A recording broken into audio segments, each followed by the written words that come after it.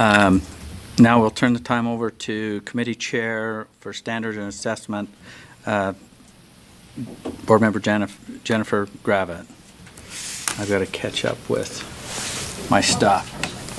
We'll put the motion on the, Well, there's just the one from the committee. the other's later, so it's this one. Okay. You have to give the motion from the committee. Okay, here we go. Okay, so here we go. Okay, so on May 24th, the Standards and Assessment Committee met to review and approve the science standards, the K-5 and 9 through 12 science and engineering standards. One of the things I want to request of Chair Huntsman is, before we make the motions and when there are amendments, if it's possible, is there a chance that I could just ask the writing committee yes or no if they approve if there's an amendment? Would that be okay with you? Well, they won't approve. I mean, not No. approve, just do they agree, disagree? No, I think no, they can, if there's something in there and we rely on staff, if they have a comment. Okay. I've just had a request from some people to say, what does the writing committee think? And we were just trying to streamline the time just to get a simple nod, either, yes, that's an amendment that is, it keeps the integrity of the document. As a chair, and you were all part of this process, if we have a motion on the table Mm-hmm.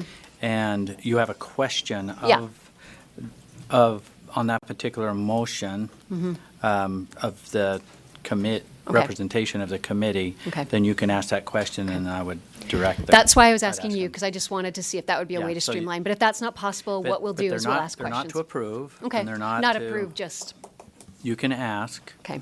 a clarifying question. Okay, the second question I have, and maybe this is for Lorraine, because the introduction was written and we need to make that consistent across all seed standards, I'm wondering if I can break the motion up into a motion for the introduction and a motion for the rest of the standards. Would that be okay? Well, what came out of, did your committee come out with a motion? We that- do, we have both of those. Yeah, but did your committee make a motion to come out, were they split? No. Well, they were separate, and the final motion doesn't have the introduction part where it says the introduction needs to be made consistent through all the seed standards. That's not in the final motion, so there's really two, if that's okay. That's just an additional motion. Is that okay You if can make an additional motion. Okay, well, it's in here. Yeah. Okay, so let me just start out with that motion. So there was a motion, committee moved Okay. to approve the K-5, 9 through 12 Science and Engineering Standards Introduction section and direct that the introduction be made consistent through all seed standards. It's right, the very first motion after the introduction. Okay, now I want to follow. I've been getting a ton of handouts. So are you reading off a handout? Just right. But that wasn't a motion for the board. That was incorporated into the entire motion. But does that final motion incorporate the introduction? Yes, it does. Okay, all right. Because it incorporates every amendment that your committee made. Okay, then we'll start with that. I just wanted to make sure because the Okay, will introduction. you restate your motion so I can? Yeah, Okay, well, or make an additional amendment. okay, I'm just going to go ahead with the final motion. Because it incorporates every amendment that your committee made. Okay, then we'll start with that. I just wanted to make sure because the introduction. Deja vu. Just in case you all didn't get that. Okay, well, Or make an additional amendment. make that stop. Okay, I'm just going to go ahead with the final motion. Because it incorporates every amendment. It's me. Oh, that's this conversation we just had. Okay. No, it is, but is it from their phone? Oh, okay. Well, I'm sorry about all that confusion. Let me just do the final Oh, being motion. delayed. The committee moves that the board approve the K-5 and 912 Science and Engineering Seed Standards Draft 3.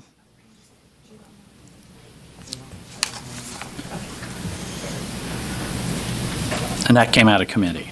Yes, I read it right from the Okay. committee. And so what I have on here is the motion from the committee is that the board adopt the K-5 and 912 science with engineering education standards draft 3. Yes, that's what I said. Okay, I'm just restating the motion that's before the board. Okay, discussion to that motion. You ready to track all of this?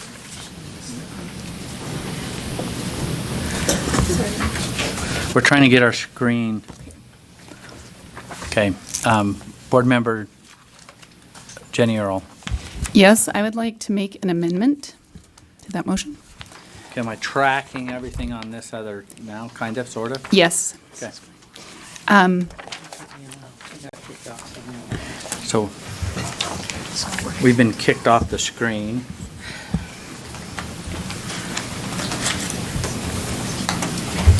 Make the amendment. It's really, well, while this is coming up, it's interesting as we're moving forward on this, seems like every comma, every letter becomes significant. And so we want to make sure we have, when the board is voting, that we state everything correctly.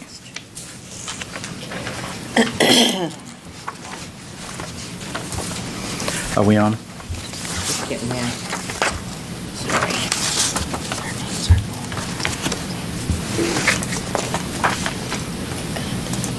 No. Just trying.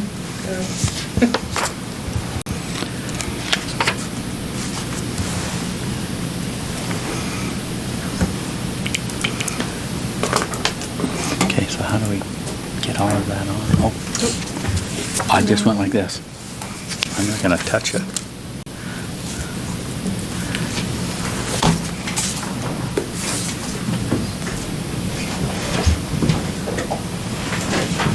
Is that a touch screen? I think so. Can you see it? Because it's not projecting. We all have a. Yeah. I know, but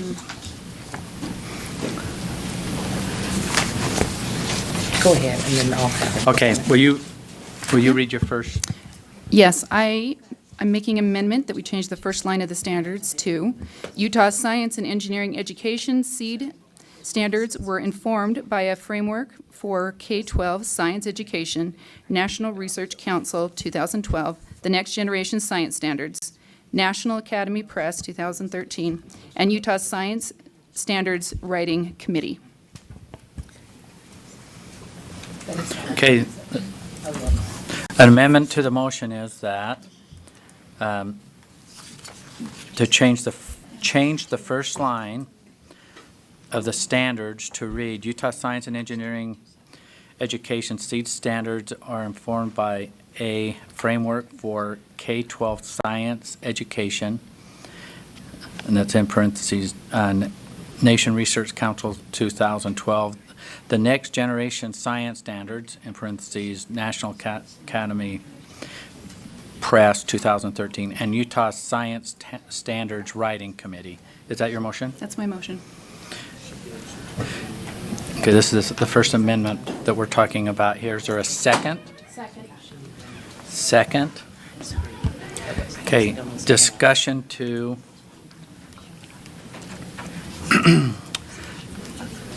this first amendment. Some of it has this, we have this out. It's called option one preferred, but, okay. Do you want me to speak to it? Do you want to speak to the motion? Yes. I just think we need a more accurate statement. I know we have a lot of people on our writing committee that worked very hard. I think we need to put all the pieces together here, all the different entities that we used, and to make sure we give credit to everyone. So that is my reason for that. Okay. Speaking to the motion or asking questions, Board Member Linda Hansen. A general question about all of these, can I ask that? About all these amendments? Do you have a question for staff on, or we just have No, one? I just had, I guess I have a comment and a question. So, Standards and Assessment Committee met the writing committee, right? So we met the writing committee, we know who they are, they're Utah professors, Utah teachers, we know their backgrounds in science. So my question is on these amendments, and there's a lot of them that Jenny has here. So my question is, who wrote these standards, who wrote these amendments, and what their background in science is? And I feel like before I can vote on them, I need that information. So Okay. I wonder if Jenny Well, would be willing to let us know who wrote these standard, or these amendments, and I can ask every single amendment if you want, but I just thought maybe she could tell us in general who wrote them and what their background is in the science. Well, I wrote the first one based on information pulled from other states. I pulled several up if you want to look at the end of it, the end of the document, under rationale or whatever. I pulled several up so that we would do something similar to other states have done. There's a variety of people I've spoken with who are scientists and such on some of these. The other thing I've done is I went through public comment as was presented to us, and there were comments presented there, and I pulled some of that information out of the public comment to make some of the recommendations as well. Specifically, just a second. If you go down to, give me just one moment to find it.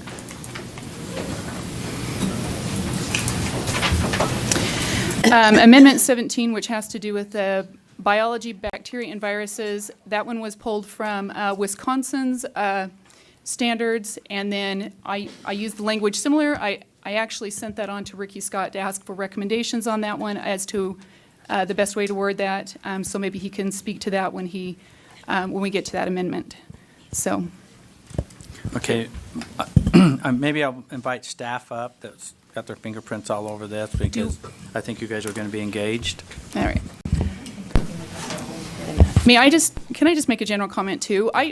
Most of these comments were sent in on the 24th, so as we're asking for additional comments from people, and maybe that speaks to the process, and maybe we need to work through that a little bit better, but that was a set-aside time frame for those, so that even as and I wasn't able to be there, unfortunately, and I wish I could have been, but I listened to it, and I pulled information from that to help make informed decisions on moving forward on amendments. And so I felt like that was a key time for board members, whether you were on the committee or not, to be able to understand the direction of things or understand why an amendment or a question was or was not. So I feel like, I don't know, I don't want to spend too much time going, okay, what do you think of this? What do you think on this? Because I think that's our time is valuable in moving forward on things. There was a time for that, and that was the Standards and Assessment Committee. So thank you. And I think we have pretty good understanding of that, but we can follow Robert's rules in here, and the process is going to continue. I mean, Okay. the process will happen.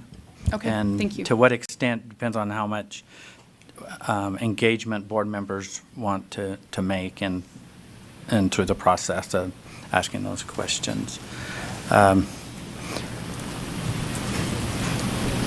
Board Member Hanson, did that answer your question? You asked a general question of, on all amendments, how did they come here? Whose fingerprint?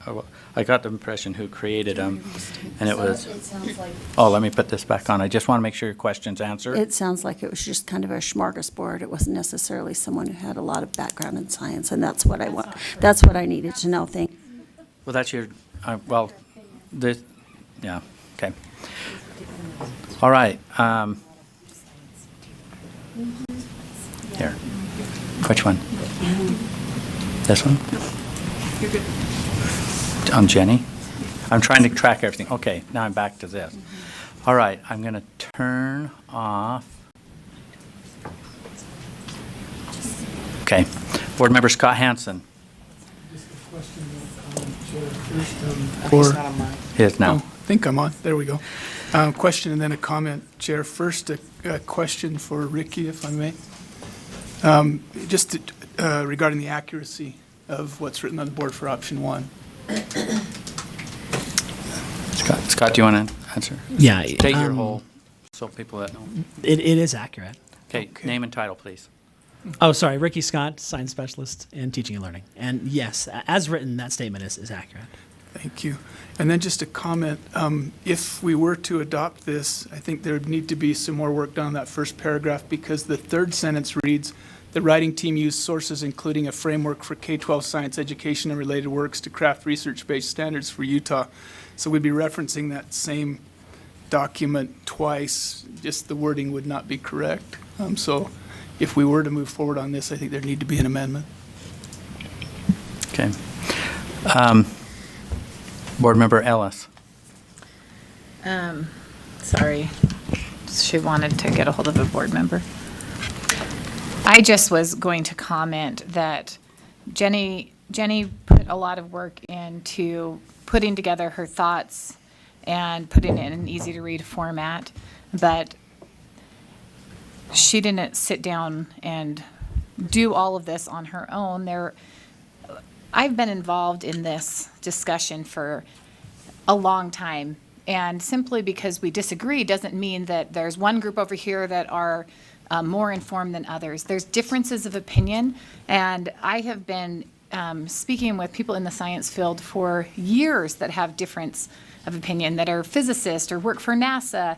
And so I think it's unfair to claim that that they're uninformed or that they don't have any background or experience. And as we went through and kind of talked about different amendments and different things, reaching out to people in the science community that had concerns with the way they were written, that are in the science field, physicists and geologists and lots of different people in the science field that reached out and that have had concerns.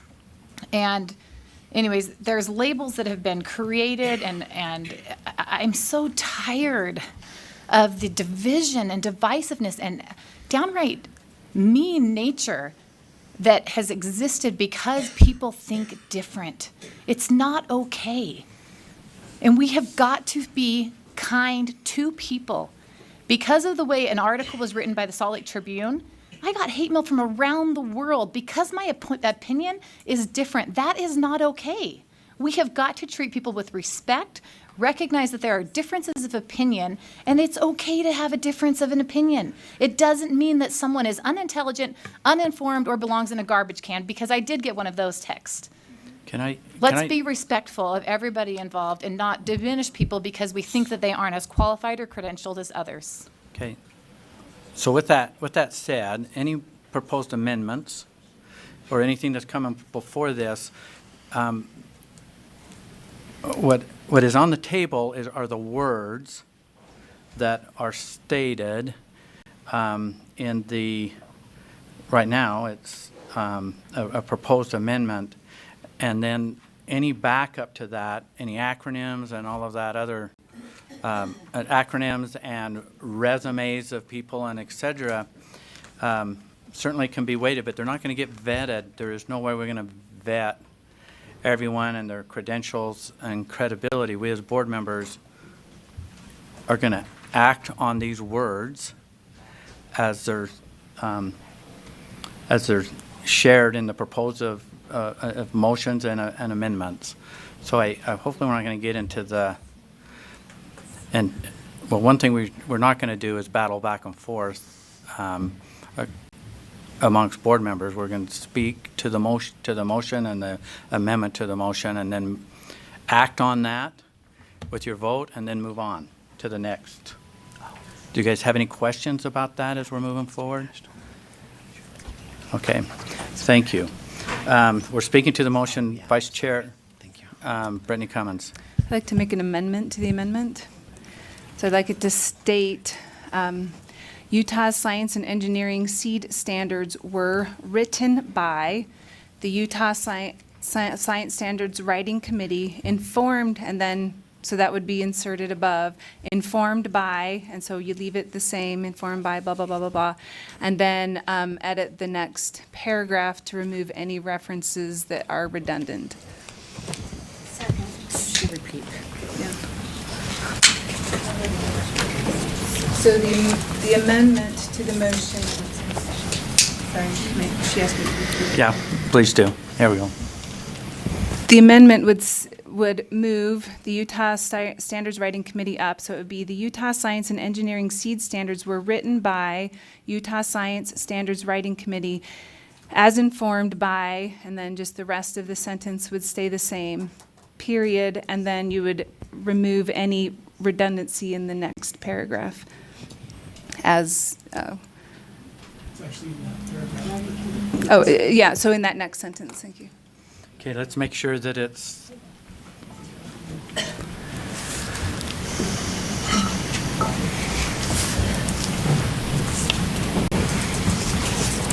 okay. Is there second to the amendment to the amendment?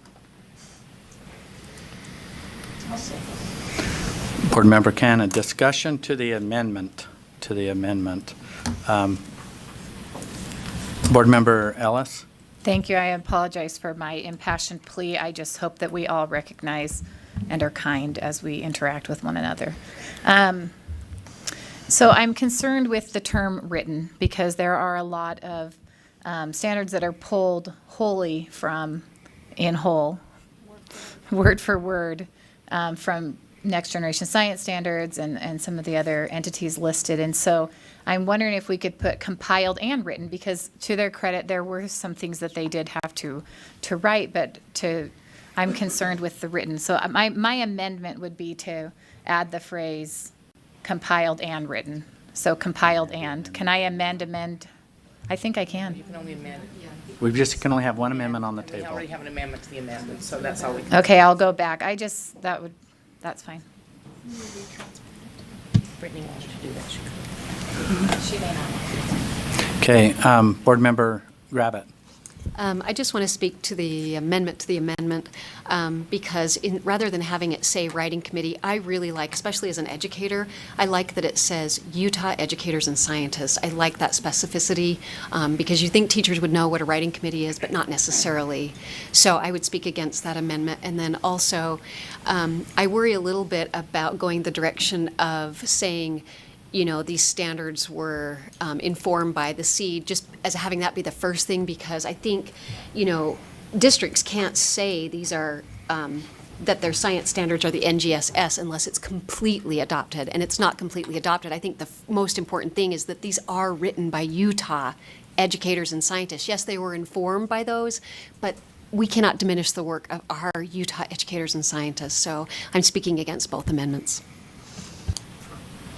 Okay, Board Member Earl? That's accurate as far as a copyright. We can't say they are in GSS, but to say that these were written by our writing committee, as has been stated, they are identical in many areas if we went down.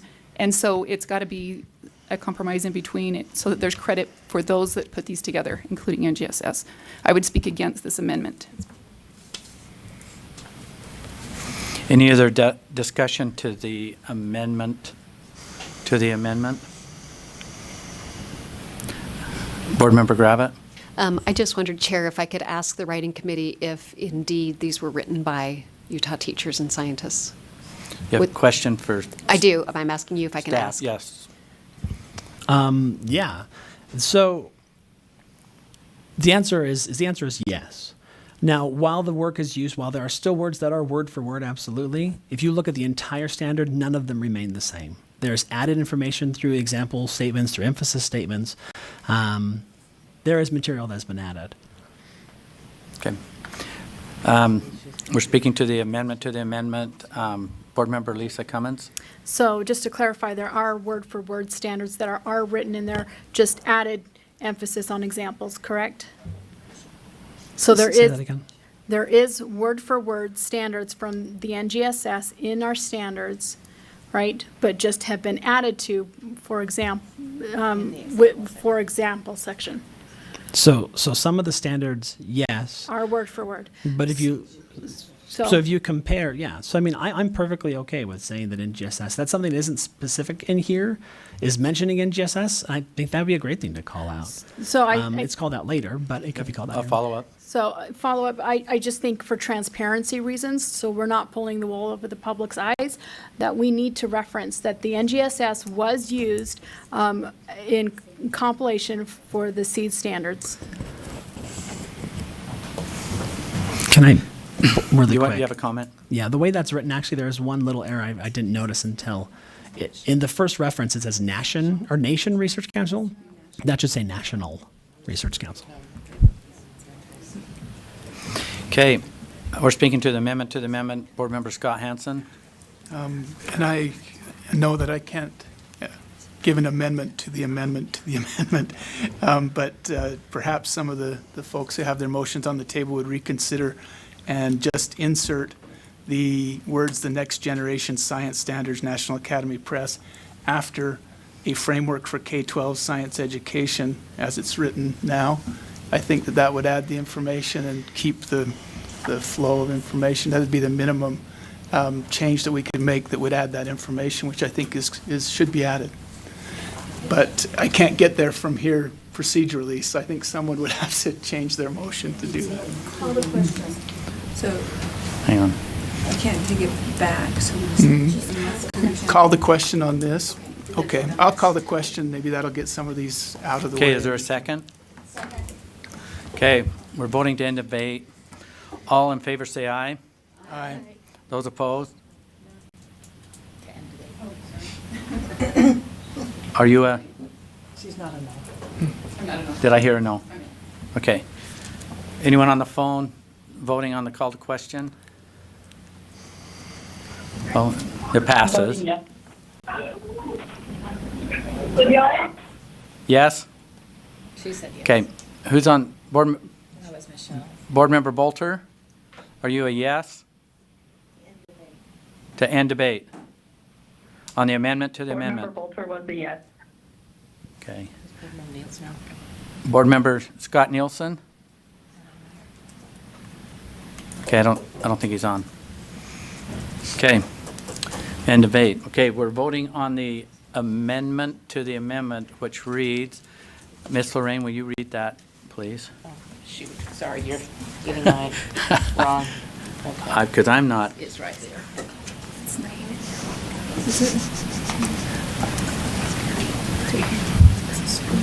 I can if you want. Pull this over? This one right there. Doesn't reach far enough. I can- Okay, I think this is it. Tell me, I can read, I think I can get it. The amendment to the amendment reads, Utah Science and Engineering Education seed standards were written by the Utah Science Writing Committee as informed by a framework for K-12 science education, National Research Council 2012, the Next Generation Science Standards, National Academy Press 2013. All in favor to the amendment, say aye. Aye. Those opposed? No. Okay, the ayes be recognized.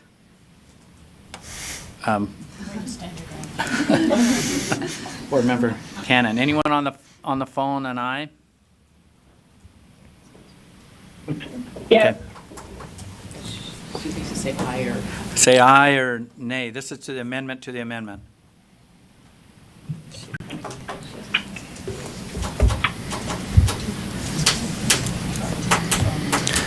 So how do we get that?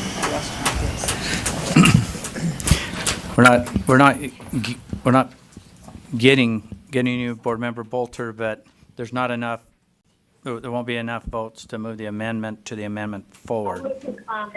Okay. So you're not, okay, you're an aye, so that's still not enough. Okay, we're back to the amendment, which is back to what I call amendment number 1. This is to help the person that's, Yeah, if you read it. okay, which is Utah Science and Engineering, which is change the first line of the standards to, this is what it will read. Utah Science and Engineering Education seed standards were informed by a framework for K-12 science education, National Research Council 2012, the Next Generation Science Standards, National Academy Press 2013, and the Utah Science Standards Writing Committee. Okay, that's the motion. We're speaking to that motion. Board Member Scott Hansen. I have a motion to amend the amendment to read, actually just to insert the words, the Next Generation Science Standards, National Academy Press 2013, after a framework for K-12 science education. They would need a comma there. So read how it's going to read. The original, right? So regional. Yes, so I'm sorry, so we're back to the original. The original would read, Utah Science and Engineering Education seed standards were written by Utah educators and scientists using a wide array of resources and expertise. A great deal is known about good science instruction. The writing team used sources including a framework for K-12 science education, the Next Generation Science Standards, National Academy Press 2013, and related works to craft research-based standards for Utah. Have you got all that? It's only inserting those few words, Lorraine, into It's the the original. original. The original, we're talking about amendment number 1 or the No. failed No. amendment? No, the original document, I'm sorry. So are you amending the original document to say something different than what's original? So I'm amending the amendment to state, instead of what's there at option 1, just adding those few words that I mentioned.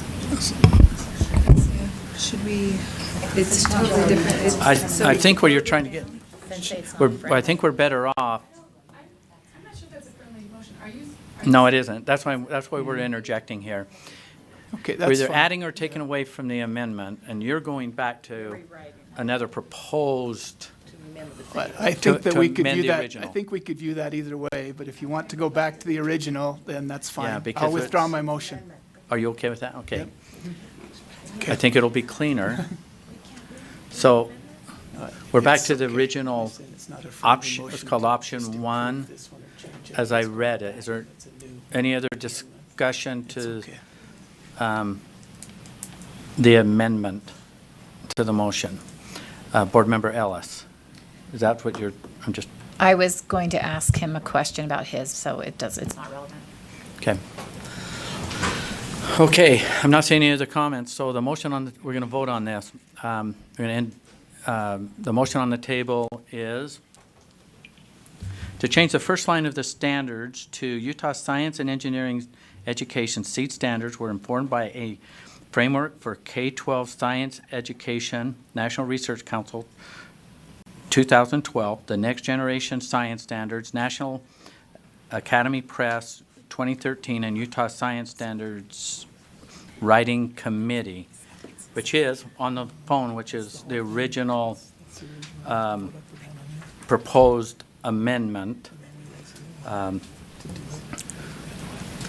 So I guess we're not going to vote on it.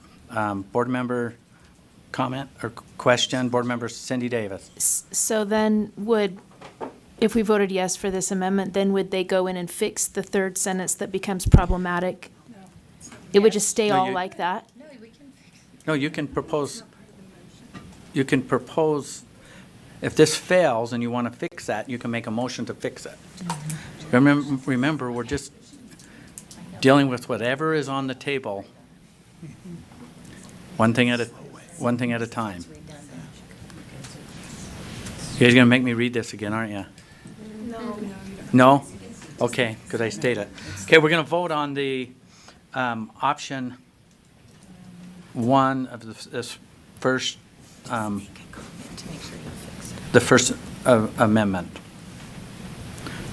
Did you want to speak again? We're getting ready to vote. Real quick, I think this does give credit to all individuals. I'm trying to understand, can I just ask a clarifying question?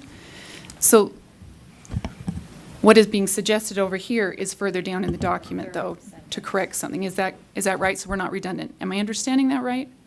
Or is it to go back and make corrections within No. the intro again? Okay, so it, Third sentence. No. okay. So yeah, we can do, okay. I just think it gives credit for each individual. It doesn't broaden it out, so it sounds like it was every teacher, every scientist, it keeps it to those that worked hard and worked on this. These are the individuals that worked on this. And so I would just encourage you to vote in favor. Okay, I'm not going to restate the motion, because I've said it like quite a few times here. This is again on the First Amendment to the original motion that Chair Gravitt said. So all in favor say aye. Aye. Those opposed? No. Okay, Aye. okay. Will the ayes be recognized? Board Member Bolter, I heard an aye up there. Correct. Aye. Who was on this other side that were aye? Board Member Earl, Board Member Cummins, Board Member Ellis, and Board Member Belknap. So the proposed amendment fails. Okay, Board Member Hanson, did you have a proposed amendment? I have a motion to amend the, my computer's gone to sleep, the first paragraph to insert the reference to the Next Generation Science Standards, National Academy Press 2013, after, I can't see it over here, after the reference to the framework, a framework for K-12 science education. So just comma and then that reference. Wait, Okay. I thought they said we. Okay, is there a second? Second, Board Member Gravitt. Okay, we're speaking to this amendment. First of all, is this, I'm trying to, okay, I'm not seeing it to read it. where does it go? Okay, I need a, Just, Are we just moving that? so just education, comma, and then that reference. Okay, I have to look at my motion here. No, it's, don't look at that option one. This is a new motion. this is looking on the left. Yeah, More specific. He's not using option one as a reference. no, option, this is a new motion. Sorry, we'll have Is to that- give you our is that how baseline. it- Is that, That is correct. We'll have to give you our baseline document, Lorraine, when we so do this. the proposed amendment is to add in the original motion on this introduction, after a framework for K-12 science education, comma, to add the comma, the Next Generation Science Standard, National Academy Press 2013. Is that your proposed? That's correct. Okay, discussion to the proposed amendment. It's been second. Board Member Ellis. Thank you. I would like to propose an amendment to Scott's amendment to add, after the word written, put and compiled, or vice versa. I mean, you could have compiled first. And then by, so written and compiled by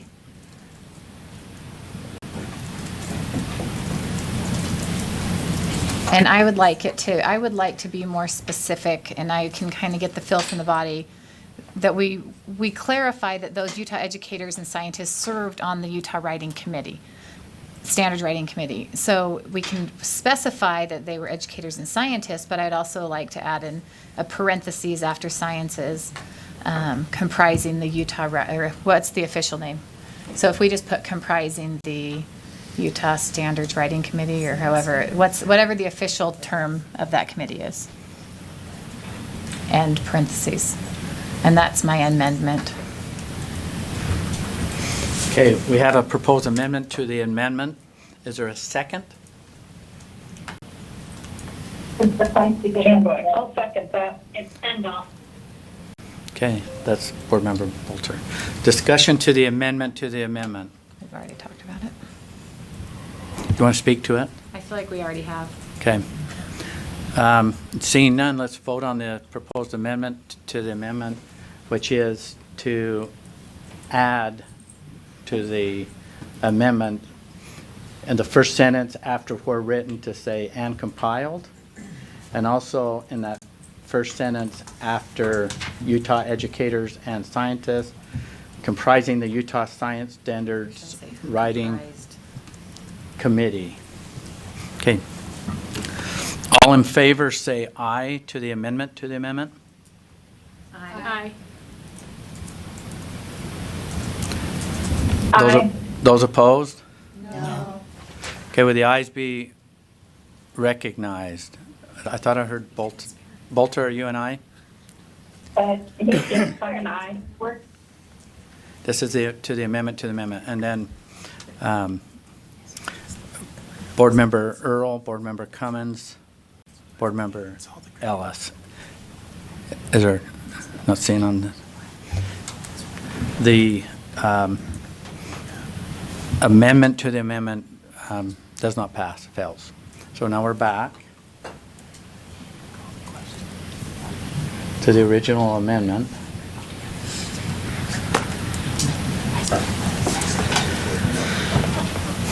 Discussion to the amendment. Seeing none, let's vote. All in favor, I better state it again. That in the first paragraph, after a framework for K-12 science education, to have a comma, and then the next generation science standard, National Academy Press 2013. All in favor of this amendment, say aye. Aye. Those opposed? No.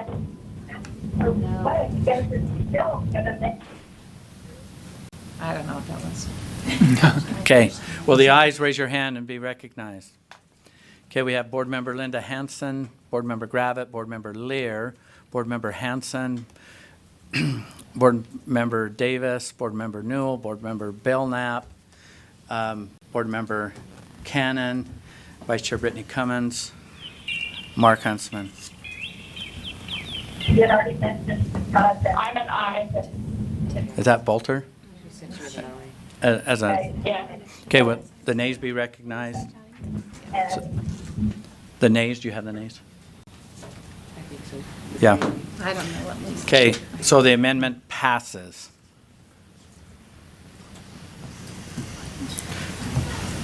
Okay, we're back to the amended motion. Okay. I'm trying to follow everything in the queue, so we're starting fresh here. Ellis. No, it's fine. Fine was. Okay. Board Member Jenny Earl. I actually would like to make an amendment that we do divide the rest of the document up, that anything with the introduction, we deal with at the end, and we deal with the standards at this point. My amendment is to work on the standards section of it, and anything with the introduction, we move till the end of the dialogue today. That's my motion. It's not an amendment, it's just. Well, But I'm you're making a- liking it, well, is that You're not an amendment? I need to make a motion that we divide what we're talking, that the way we discussed this today, that the rest of the introduction is discussed at the end of our conversation, after we do the, But we don't have anything to divide yet. So, but I can take it under advisement and say I'm seeking motions. We're going to first deal with what's in the body of the document and the standards. And I'll entertain those motions now because I don't have anything to divide as in. okay. Well, we do. We have your, It's just one But- motion from the yeah. So that, no, we can't divide. So we'll take that. My under- motion is to work through the standards first before the introduction. Okay. Am I doing that right? No. But it's, Is there more for the intro? Just make that as what's that? you can just do that. I'll just say it again. We can just do that, doesn't just take a do it. motion. Okay, all right. So with that said, we're going to not work on the other parts of the standard document. We're going to get into the standards first. Okay. Okay, so I'm seeking any amendments to the standards at this time. I would like to Okay, Board Member Earl. I would like to make an amendment to Standard K.1.2, and where do you want me to read the whole thing, or just the sentence that it's included in? Okay, you can. Amendment 2. You can reference it as Amendment 2 on your, Yes. on the handout. Okay. So I'm just going to read from examples could include how humans respond to local forecasts of typical weather such as rain, wind, sunshine, thunderstorms, or snowstorms.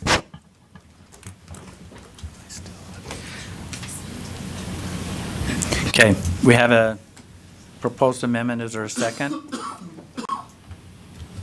Second. Second, Board Member Lisa Cummins. Discussion to the proposed amendment. Can I talk to it? You can speak to it, yes. Speak to it, yes. Just that I think we're talking about kindergartners we're going to get a lot of weather throughout these whole standards, and that the focusing on extreme weather for that young of age is not necessary. I think kids need something that they can relate to as young children, and those are things that they see on a common basis. And so that's the recommendation for this standard. Okay, any other discussion to the proposed amendment? Seeing none, we're going to vote. The proposed amendment is to that standards K.1.2, obtain and evaluate and communicate information, read. Oh, hang on one sec. Vice Chair Brittany Cummins. I'd like to amend the amendment to remove the word of typical. So it would read, respond to local just remove the word typical, so it would be respond to local forecasts of weather, such as. Okay, we have a proposed amendment to the amendment.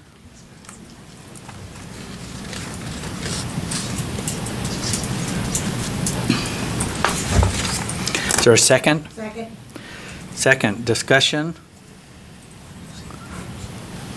Seeing none, we're taking out of there the word typical, correct? Okay, all in favor to the amendment, to remove the word typical? All in favor say aye. Aye. Aye. Those opposed? Okay, will the ayes raise your hand and be recognized? I'll do the phone last. Okay, Board Member Hanson, Board Member Davis, Board Member Newell, Board Member Belknap, Board Member Earl, Board Member Lisa Cummins, Vice Chair Brittany Cummins. Who on the phone? Michelle Bolter is an aye. Is an aye? How many is that? 8. And I'm an aye. The motion passes. So we have an amended motion. Any discussion to the amended motion? Board Member Gravitt. Just a question. I have a question for Ricky, if that's okay, Chair. Is the word typical, I'm worried about the word typical being removed. Does that change it scientifically? Does that change it in a way that, or can I not ask that question? Already voted on. Okay, It's gone. all right. Oh, I guess you could for the amendment. Because it's still part of it, that's why I was asking. You could say having it out. Is there a Is there a problem with having it out? okay? Is that the question you're It is my question, thank you. having, Ricky? Chair, if I may invite up one of the members of our writing committee. When we're talking about specific standards, I'd rather them be the ones to respond to this than me. So if that's okay. Okay. Right. Maybe we should call our people to it.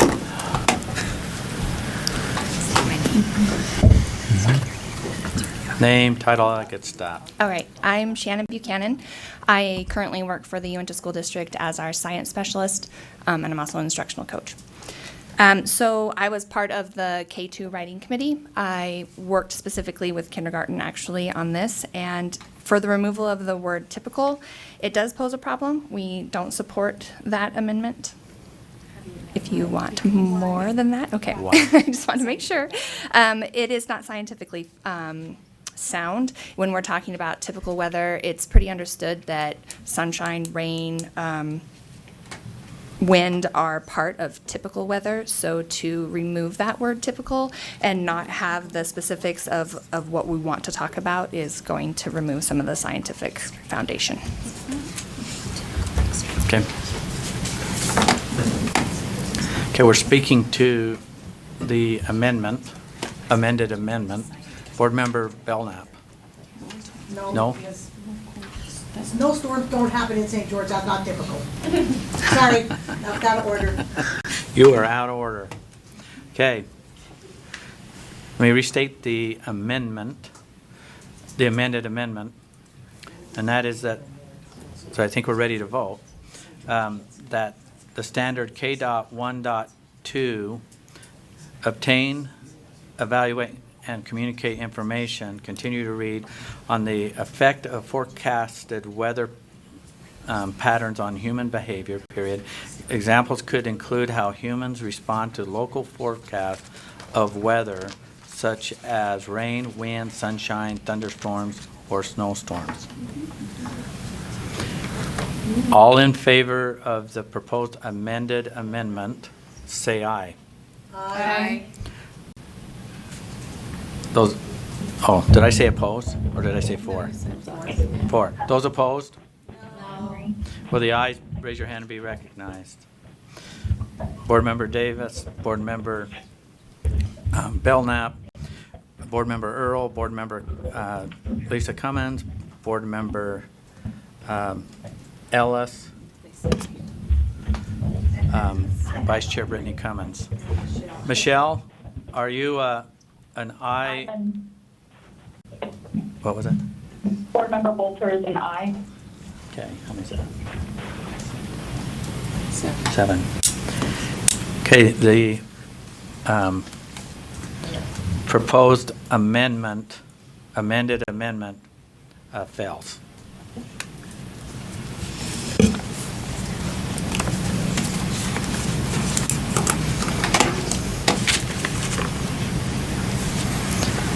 Okay, we're still at that point. Okay, so when we're done, let's. Okay, Board Member Jenny Earl, you want to speak? I'm seeing some. I'm just going to turn them off and then. Okay, who wants to speak? You guys are leaving them on, and I need to have you turn them off, and or I can do it manually after you're done. Okay. I'd like to make an amendment, Amendment 3, and this is, I listened to the discussion that took place in the, I just need to tell you the amendment. Living things, I would like change to humans, animals, and plants throughout the document. Whenever I refer to living things, I didn't include.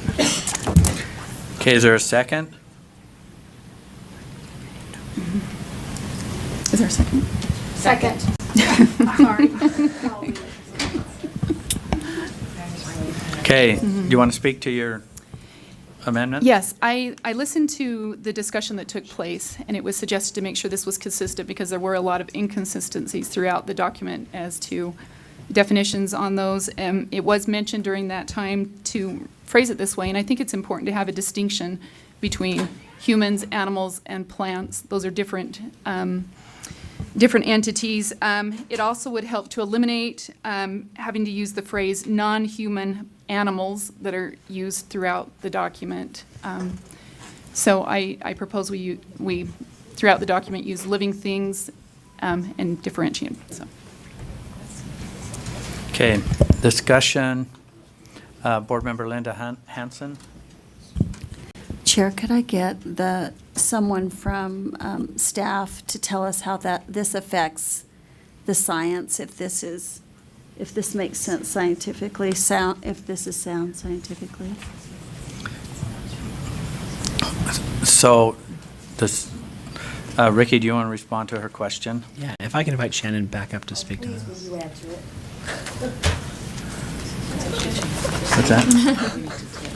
Yeah. If that's Our okay. board member has a question, so who do we want to invite? If we can invite Shannon back up. Okay. Might as well stay up there if we're going to have questions. Okay. Okay, Board Member Hanson, what was your question again that you would like staff to answer? Hold on, here we.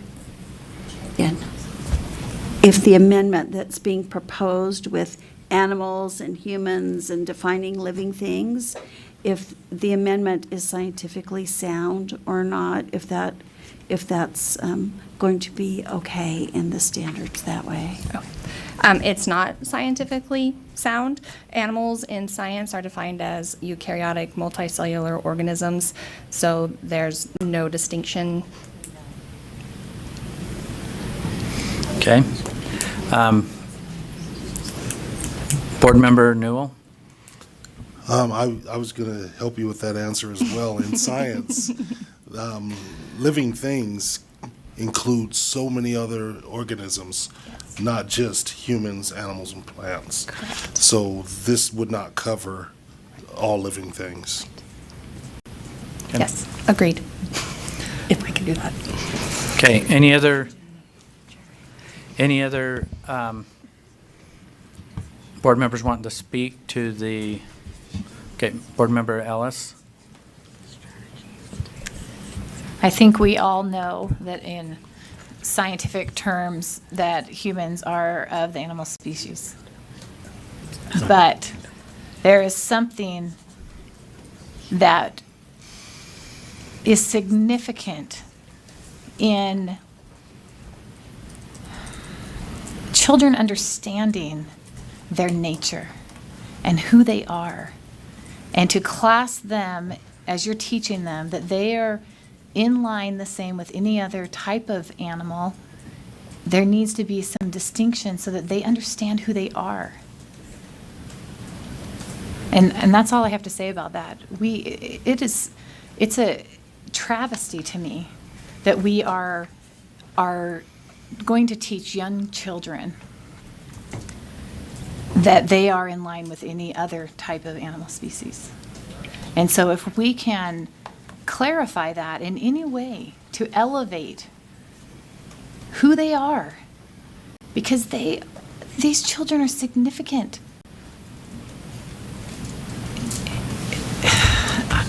I don't have any words for this, but I really think we need to be so careful of what we are doing to young minds. I heard a child be interviewed, and because of all of the propaganda that's pushed on them, they said they wish they didn't even exist. Because we focus so heavy on negativity instead of focusing on the positive and the dynamic and impact that they have in our world today. That is a travesty. I don't want any child to ever feel that they don't have a place in the world because we are so heavy on trying to solve the world's problems instead of recognizing the uniqueness of life and the significance of who they are.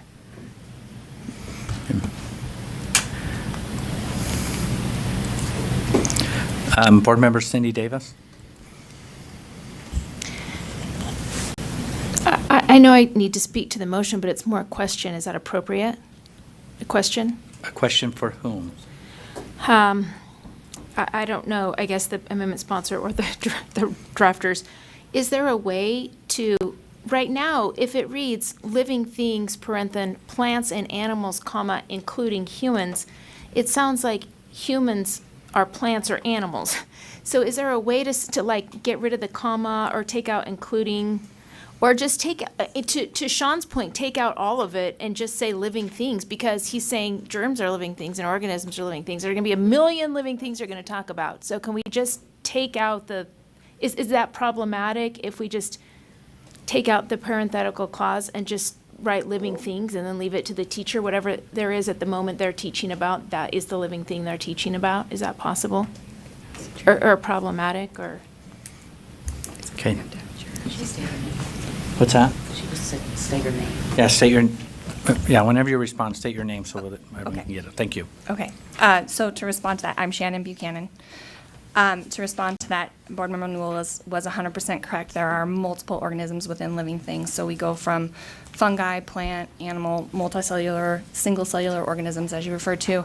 And within kindergarten, in order to keep it narrowed enough to grade appropriate, age appropriate, developmentally appropriate organisms, we specifically put plant and animal. And the reason why including humans is after the word animal is because a lot of young children don't understand that humans are animals. So when we ask about the impact or the between an ecosystem and an organism, they don't necessarily think of themselves. They only think of cows, pigs, deer, whatever animals that come to their mind. So the plants and animals is specific to constrain it to grade appropriate. And the including humans is because children don't usually think of humans when we say the word animals. Thank you. Okay. Any other questions or comments on this amendment that was entitled Amendment 3, kindergarten, under the kindergarten heading? Well, hang on, Laura Belknap, or Brittany's got it. okay. My question just is, can somebody tell me where I am in the actual standards document? 'Cause this says 3.2 heading. Page 8. Page 8. Okay, thank you. Okay. Thank you. Okay, Board Member Belknap.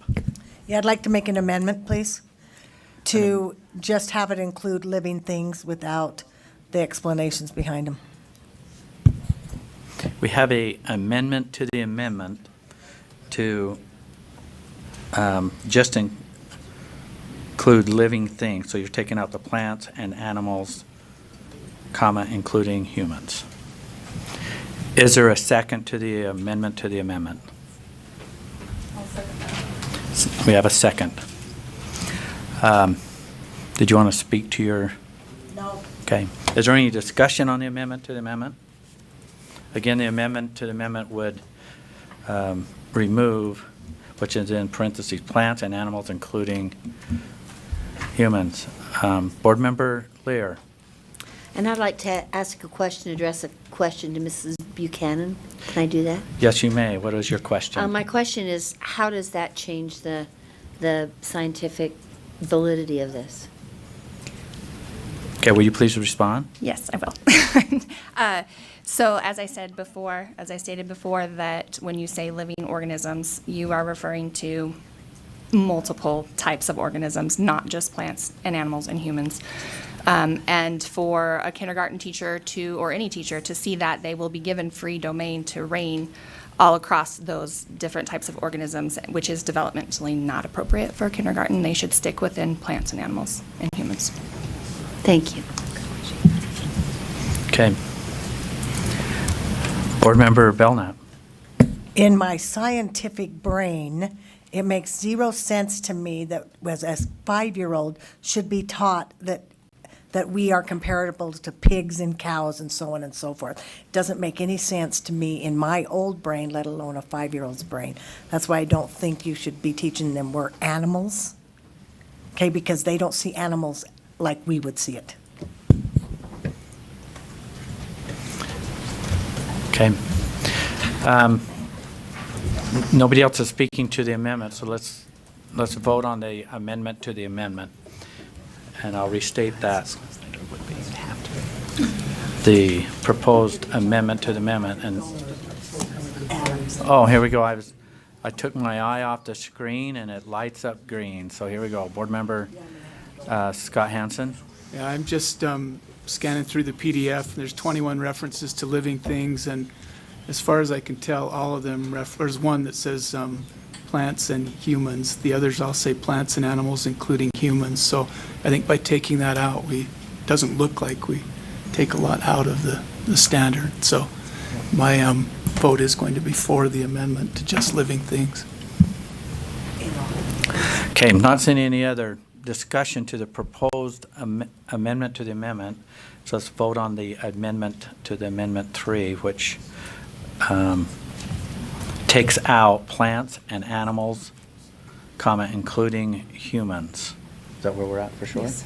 Okay, let's vote on taking that out. All in favor say aye. Aye. Those opposed? No. Will the ayes raise your hand and be recognized? Board Member Hansen, Board Member Davis, Board Member Newell, Board Member Belknap, Board Member Earl. I've got it. Thank you. I want to say Jenny or Jennifer every time I see you, and I want to be proper on your right name, and I'm saying, oh, Jenny's over here. Board Member Lisa Cummins, Board Member Ellis Bolter, Board Member Bolter, are you being recognized on this vote? Yes, and I'm an aye. Okay. And I'm an aye.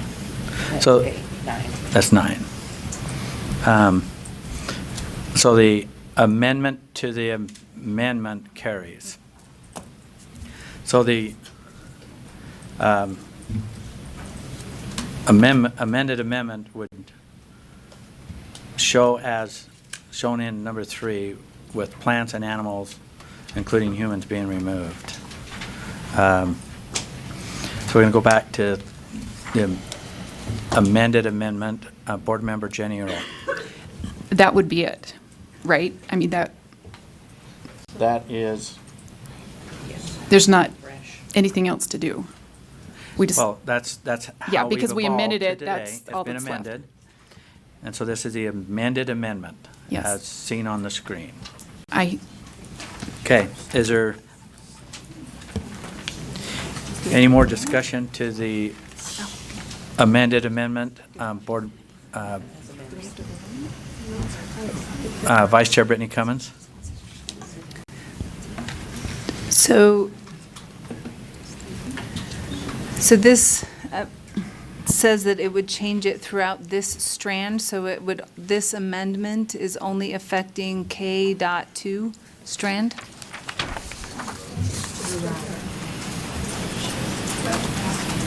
So it says, define once throughout a strand. what I'm saying is that if we were, that it would, if you would still have the definition with it, then once it would be defined in each strand. And then you wouldn't have to redefine it throughout that strand. So can Did I- I Yes. clarify? So this motion that's currently on the table eliminates any references throughout the entire document, so everything is just a living organism throughout the entire document? Living thing. Well, it is, Is it that is the how it's motion? proposed unless somebody amends it to take that, Yep. to take that out. Are you proposing? I Nope. just, I was asking for clarity. Okay. Board Member Hanson, Linda Hanson. So I have a question about that, because we talked about this in standards and assessment. And there are places where they start talking about bacteria and other things as living things. And the teachers need to know, right, that we're including those things now Show as us where. in the, is that right? I mean, Show us, where's it at? Where are you at, Linda? because Okay. we talked about this in standards and assessment, about whether we wanted to change all of the living things or just part of it. And we decided that some things appropriately needed to be changed in other ways, just because they're at a higher level and they're involving other kinds of living things other than just plants and animals. And so I'm wondering do you have if a this question? is. So my question is, I feel like, unless I'm wrong, and they can correct me, that it's dangerous for us to say, we're going to do this throughout the entire document, because there were places that we found when we did it in standards and assessment, where living things had to be defined differently because of the curriculum, because of the standards were at that grade level. So that's just my caution, I guess. Okay. That's a good caution. Okay, we heard that. Okay, Board Member Belknap. Yeah, Linda, I appreciate your thoughts. So I guess my question is, as I'm asking Ricky, that it says living things in it, and he seems to think, which he can't look up because he's got paper in front of him, that it always said plants, animals, including humans. That does it also mention biology and other things somewhere? Okay. Well, I don't know. You'll have to ask Chair. Okay, you have a question to say. Yeah. Where else? Where's the list that comes after some of these? Okay, well, let's have staff make a, Okay, Shannon Buchanan. okay. I know. Yeah, there's the search. But if staff, There's the, 9 places where it says living things with plants and animals. There's 21 places where living things are mentioned So there's 12 where it Right. doesn't say plants and animals on there. I don't think changes does anything. Yeah. There's one, well, there's one area. I didn't, you go ahead. Patty Norman, Deputy Superintendent of Student Achievement. There is one area in referring to plants, animals, and living things where it's specifically talking about offspring, and that would be the area where it needs to be different.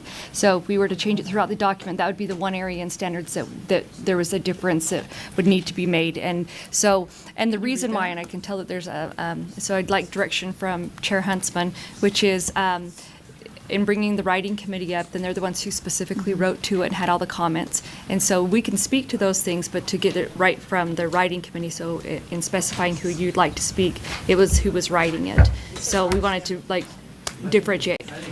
Our names are not there. To do, okay, right, So basically going back right, absolutely, several meetings back and making an opinion and all that. right, A lot of work's been done to get it to this thing, so. absolutely. So, and that's why we're trying to be efficient in who could be up here to answer the question. Board members want to. Board members make motions, and we get them on the board, and the standard's already been kind of weighted and talked about with your writing committee and in our committee and that, and so I don't want to turn into a major debate. So if people will have a question, they'll just. Just to us, and okay, thank you. Thank you for clarification. I think that's the fairest way to, So, well, in I think answering it's the that most yeah. efficient. In answering that Because the original- committee's not here. Right. There's just some representation, and that work's been done Thank to a you. certain degree. But there's some So grade 3. key questions that board members might have. So Board Member Scott Hansen. I'm sorry. Oh, okay. I will turn that off. Okay, the amended motion. Oh, here we go. I don't have my computer in front of me, but yeah. So a question again for Mr. Scott, if that's okay. So with the exception of the one area where it says offspring, would this change make any substantial difference to? So, sorry. Okay, Ricky, will you respond? Right. So to that, with the exception of that one piece, there are two areas that this is where the non-human animals came in. One is specific to comparing offspring, parents to offspring, which is concerning in a first grade level where, we don't always want to go there. The other one is also looking at animals and their habitats and where they live. And so because of that, we also don't want to compare that for some of our students that, again, we don't want to have kids comparing their homes. And so because of that, that's where we're looking specifically at that. The problem with that is that those were the areas that came out as non-human animals. And so if we're going to keep those, there'd have to be some adjustment made to talk specifically to that.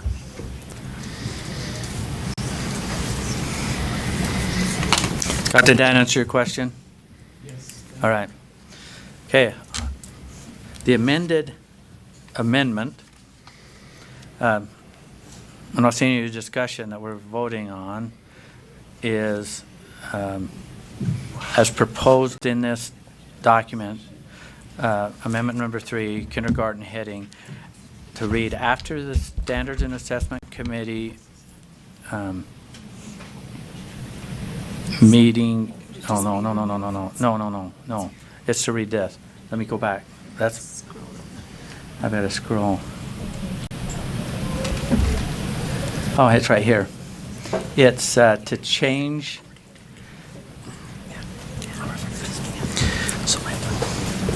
Have I got this right? We're on 3. Oh, so basically it is to, it's to take out plants. No, I'm not.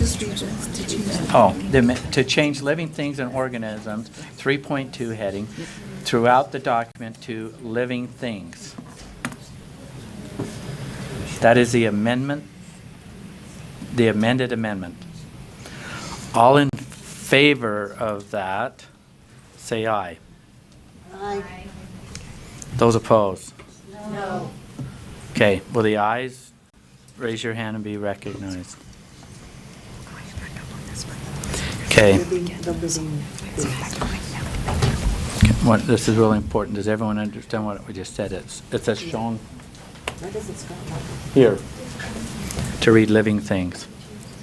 Okay, here we're counting all in favor say aye. We've got hands up, so that's Board Member Newell, Board Member Davis, Board Member Belknap, Board Member Earl, Board Member Lisa Cummins, Board Member Ellis, Board Member Bolter, are you on? Are you a yes? I'm on, and I'm an aye. Okay, that's 7. Okay, the motion does not pass.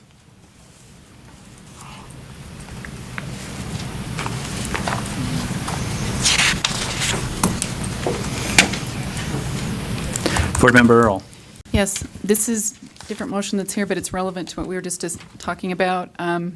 So in grade 1, if we have living things broad like that, you don't have to, okay, my motion is to remove non-human it's just used twice in grade 1. So it's used in 1.2.2 and 1.2.3, removing that word.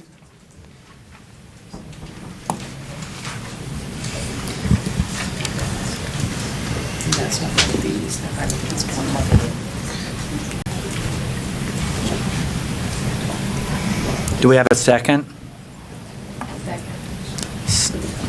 Do you want to speak to? Yes, Motion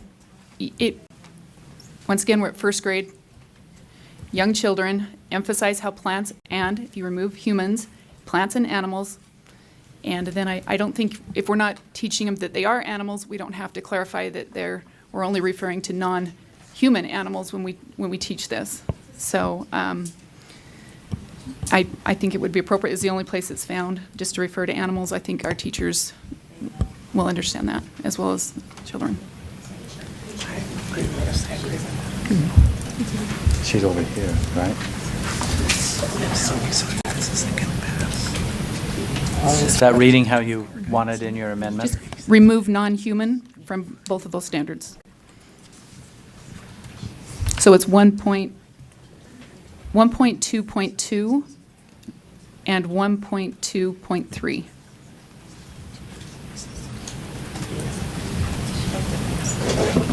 Okay. Discussion to the amendment.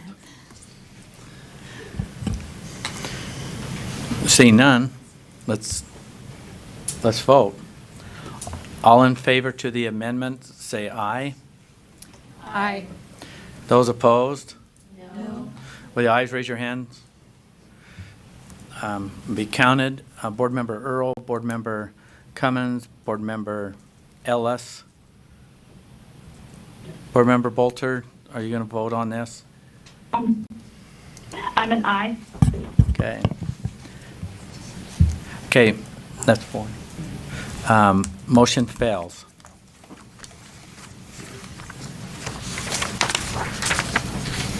So we're still in the standard proposed amendments. Board Member Earl. Yes, on strand 3.2, I'd like to make an amendment. We have organisms defined similar to living things. So I would ask that we only refer to it as organisms instead of plants, animals, including humans. That's not. I believe that's the only location. This is not. It's not on This is there. off the sheet. Sorry, this is relevant to the current dialogue. Okay, will you repeat it one more This time? is strand 3.2. It refers to organisms as plants and animals, including humans. It's the heading. Okay, so we have. It's the heading. We have the proposed amendment. Did we get a second? Okay. Vice Chair Brittany Cummins, a question on this amendment. So when we discussed this in regard to kindergarten, the motion was to change it in all headings, and so does that mean this is a repeat of a motion that already failed? This is the only place that it's defined. Organisms is used out throughout the So whole document. This is the different- only definition. For Is this defining organisms for the entire document, or is this putting parameters around a discussion for a specific strand? So anyway, I just want to make sure that this isn't the same the same motion that we've already talked about. If it's not, then fine, I'll save my decision.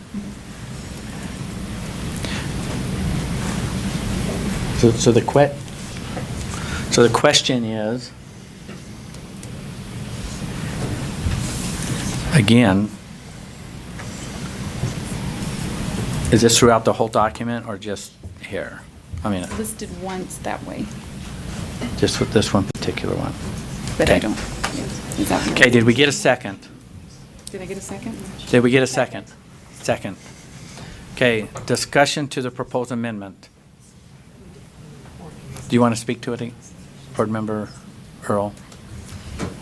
Yes, just that, once again, we're defining this, but then we use it in other places without a definition for it. I just think if we're using organisms, let's just keep it as that. And also, once again, we're doing plants, animals, including humans, so we're not differentiating between humans and animals, so I think we just strike that. That's great. So I'm not seeing any further discussion, so let's vote on the proposed amendment, which is in where it says strand 3.2, after organisms, take out plant and animals, comma, including humans. All in favor to having that removed, say aye. Aye. Those opposed? No. Will the ayes, raise your hand, be recognized?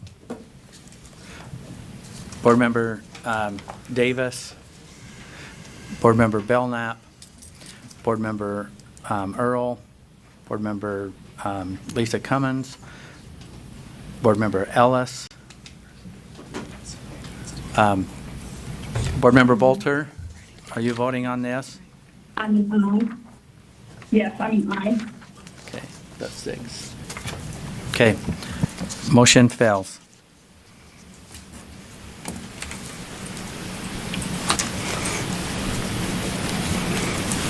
Okay, any proposed amendments to the standards? Board Member Earl. Yeah, I would like to make Amendment 4, and this is in Bio 4 heading. Okay. So let me read it. The unity among species as evidenced in the fossil record, similarities in DNA and other biomolecules, anatomical structures, and embryonic development is the result of evolution according to many scientists. Other scientists see neutral outcomes or discrepancy in the data.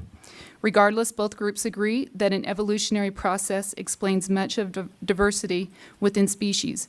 Evolution by natural selection is the result of environmental factors selecting for and against genetic traits.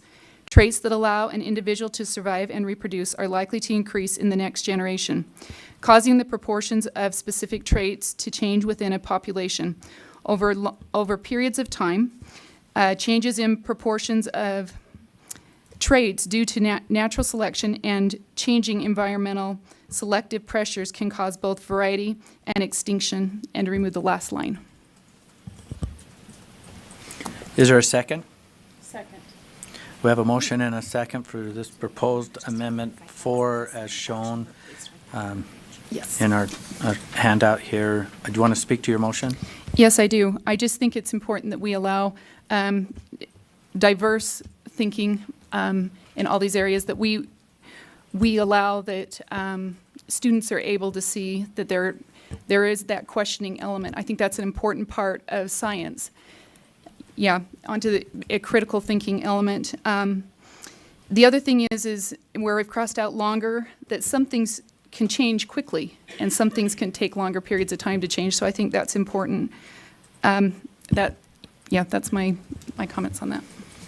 Okay. Discussion to the proposed amendment. Board Member Gravitt? I think, and maybe you disagree, but I think it might be a little redundant to just talk about other sides just within this one standard, because we don't point that out in other ones. So then it kind of draws the controversy to it. And if you look at the introduction, I mean, it does talk about scientific knowledge is constructed from empirical evidence. So you're always looking for empirical evidence, regardless of what, quote, side. It's both changeable and durable. So to me, to add that just really is redundant and unnecessary. Okay, any other? Board Can Member I ask Ellis? Oh, go ahead. Question. I disagree that it's redundant. I think it's important. I'd like to see it in all the standards.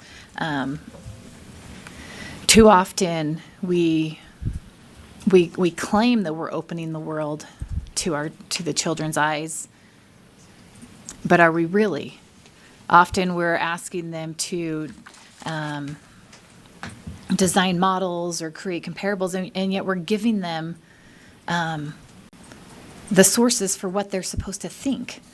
And I'm all for opening up the world to these kids. I want them to know that everything is on the table. Everything can be questioned. And I really wish that we would have gotten some of that through in some of the other ones. So I support this amendment and hope that we recognize that the world should be open to endless possibilities to our youth, and that they should question every single scientific school of thought that they're ever presented, and not just based on sources that are handed to them. I see too much of contention and fighting in the scientific field of, just calling people that think differently fools, basically, for thinking something differently. I recently was listening to an autobiography for, my mind has just gone completely blank, but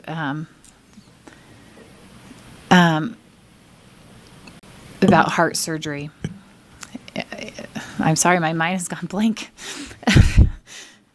Yes, but I can't think of his full name all of a sudden.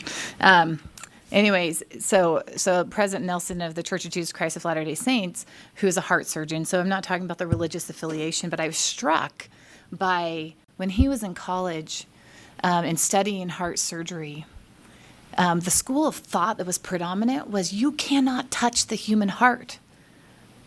And they pushed the boundaries. And look where it brought us. And that is amazing. And if we aren't careful, we are limiting these kids to think that they can't push the boundaries for fear of mockery, ridicule. And I think that, again, I'm just going to have travesty on the mind today. These kids have got to know that they can push the boundaries of thought without being criticized. And we are not doing anybody a favor by mocking people that think differently. And it's just too prevalent. And anyways, I can't get that out of my head. I mean, we're talking 40 years ago, roughly, 40, 50 years ago, they thought they couldn't even touch the human heart. That was what was being taught in medical school. They couldn't touch it. And it takes people that are willing to stand out and be different, and yes, be mocked, to push the boundaries of science and take us to new heights. Board Member Lear? I'm in favor of asking questions, but I also really want to know what the scientists are the opinion of the scientists who worked on this. And so I'd like to ask another question to Ricky Scott, if I could, or the writing committee. Ask the question, we'll see if we can answer it for you. Whichever is more important, or whichever is more appropriate. I'm just wondering how changing this language affects the scientific validity of the standard. Ricky, do you want to take that one? Thank you. So when you look at these changes, I gave all of these amendments to our writing committee to be able to provide responses. The response that was given to this is that the writing committee is, I'll just read it, is fundamentally, that this is fundamentally flawed scientifically and should not be approved, is what they said. The response is that, I'll just read this. It says, I am unaware of any scientific evidence that species do not change over time. Suggesting there is a group of academic scientists engaged in evolution and biology research that have gathered a body of evidence showing that species have not changed over time is a misrepresentation of the scientific endeavor and dangerous at the same time. The fact of the matter is that I will side scientifically. It is inaccurate to give any minimal, like if you minimize these ideas by saying according to many scientists, because all this whole document is based on many scientists, to say that, I mean, a lot of these changes aren't really necessary in my mind. But again, the fact of the matter is that it isn't science. Thank you. Okay. Is your question answered, Board Member? It was. Thank you very much. Okay. Board Member Linda Hansen.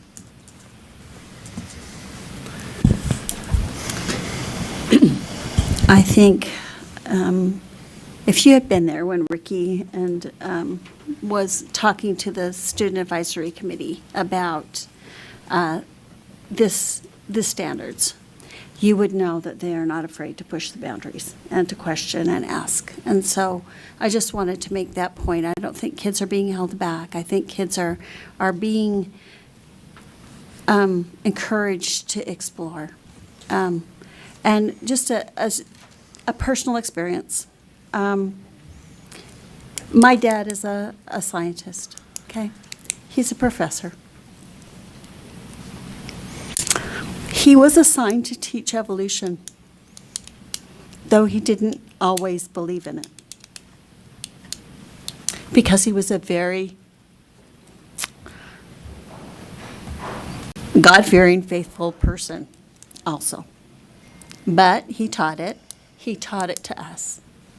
He also taught religion to us. I have 5 brothers and sisters. All 6 of us are God-fearing Christian people who haven't turned out to be crazy or anything else, just because we were able to see both sides of the story. It was just something that came. And so it is possible for kids to grow up learning about evolution and some of those kinds of things, science and religion, and be able to work that out. And so I just wanted to let you know that. Okay, we're speaking to the proposed amendment listed as number 4 here. Board Member Lisa Cummins. I can't decide if I was just called crazy and thrown under the bus again. But, we need to teach critical thinking skills. We need to show that that there is going to be discussions of both sides, more sides.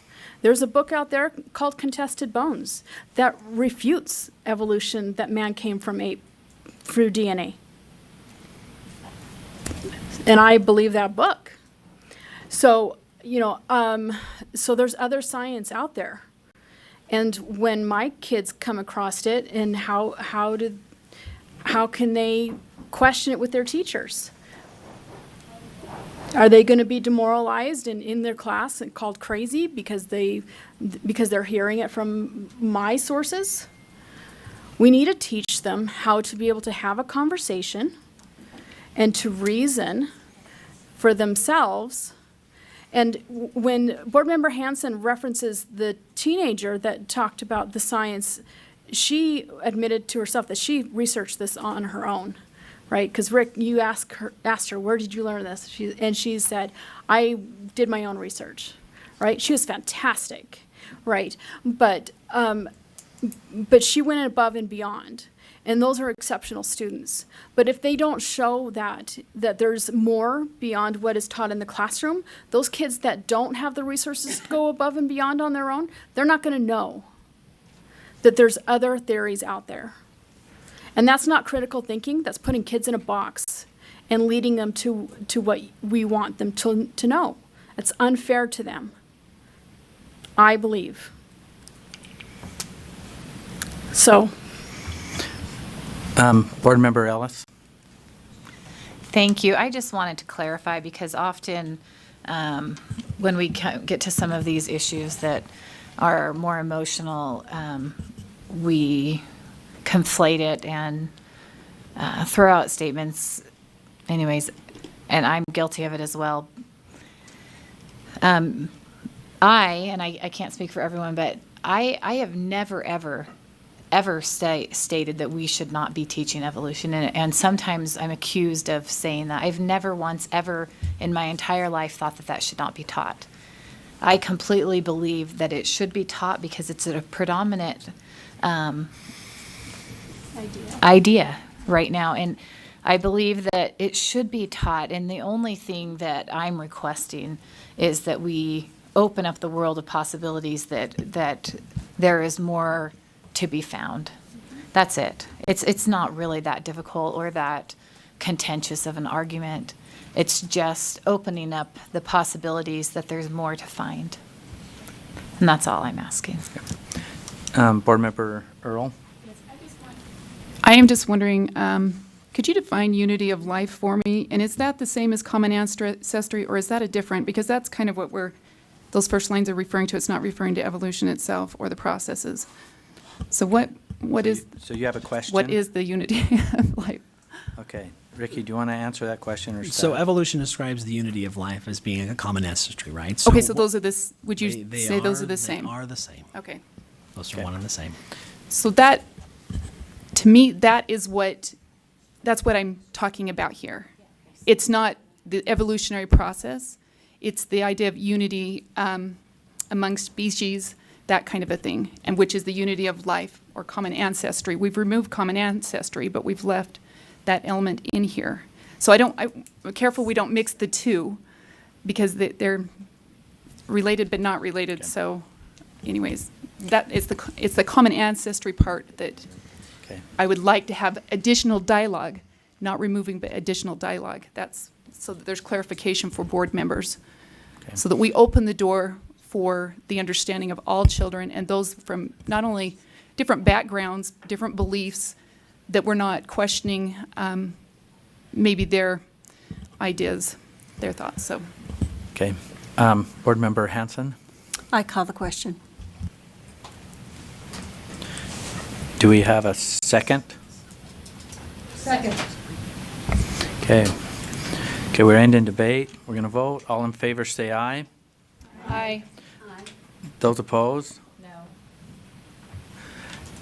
Well, the ayes, Just if there's only one opposed. was it just one opposed? Board Member Bolter, was you in on that vote? I'm an aye. Okay. Okay, motion passes. Okay. We've ended debate. We are voting on the proposed amendment number 4, Bio 4 heading as outlined in this proposal. All those in favor say aye. Aye. Those opposed? No. Okay, will the ayes be recognized? Board Member Earl, Board Member Cummins, Board Member Ellis. Board Member Bolter, are you voting on this? I'm an aye. Okay. Scott, you're not on the line, are you? Okay. Okay, the motion fails. Yep. 4.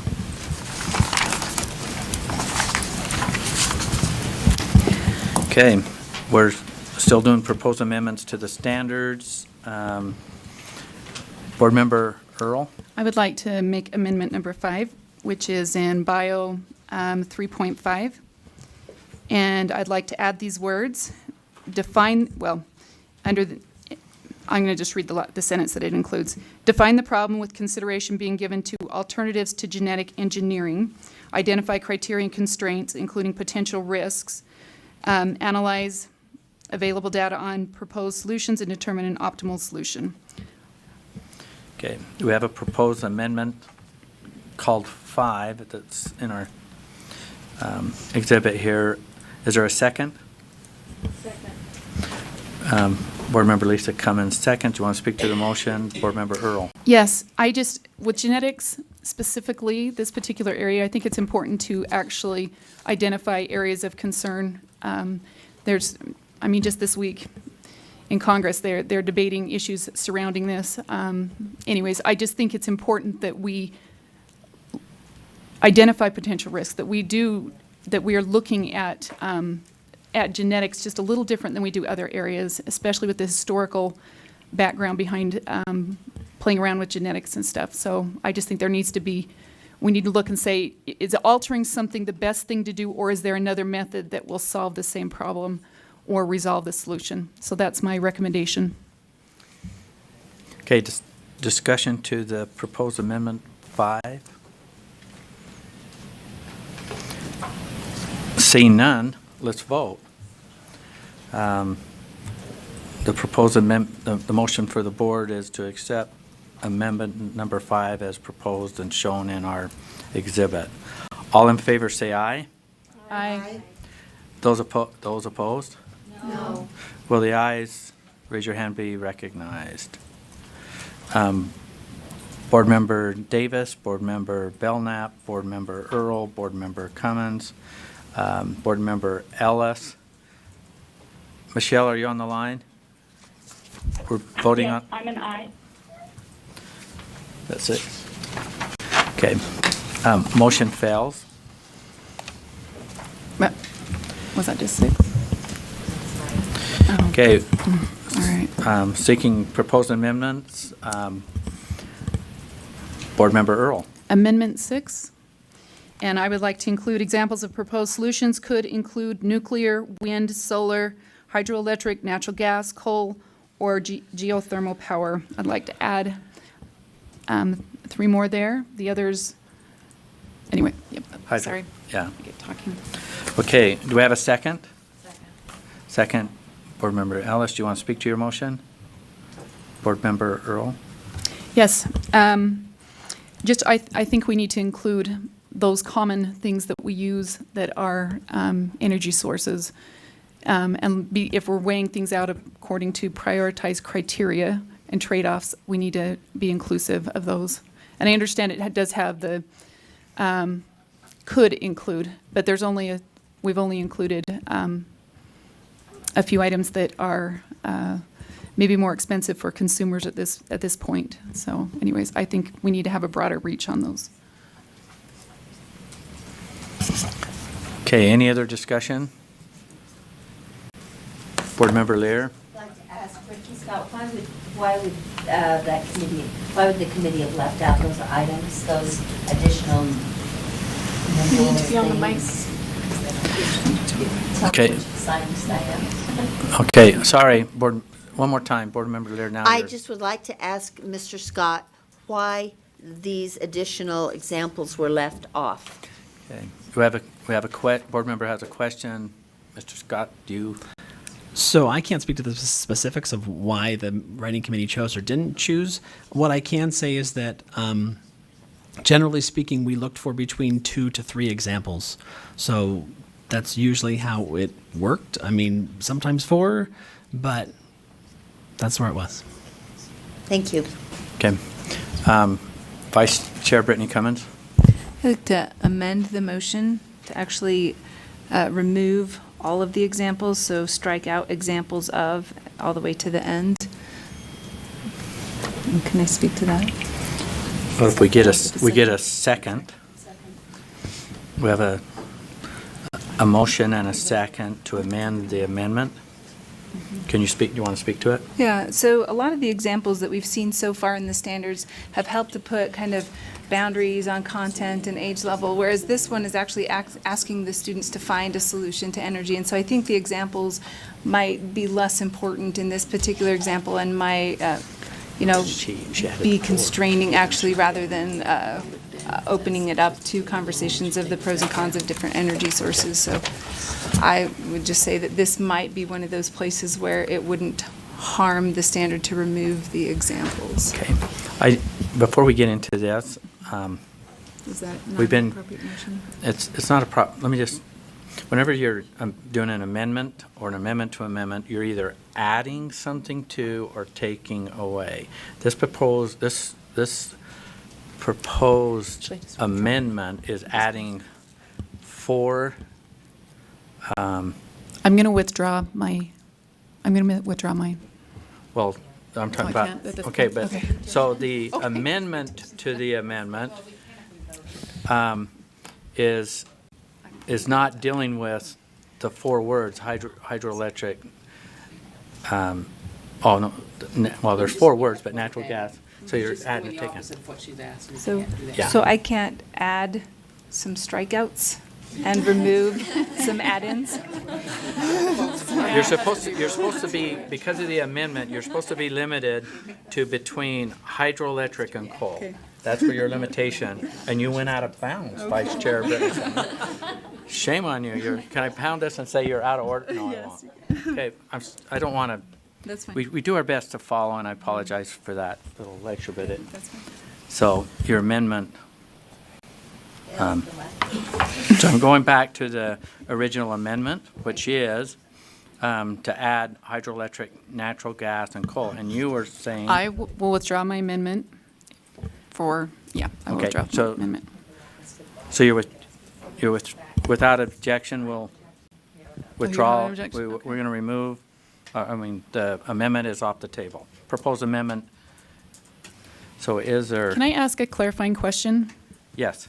Just because I just wanted to, it says that develop an argument from evidence to evaluate a proposed solution. I'm uncertain who's proposing solutions. Is this predetermined solutions or these ones students are coming up with when it says a proposed solution? Is there clarification on that? Okay, that is a really good question. Ricky, do you want to answer that? Okay. So in this case, all of these are the students.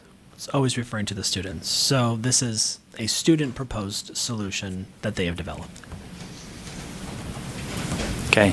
Does that answer your question? That does answer my question. Okay. you saying Vice that? Chair Brittany Cummins.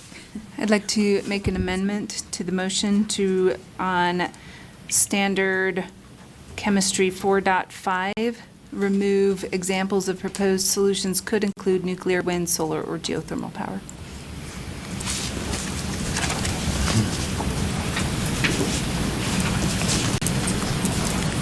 Do we have a second?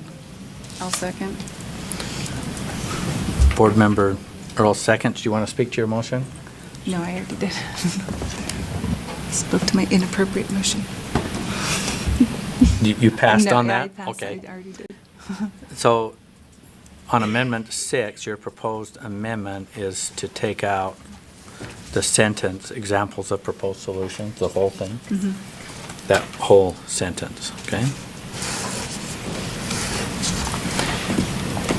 Any discussion to that proposed amendment on 6, which is to take out examples of proposed solutions could include that whole sentence? I'm seeing none. Let's vote on this proposed amendment listed under 6 that removes examples of proposed solution could include nuclear, wind, water, or geothermal power. Okay, so we're going to vote on this. All in favor of this proposed amendment, say aye. Aye. Those opposed? No? One? We have one no. Board Member Bolter, are you going to vote on this proposed amendment as an aye? Okay, thank you. Just want to make sure your vote was counted. Okay, the motion passes. Okay, we're still dealing with proposed emotion, or No, we're good. emotions. No emotion. Proposed motions. Okay, Board Member Earl. I would like to make a motion. I'd actually like to move Amendment 7 and Amendment 8. It's the same concept. So obtain, evaluate, and communicate information, including counterpoints, to identify the patterns and the evidence that support or challenge biological evolution, as well as, so on ESS 1.2, construct an explanation including counterpoints of the Big Bang Theory. That's my motion. Combine both those. Is there a second? Second, Ellis. You want to speak to your motion, Board Member Earl? Yes. Give me just 1 second here. Yeah, I just think that we should always be questioning, is this the parameters that we're given? Sometimes you can understand something by its distinction or by the questioning of something. There's an individual I've been listening to with family policy. Her name's Helen Alvery. She teaches law back on the East Coast. And one of the things that she is in a habit of doing is, there are two things. One is setting aside time for people each day. She actually schedules it in so she doesn't forget to spend time with people because she does so much policy and she teaches law. Anyways, the other thing she does is she reads things that are contrary to her belief system or what she sees out there. And the reason why she does that is so that she can understand or she can evaluate it for an element of truth and to see if she's missed something. This is what scientists do. They evaluate things and then they question them. Our document states that. This is just adding that to this document. It's not discrediting anything. I don't think it's going to, Utah students looking for counter evidence is not going to destroy the Big Bang Theory. I'm pretty sure of that. So to ask them to do that, I don't think is unreasonable. The other thing is, it's interesting, I just scanned yesterday, did the universe start with a bounce instead of a bang? There were scientists questioning this. Is there a reversal instead of what we thought took place? This is how we develop science. I encourage you, let's look beyond just the theory and say, is there anything that can contradict this? That's what I'm asking out of this amendment. So. Okay. Board Member Gravitt. I completely agree that you should look at everything with skepticism, and I think that's what scientists do. I would just suggest that this, again, is redundant, and it's only calling out the controversial parts of the standards. And if you look at the introduction, it says science is enduring in that theories are only accepted when they are robustly supported by multiple lines of evidence. We should use the same level of skepticism with everything, and I think that's what That's yeah, right. and that's what I agree with, rather than just calling out one, like a counterpoint. No, you go back to, you robustly, you do everything. You look at evidence. When it doesn't meet the evidence, that's where you get, because I think we agree on the skepticism part. I just think it's redundant and unnecessary to call out one point but not another when it's already called out. But it is. It's, I mean, in my opinion, in the introduction. That's all I'm saying. Okay. Board. Okay. Our proposed amendment before us is as outlined in our handout as Amendment 7 and 8. Board Member Ellis. Thank you. When I was on the Standards Committee last year, one of the, I don't know if it was the writing committee, somebody from one of the entities that was coming in to talk about this mentioned that they take everything, all the theories that are out there, and they put them on a scale. And whichever side has the most, then that's the theory or the idea, concept that they move forward with as true. And so the statement that you just read describes what they're doing. The problem is they're not looking, maybe there's only one thing over here, and everything else is stacking up over here. I still believe it's a disservice to then only focus on here and not explore this one thing over here. I disagree. I disagree. We had this discussion last year in Standards Committee. Just the way the words are written, I don't see it the same way. And so for me, I support including counterpoints or competing hypotheses or something. And I would like to see it throughout, emphasized in every single standard for everything, and not just these ones that are more controversial. But anyways, that's all. It was actually really disturbing to me to hear that described this way, that yeah, that's the theory that we push forward as truth, when it has everything stacked up on that side. Well, this one little thing over here could be the door to new possibilities that we've never seen before. And so to not even touch it is not a good idea. Board Member Lisa Cummins? If you look at history, from Archimedes, Galileo, every single one of them were mocked, scorned, ridiculed until their theories, some of them weren't even proven until after death, right? And they went through this scrutiny, but their ideas took off. And it led to the next discovery, right? If we mock and scorn even that one element that isn't even looked at, and that bright student doesn't hear about it, but could have taken that element and ran with it to make it better or true or false, right? Isn't science all about proving things false, right?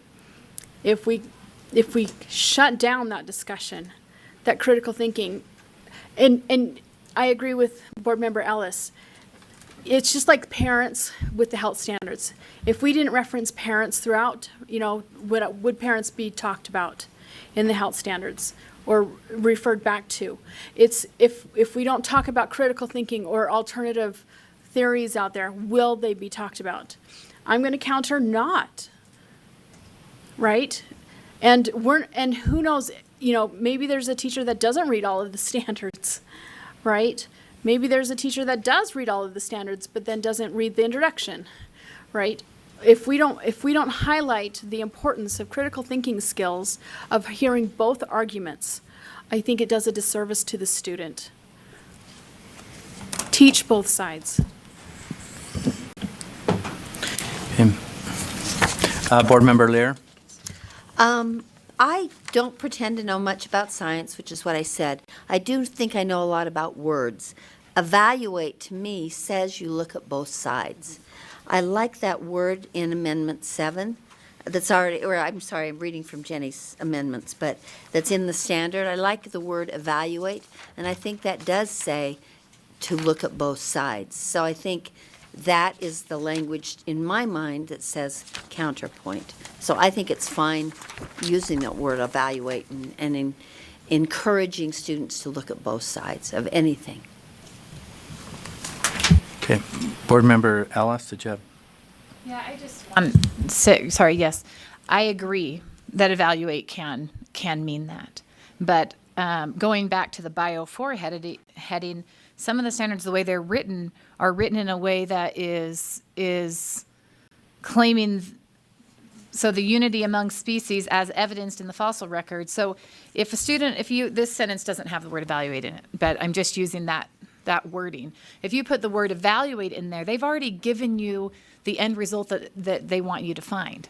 And so that, in my perspective, doesn't leave a lot of open dialogue to explore the competing hypotheses of, anyway, so that's just, it's not always true. I have a good friend that often says, we're given, the world's opened up to us as long as we stay within this 9x9 cell, and that's how I feel like a lot of these are written. We say explore, evaluate, and then they're written in a way that leads the student down a particular path. Some of them are written just about man-made climate change, are written that basically are written to find, and I don't have it pulled up in front of me, but find supporting documents to prove this. So that's not critical thinking, to find something that supports what they're telling you to find. And we could write these more open-ended, and I would be fully in favor if they were open-ended so that the possibilities were open for evaluation for and against, but often they're not. They're written in a way that already has the end result that they want you to find built into the standard. Board Member Jenny Earl? Yeah, I was just going to, I guess now it's a similar statement that it asks evidence that support. That's what it's asked to evaluate. That's what it's asked to obtain, and that's what it's asked to communicate. So the reason why you put or challenge is so that you know what you're going to evaluate. You're going to support and challenging. Otherwise, we probably need to remove that support, and then then we have something there. But when you're asking for specific that is in support of this, that is not a two-sided thing. That is a one-sided thing that you're evaluating. It's the evidence in support of, not both sides. Okay, the motion before the board, there we go. Board Member Cindy Davis. I guess no. Maybe I know the answer to this question already. I've asked a couple of times. I don't know for sure, but how do we know the weight of the sides? I mean, are we talking 50-50 sides, or are we talking a predominant scientific side? But I mean, in the research world, is what I'm asking. Like, what percentage of scientists believe what we're teaching, and what percentage believe that this isn't true? Even though, we at home can teach whatever we want at home, and I do personally, but what percentage of science believes what we're teaching in these? I'm not a scientist, so I'm just trying to. Okay, the motion before the board is this to move forward the amendment, and they're combined. That's in our exhibit here, amendments number 7 and 8, as shown. I'm not seeing any further discussion to this motion, so let's vote. Again, we're voting on the proposed amendment is to amend the original motion to include what is shown in amendment 7 and 8 combined. All in favor say aye. Aye. Aye. Aye. Those opposed? No. Okay. Counting the ayes. Michelle Walter, I believe I heard was an aye, correct? Yes, aye. Okay, and the ayes, raise your hand on this side so we can make sure they're in here. Board Member Ellis? Board Member, was you an? Oh, yeah. Yeah. Earl, I just want to make sure. And Yes. Lisa Cummins, should you get those? Okay, I just want to make sure it's right. Okay. Any further proposed amendments? Board Member Earl? Yes, I would like to combine Amendment 9 and Amendment 11 because they are along the same lines of providing open dialogue or open thought on this. So Amendment 9 is ESS 2. So it would be I'm pretty sure this is the heading, I don't have it otherwise. Motions of the mantle and its plates are believed to occur primarily through thermal convection, so on, et cetera. At the bottom, plate tectonics is a theory that explains the past and current movements of the rocks at Earth's surface and provides a possible framework. And then on ESS 2.5, let's see, engage in argument from evidence of how the simultaneous coevolution of Earth systems and life on Earth may have led to periods of stability and change over geological time. Okay. We have this before us, and you're wanting to combine 9 through 11, and that's your... 9 and 11, yes, 9 please. and 11, but not 10. No. 10's excluded? I thought it was 9 through, okay. Okay, combining 9 and 11. Do we have a second? Second. Second, Board Member Lisa Cummins. Speak to the motion, Board Member Earl.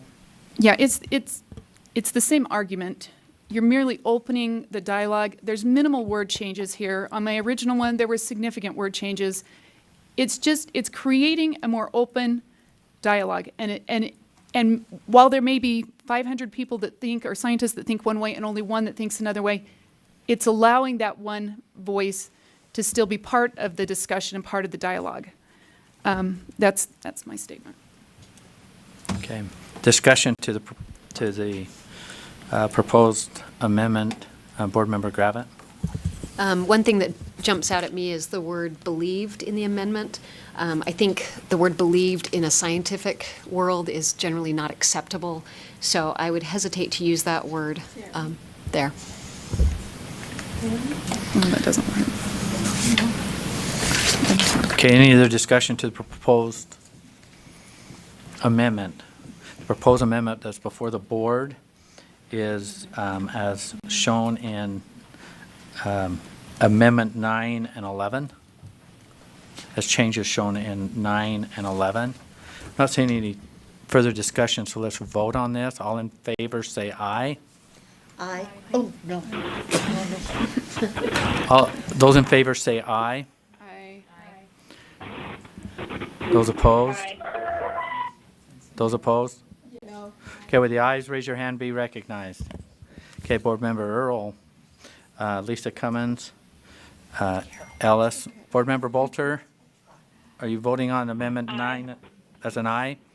4. Yes. Okay, the motion doesn't pass. Okay, still seeking proposed motions. Okay. Board Member Earl? Yes, Amendment 10, ESS 2.1, analyze and interpret data to construct an explanation for the changes in Earth's formation and geological history. So adding geological history, removing the exactness of a time frame. Once again, this just leaves the door open for additional information to come flowing through. So instead of the 4.6 billion in, oh, sorry. Okay, you're fine. Okay, do we have a second? Second, Board Member Ellis, speak to the motion. Board Member Earl, you got most of it out. I know, that's You're it. doing good. Hang in there, hang in there. So sorry, I do forget. So You're fine. I just that it allows for that possibility, so. Okay, any discussion to the motion from board members? Okay, seeing none, we're going to vote on this, and the proposed amendment before the board is as shown in Amendment 10. All those in favor say aye. Aye. Those opposed? No. Okay, the ayes, raise your hand and be recognized. Board Member Hanson, Board Member Davis, Board Member Newell, Board Member Belknap, Board Member Earl, Board Member Lisa Cummins, Board Member Ellis, Board Member Bolter. I'm an aye. An aye, that's a motion passes. The amendment passes.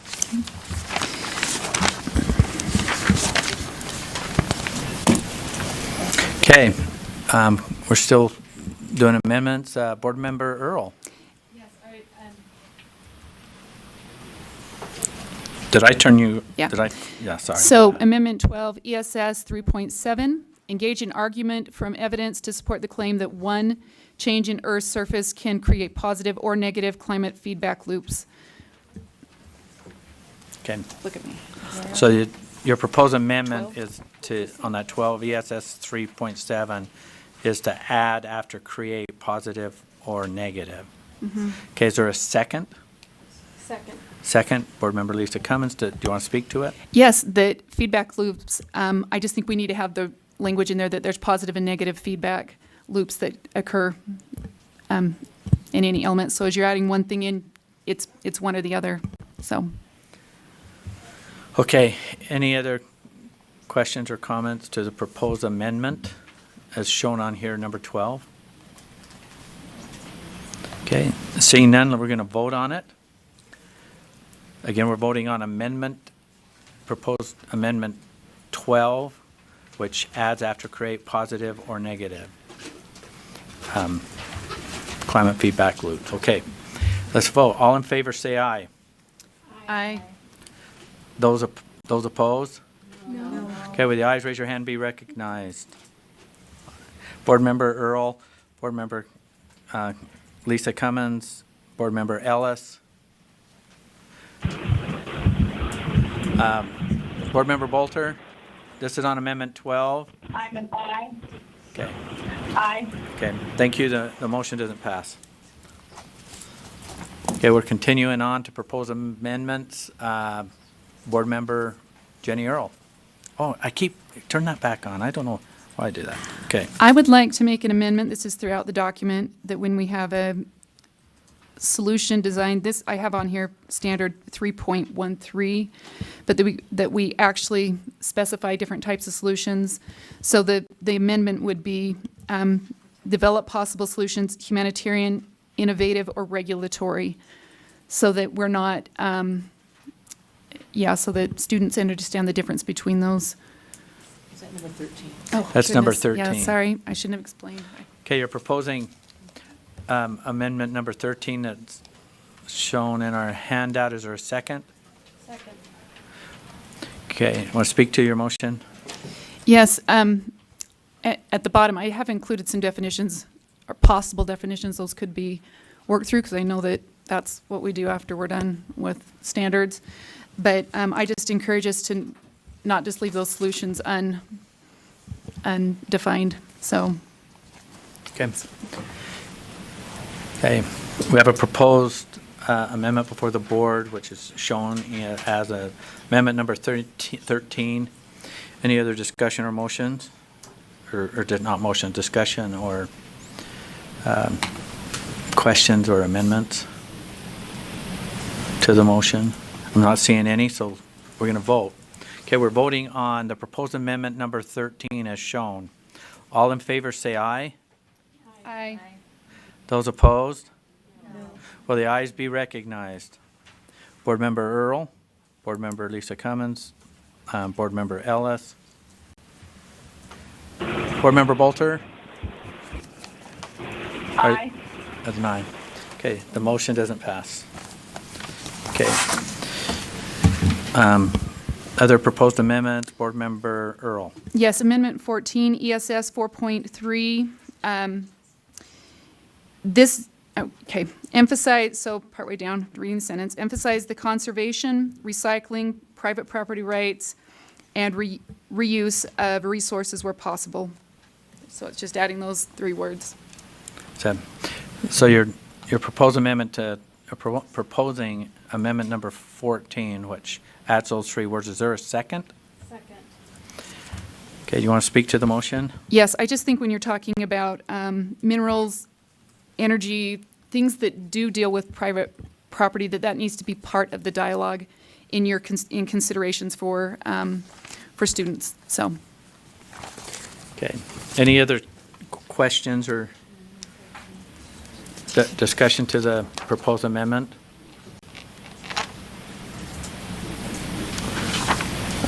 I'm seeing none, so we're going to call this to a vote. The proposed amendment is in our exhibit here as a amendment number 13, or no, amendment 14, which adds the 3 words, private property rights. All those in favor say aye. Aye. Those opposed? No. Will the ayes, raise your hand, be recognized?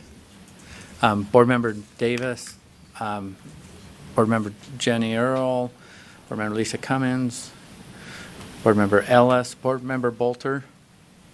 Oh, we're going to add one more. Aye. Okay. Board Member Bolter and Board Member Belknap. Okay, the motion doesn't pass. Board Member Earl. Amendment 15, Biology 1.5, design a solution that reduces the impact caused by either human activities or natural environmental processes on the environment and biodiversity. Okay, do we have a second? Oh, sorry, with a cancellation of building dams. Okay. Second. We have a second. Okay, just, you want to speak to the motion? Yes, that I just think we need to broaden this out. I think kids need to, I have concerns that we're always looking at negative impacts of people on environments.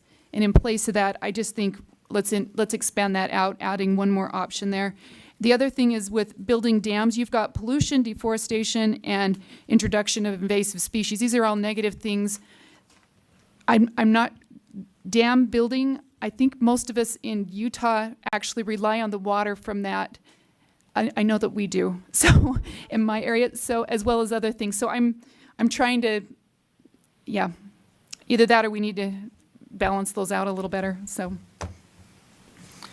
Okay. We have a motion and a second. Comments by Vice Chair Brittany Cummins. Yeah, I'm not going to vote for this, but I just wanted to say that I think the reason why I'm not is because this, if you read the standard, it's not talking about all these negative things that humans do, but it's saying humans often have a negative impact, and what can we do to design solutions to reduce our impact? And so it's actually, to me, it feels like a very positively written solution where we look at some of the things that we do. So if we build a dam and it has negative impact, what can we do to benefit from the water that we gather, but to reduce the impact that we might have on the communities or the living organisms, et cetera. And so I see this as a very positive look at that idea of human impact. So I'm going to be voting against it. Okay. Board Member Lisa Cummins. But at the same time, I would suggest that this also includes, if we're going to get rid of dams, well, how does that affect the human population downstream? You know, are cities like Las Vegas going to go, you know, become a ghost town? Or is that water, you know, in California going to, you know, it's being wasted out there. It's not being used for farmers. So are we going to discuss that as well, or is it just that humans are bad and destroying the earth? And, you know, so what's the alternative? Board Member Gravitt. Chair, could I ask a clarifying question of the maker of the amendment? Yes. Okay. So when I'm reading, let's see, design a solution that reduces the impact caused by either human activities. As a teacher, I would understand that. What I'm a little unsure of is, could you give me an example of an impact of natural environmental processes? Sure, like wildfires down in Salem area, that would be, and that would be one of those examples. Is that enough? Or, yeah, I mean, so we've got flooding, you've got mudslides, you've got things like that, or even removing extra wood from forest, that kind of thing, so we don't have the massive fires, kind of something like that. Thank you. Did that answer your question? Yes. Okay. I'm not seeing any other discussion or comments. The amendment, the motion before the board is the proposed amendment number 15, as shown. Let's vote on it. All those in favor, say aye. Aye. Those opposed? Okay, with the ayes be recognized. Board Member Cindy Davis, Board Member Earl, Board Member Lisa Cummins, Board Member Ellis, Board Member Bolter.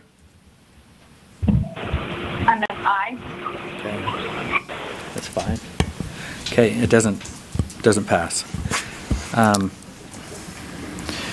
Let's continue on. Board Member Earl. Yes, in Earth systems, so ESS 3.5, develop and use a quantitative model to describe the cycling of carbon, I'd like to add, and other molecules among Earth systems. Emphasize each of Earth systems, hydrosphere, atmosphere, geosphere, and biosphere, and how the movement of carbon and other molecules from one system to another can result in changes in the system. Examples could include more carbon absorbed in the ocean, leading to ocean acidification, striking ore, more carbon present in the atmosphere, leading to a stronger greenhouse effect, or increases in water vapor, leading to changes in absorption and reflection and retention of heat energy from the sun. Okay, do we have a second? Second. That's Amendment 16. That's on 16.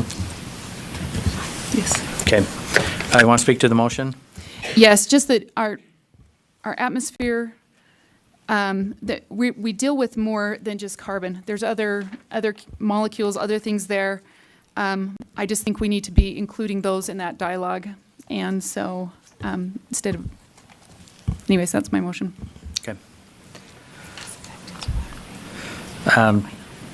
Discussion, questions on the proposed motion. Board Member Hanson.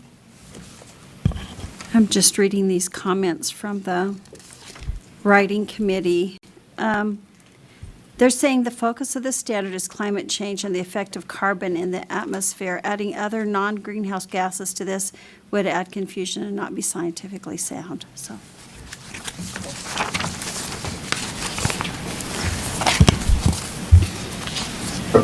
Okay, any other questions or comments? Okay, Lisa Cummins? So there is no other molecule other than CO2 in the air for greenhouse effect? Right. Greenhouse effect is vapor, it contributes to vapor as well. Water, right? Water helps cool and heat. Your question is So- to the committee? So is not hydrogen and oxygen also contributors? Pro and con Okay, one question at a time. So, to the atmosphere? So my response. did you get her question? Committee, they're reading that in conjunction to my. Repeat the question. How do I have that? That's So my on. question is, are there not other molecules other than carbon existent in greenhouse effect? Yes, there are other molecules. that is Okay, right. so why are we just focusing on carbon and not hydrogen, not oxygen? You know, This specific standard is specifically calling out human effects on climate change, which is carbon. I have a question. Is there a document that we don't have access to? Where are you referencing that from? So Okay. Sorry. You have a question? Okay. Okay. Some people on the board asked writing committee for information, additional information, and it's just a document that anybody had access to. And it's where? Where? If people asked Ricky for it. Yeah. Asked for a specific paper to help me understand the science. To understand. The science. Okay, hang on Just to one sec. understand the Let's get science. everyone in. So, you guys are looking at, and It would have been this is inclusive. another example why it's really, really good. If I have a question or something, and we follow the process, and then all of the board members get the benefit of the answer and/or the submittal or whatever. What's that? That should have been sent to everyone following protocol. Is it or was it? No, I it was not. wasn't. Well, I know, but we constantly keep running into us. Hey, can you give me this? Can you give me that? Again, we're back to that again, a little bit. So we want to work on that. We can do better. So let's do better. Miss Lorraine, will you make sure we bring that up in one of our meetings, please? Thank you. All right, moving forward. Did you get your question answered? So clarification. Okay, clarification. Rick just addressed that carbon, that standard ESS 3.5 was specifically about human causation or impact on related to carbon dioxide, specifically to this. Is carbon dioxide not also good for the planet? Okay, let me just throw something out. I'm trying to do a really good job here. Help me understand, and maybe Vice Chair Brittany, how is that relevant to the motion that's on the table? I'm trying to keep it. We're trying to add other molecules. Yeah. and Rather than focusing on. I get that, but, so it's already stated. I mean, that's what you're trying to do, is add more molecules, and the question Right. is, a scientific So- question is,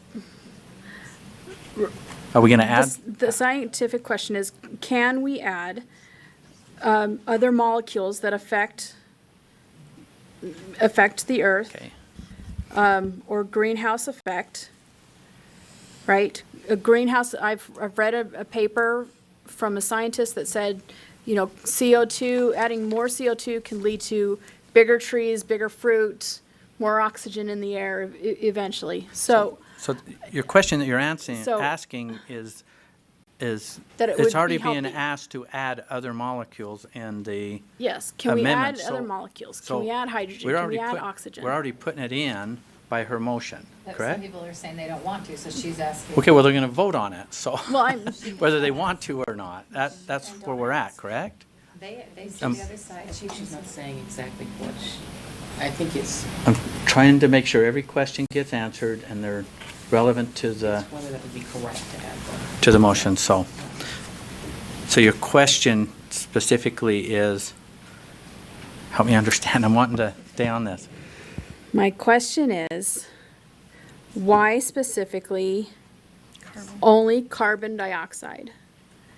And is there not other molecules that contribute to greenhouse, good and bad? Okay, can you, give that a shot, but I don't think it's related to the motion because her motion already is saying, I want other molecules in there outside of that. It is relevant. So, okay, so go ahead. I'm going to turn this on. Somebody said it wasn't necessary, so she was done. So, yes, there are other molecules, but that is not the point of the standard, is the issue. Okay, that's what I thought you said. So what is the point of the standard? That humans are causing an overabundance of carbon dioxide, and so, It's the effects of carbon right, on the greenhouse effect and therefore on change in climate. effects of carbon. Right. Okay. It's all right. Okay. We still have the proposed amendment, number 16. That's what we're talking. Okay, go ahead. Did you have another question, Board Member Lisa? Comments? Okay. Okay, I'm not seeing any other questions or comments. So let's vote on it. The proposed amendment that's before the board is amendment number 16, as shown. Let's vote. All in favor, say aye. Aye. Aye. Those opposed? No. Okay, with the ayes, raise your hand, be recognized. Okay, Board Member Earl, Board Member Lisa Cummins, Board Member Ellis. Board Member Bolter, are you on? Yes, I'm an aye. Okay, the motion doesn't pass.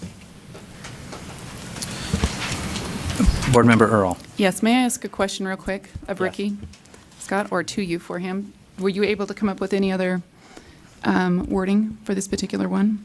For 17. For 17? Amendment 17.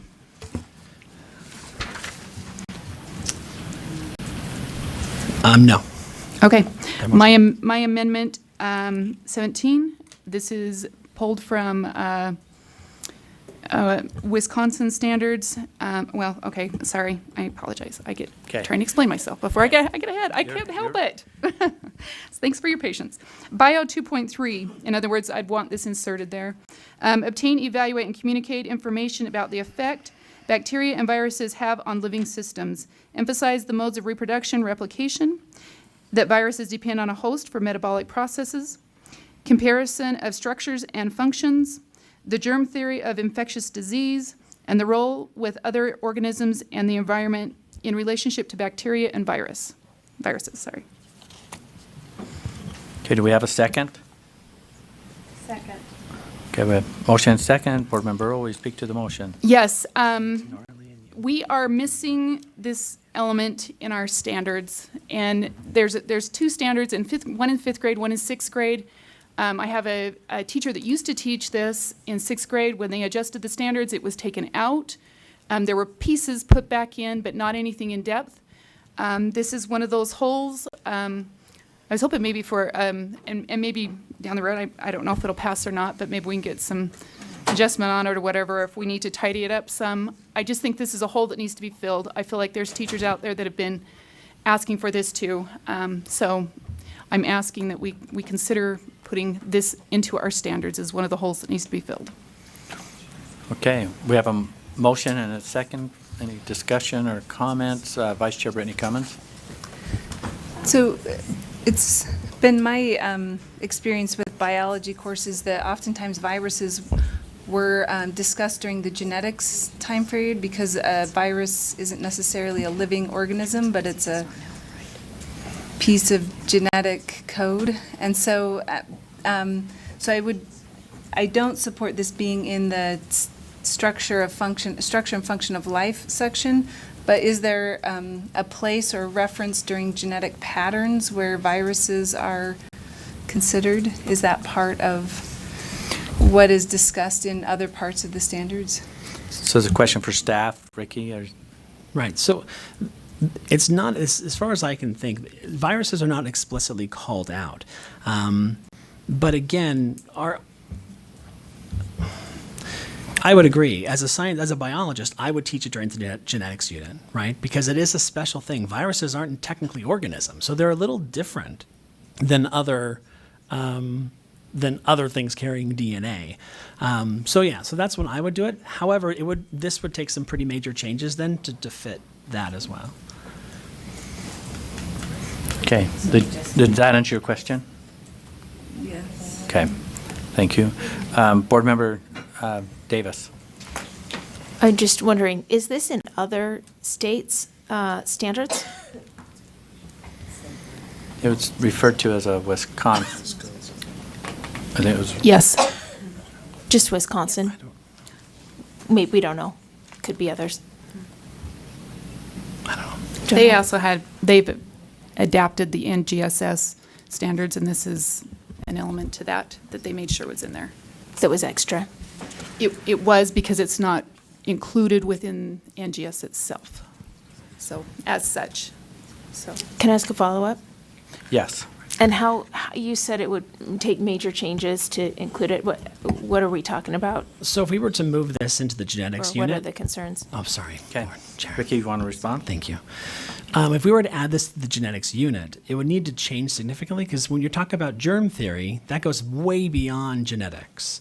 You're talking about infection, you're talking about a lot of things that don't necessarily really exist. Generally speaking, microbiology is a high-level college course that takes several years of prerequisites, hence the reason why we felt for a general biology class it's not necessary. However, if it wanted to be in a college level or an AP class, it could happen.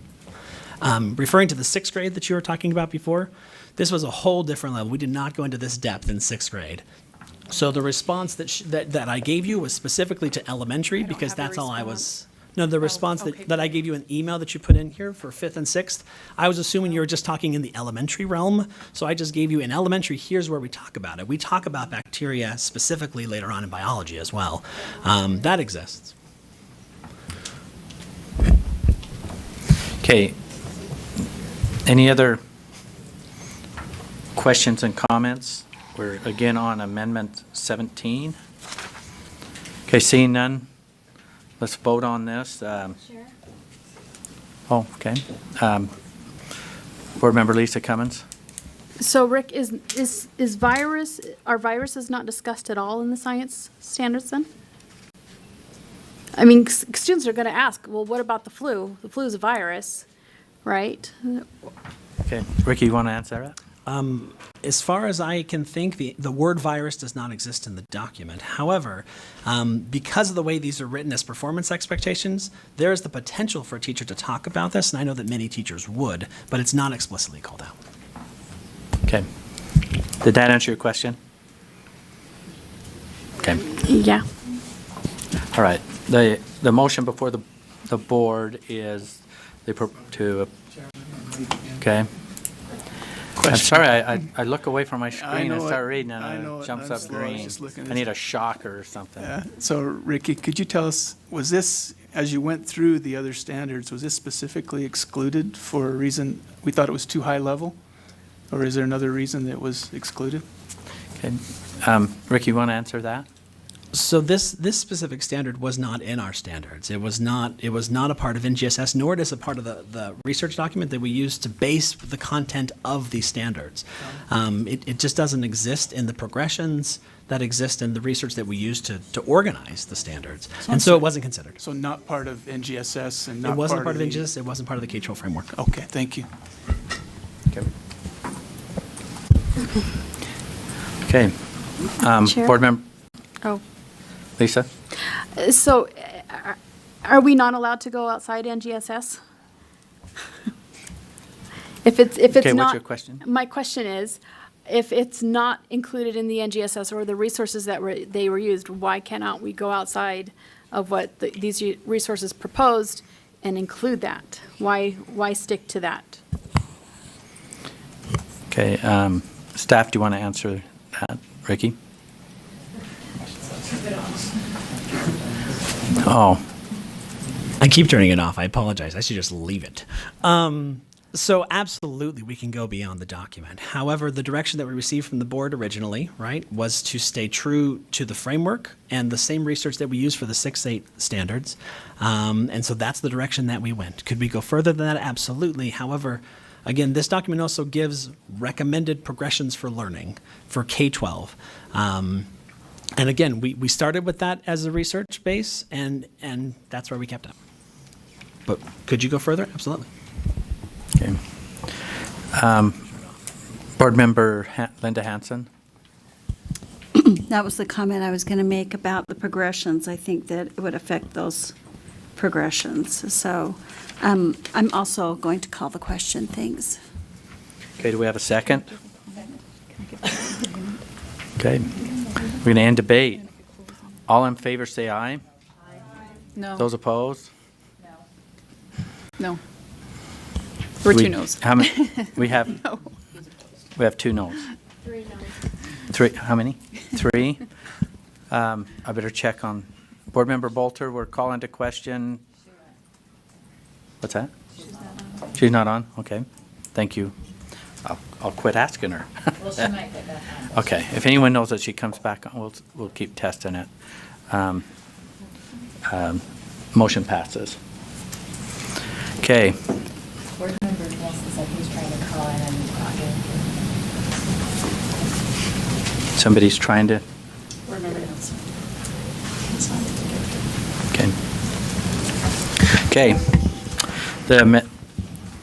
Motion to Keith, sorry. Okay, we'll get that. You'll get that going. Yes. All right. Okay, the proposed amendment that's before the board is amendment number 17 as shown. Can I make a closing comment? Can I? Well, we Oh. just called it. What's your question? My question is, the new standard 2.3 has the same number as the current standard 2.3. Would both be retained, or would one overtake the other? Or would it be renumbered? That's my question. I'm sure it would Be renumbered. Okay, thank you, that's a good question. Okay, the motion before the board is, again, we're going to vote on amendment number 17, proposed amendment number 17. All in favor, say aye. Aye. Those opposed? No. Okay, with the ayes, raise your hands. Be recognized. Board Member Earl, Board Member Lisa Cummins, Board Member Ellis, Board Member Cannon. Do we have anyone online? Okay. Yes, Mark, Scott is an aye. Okay, Scott, we've got you down for an aye. Okay. Correct. Okay, the motion doesn't pass. Okay, we're moving on. Board Member Earl.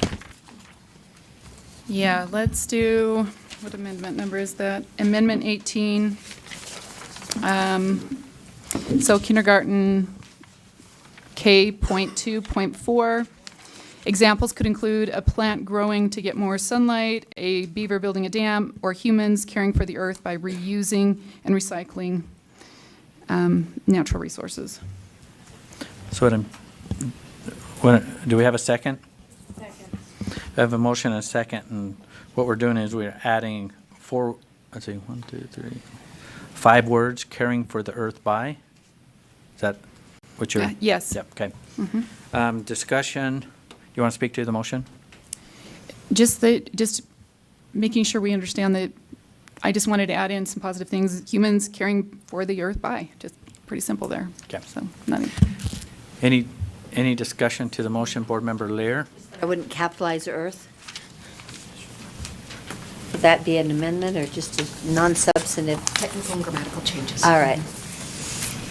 Okay. That's all. Thank you. Any other discussion? Okay, seeing none, we're going to vote. The proposed amendment before the board is listed as number 18, that adds the 5 words, caring for the earth by. That means there's a break. Okay, we're going to vote on it. All in favor, say aye. Aye. Those opposed? Aye. With the ayes, who is opposed? Okay, Board Member Gravitt, Board Member Hanson, was there any opposed on this? Scott Hanson? Yeah. Okay, motion passes. Okay, still moving forward, Board Member Earl. Amendment 19, which would include the word renewable. Examples could include using wood as a building material because it is lightweight, renewable, and strong.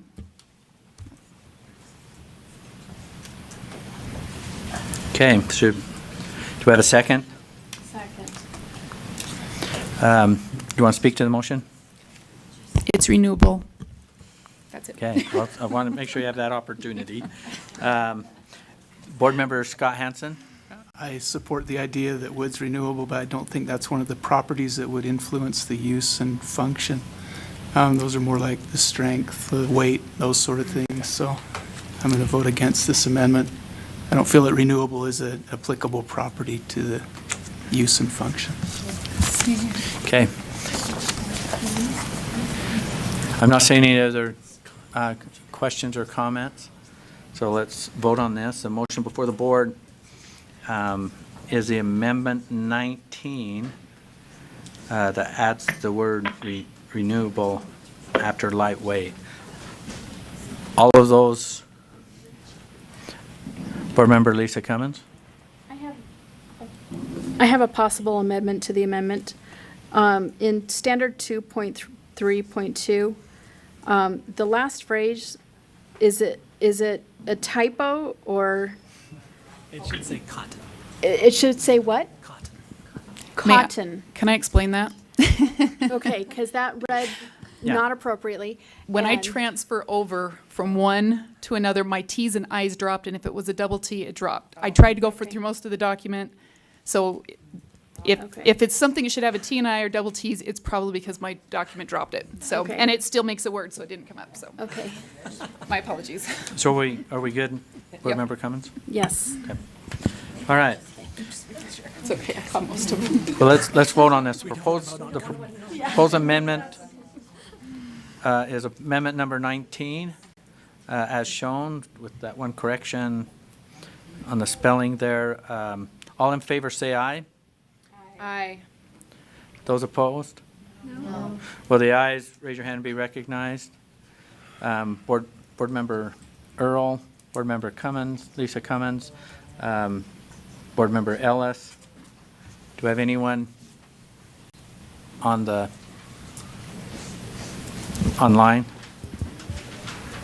Not getting any? Good. Motion doesn't pass.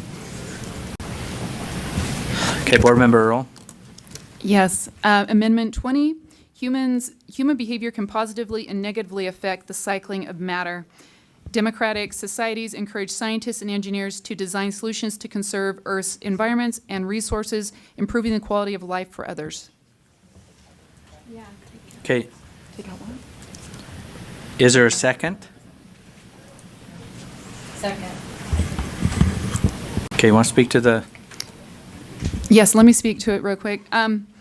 Just solutions, and scientists and engineers in some environments do not design things that are beneficial for people, depending on what type of environment they live in, or sometimes even countries they live in. And so we can work with the word democratic societies, whatever consensus that needs to be, but I think it is an important thing to point out. And they work to improve the quality of life for others, so, okay. in that environment. All right. Board Member Lisa Cummins? I'd like to make an amendment to the amendment. If we could strike democratic societies encourage. Oh, did I not include the whole thing? I'm just trying to find it up and I can't find it. Okay, Let me see if I can find it. So we can't have, I think so, just like if you just. do we have a, It's in the top. It's in the top. Yeah. we're going to have to add, I want to make sure that your proposed amendment, Scientists and engineers, oh, and the word to. So democratic societies encourage and the word to. Okay. Yeah. Okay, is there a second? I didn't hear what she said. Do you want to speak to your amendment to the amendment, Board Member Lisa Cummins? I don't think it's I don't think it's limited to just democratic societies. I think scientists and engineers work together to design, to conserve Earth's environments. Oh, scientists, engineers, encourage, that looks better. You can keep the word to in there, I guess. So you're, are you leaving the word to, or is it? As written, it can stay right there, yeah. Okay. So we have a proposed, did you second it? Well, I had actually had democratic societies encourage all stricken. And Yes. so scientists and engineers design solutions to conserve Earth's environments and resources, improving the quality of life for others. So, Encouraging. yeah. And strike the word to, yeah.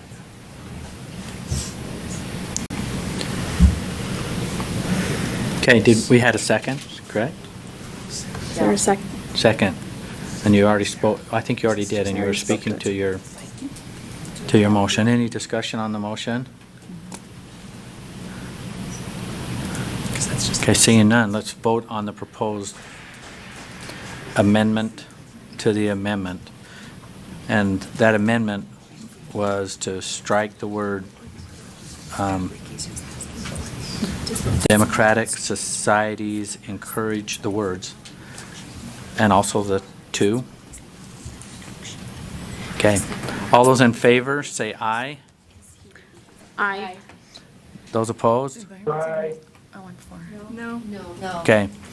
Okay, the ayes, raise your hand. I've got Scott as an aye. Board Member Earl, Board Member Lisa Cummins, Board Member Ellis. Sorry. Okay, so the amendment to the amendment doesn't pass. Oh, yeah. So now we're back to the amendment, Amendment 20.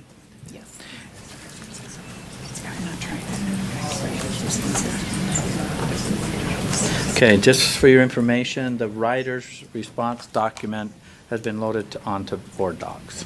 Okay, thank you. Thank you for making that happen. Okay. We have before the board the proposed amendment 20 as shown. I'm not seeing any other discussion, so let's vote on it.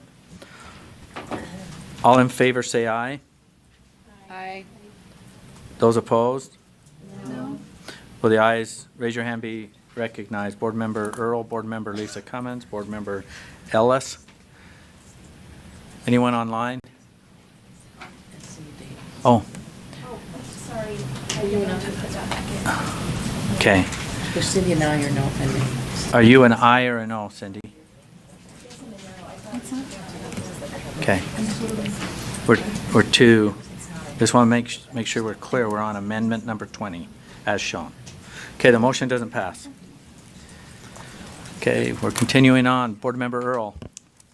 Yes, Amendment 21, Biology 1, and I think this is the introduction, it's not the whole thing, it's just the sentence I want edited, so there's that clarification. Human activities can lead to significant positive and negative impacts on an ecosystem, including extinction or preservation of a species. It's just add. Okay, got it. Do we have a second? Second. We have a second. Second. We have a second. Do you want to speak to it, Board Member Earl, or is it self-explanatory? Well, it's probably self-explanatory. I think instead of just focusing on extinction, we often do things to preserve species as well. So I think it's important to have that in there. Okay. Discussion, board members? This is on the proposed amendment number 21. Seeing none, let's vote. We're voting on the proposed amendment number 21 as shown. Chair, I know Oh. Board Member Scott Hansen. No, you check. Okay. Board member, I didn't call for a vote yet. Board Member Lisa Cummins. I would hope I know we've voted this same terminology down again and again and again. I would hope that this board recognizes that all of us want to conserve the earth, that we want to beautify the earth, that we're not just trying to destroy it. And so I hope that this change in this specific standard will highlight that and give credence to a positive thing that we as caretakers of the earth do. So please, I ask that you support this. Okay. We're going to vote on it. Oh, hang on. No. Vice Chair Brittany Cummins.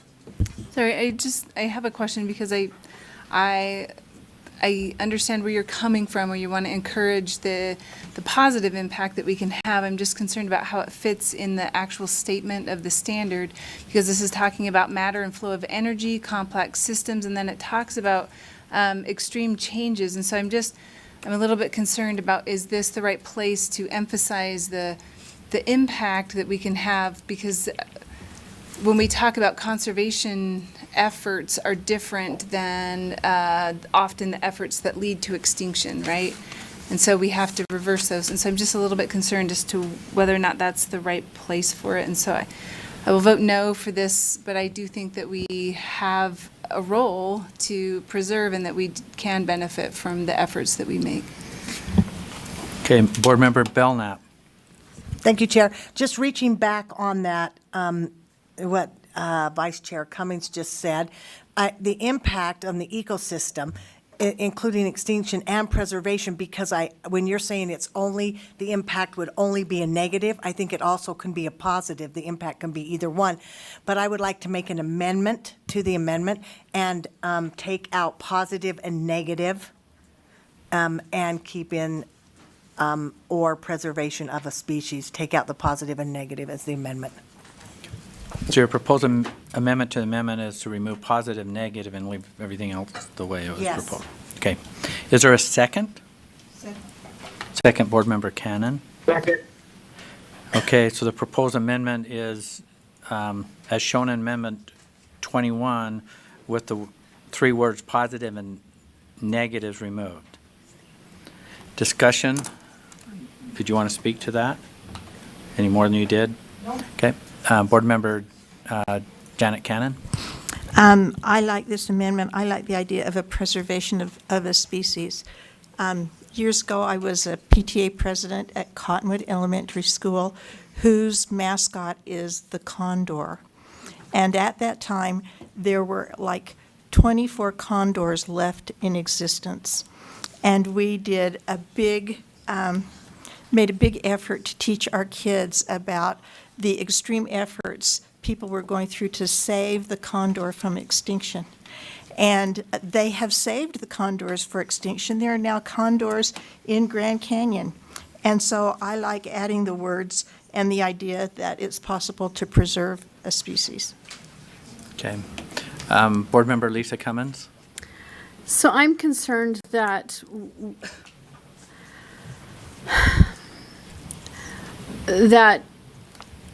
this is, the curriculum is going to come out saying that humans destroy everything, and that in order that a species or an animal is more important than a human life, and putting humans below the rest of the animal kingdom. I'm really concerned about how this is going to be taught, and that human activity is therefore then limited based on ideology, therefore based on laws that limit growth of the human species, human beings. So I'm concerned about where this is going to lead. Okay. Board Members Cindy Davis.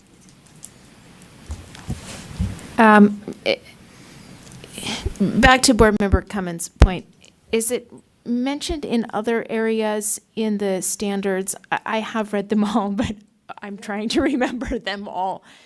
That we can impact, humans can have positive or negative. I see Melissa nodding her head. So is that covered in another place that would be more fitting than here in this ecosystem part? So you're asking a question? I'm some asking clarity? staff, I Okay. guess. Ricky, do you want to answer that?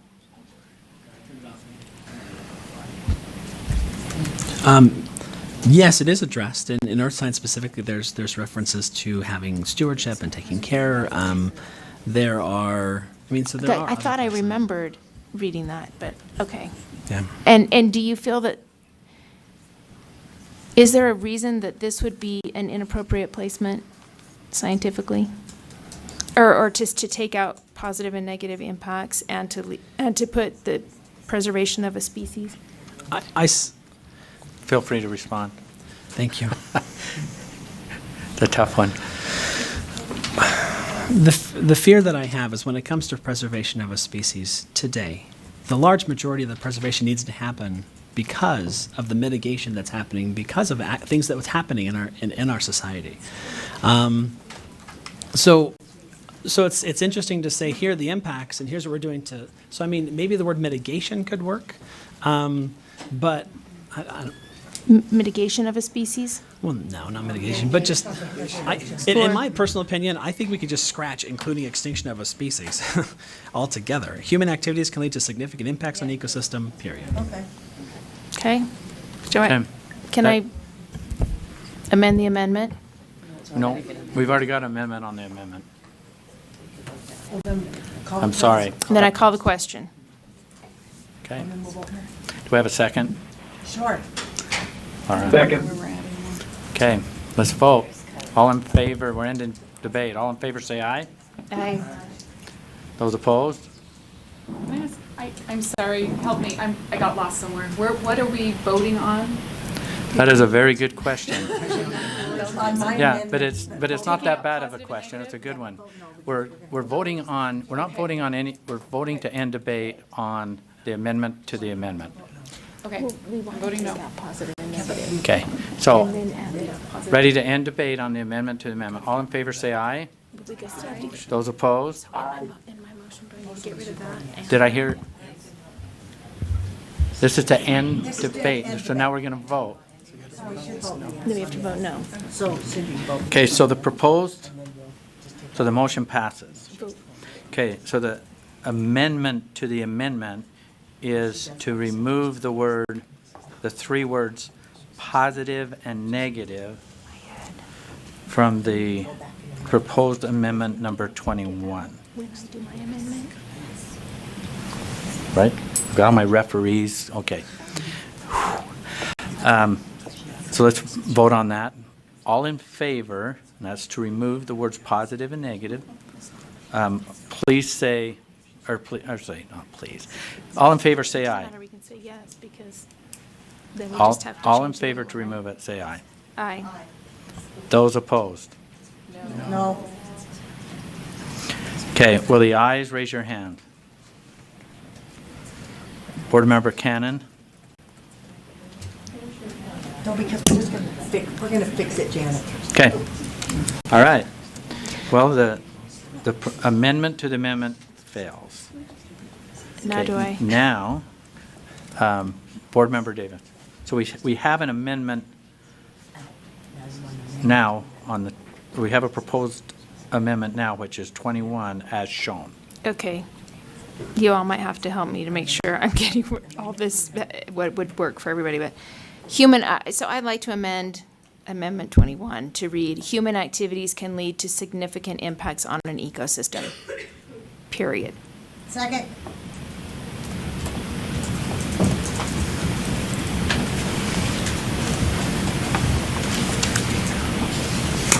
Okay, we have a motion and a second. You want to speak to your amendment, Board Member Davis? No. That is fine. Okay, any discussion? Board Member Ellis? Yes, I was in favor of striking the extinction or preservation, but now as it reads, I would like to amend your amendment to insert back positive and negative. Just so we make sure that I thought we were just at one because we struck down the other one. The teacher can do that, though. The teacher can. We do struck both. it down, so now it's just an amendment to her. Oh. So we have an I amendment. get what you're saying. And now we have her amendment. But the teacher can do both. Okay, they can, Okay. but So, I don't so you want, believe that will let me happen. just restate what the proposed amendment to the amendment is to read that Amendment 21 would say, human activities can lead to significant impacts on an ecosystem, period. Okay. Any discussion to the proposed amendment to the amendment? Okay, seeing none, let's vote on the amendment to the amendment. All in favor, say aye. Aye. Those opposed? Aye. No. Will the ayes raise your hand? Okay, Board Member Gravitt, Board Member Hanson, Board Member Lear, Board Member Scott Hanson, Board Member Davis, Board Member Newell, Board Member Belknap, Board Member Janet Cannon, Vice Chair Brittany Cummins. What did he say? I didn't hear his. Who's on the line? Board Member Nielsen is an aye. Okay. Okay, Board Member Bolter is a no. Okay, the motion, the motion passes. That's the amendment to the amendment. So now we're to the amended amendment, which reads, this is Amendment 21 that has been amended. Human activities can lead to significant impacts on an ecosystem. Okay. Not seeing any questions or comments, let's vote on the amended amendment. All in favor say aye. Aye. Those opposed? Okay, with the ayes, raise your hands to be recognized. Board member, we have a lot of hands up and it was really quiet. Either that or something. The ayes are Board Member Linda Hanson, Board Member Gravitt, Board Member Lear, Board Member Scott Hanson, Board Member Davis, Board Member Newell, Board Member Belknap, Board Member Cannon, Vice Chair Brittany Cummins. You guys on the line, are you voting on a proposed amended amendment number 21? Do you want your vote being recorded as an aye or an nay? Bolter is a nay. Aye. Scott's a yes. Record Board Member Nielsen is an aye. Okay, so we've got that. Thank you. The amended amendment passes. Okay.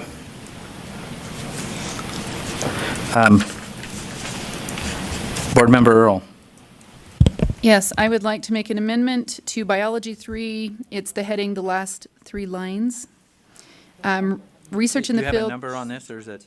It is number 20, sorry, Okay, Amendment thank you. 22.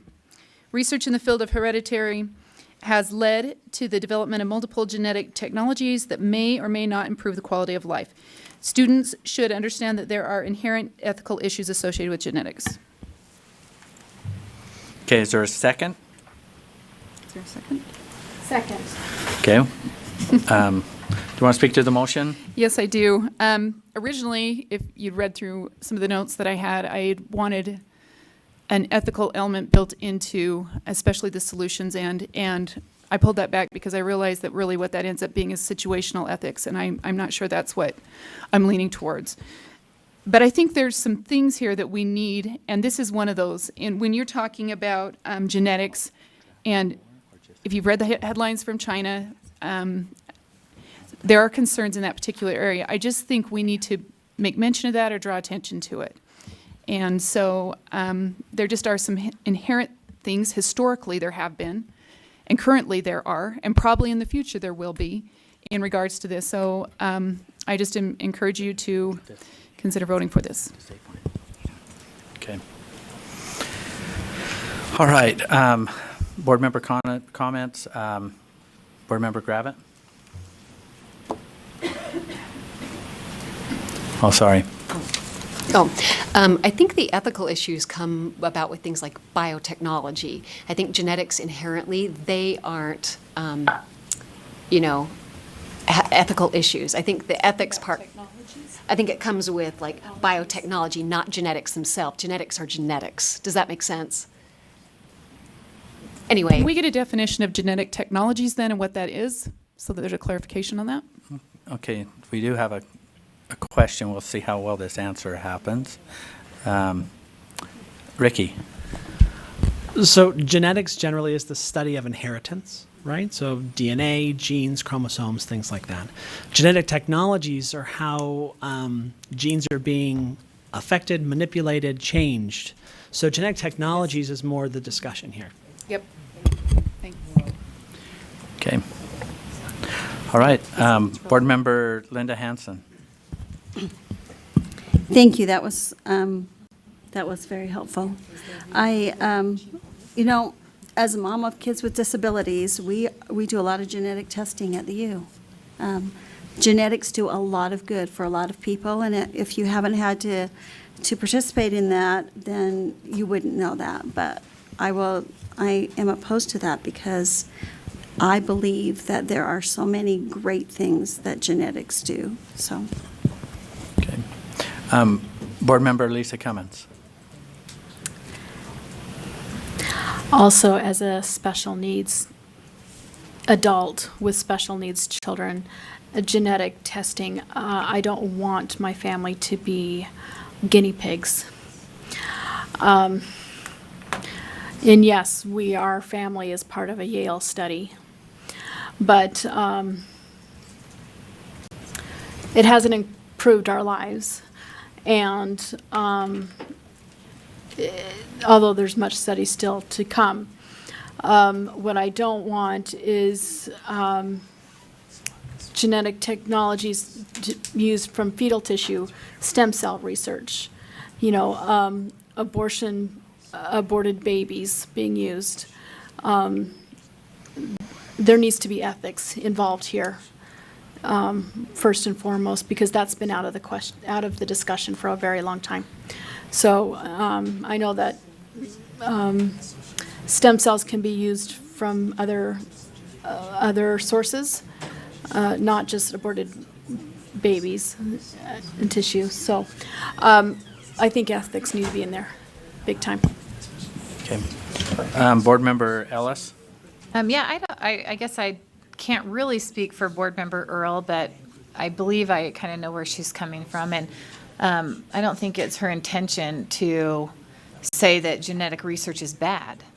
She's just saying that as we move forward with scientific advancements in genetic technology, that we recognize that there can be ethical issues, and it's something that should be at least considered. Just because we can do something, I think the question should be asked, should we?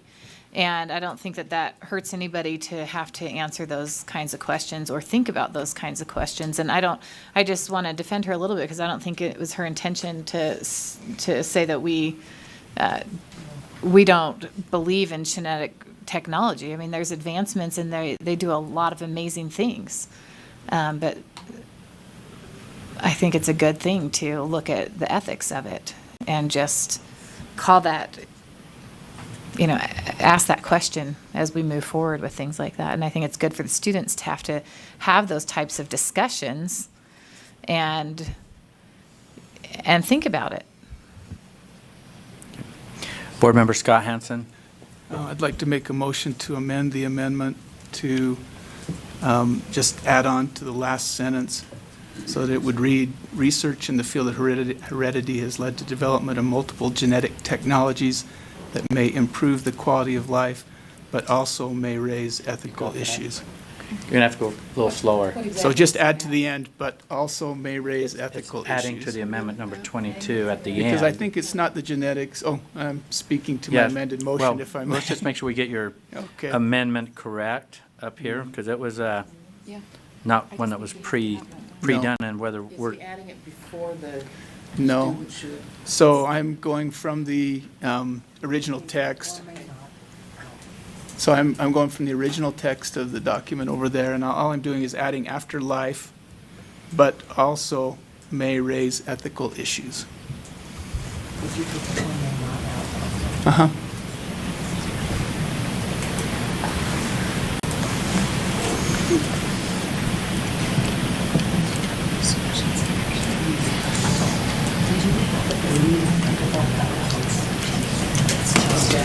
Did he add the or may not? There's two. He just added this. Okay. He's adding here. Okay. This is striking. All right, so we have an amendment to the amendment.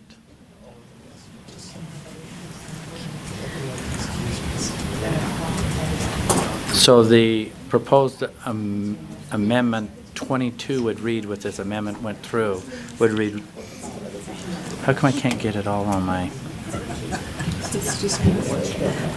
Okay, there we go.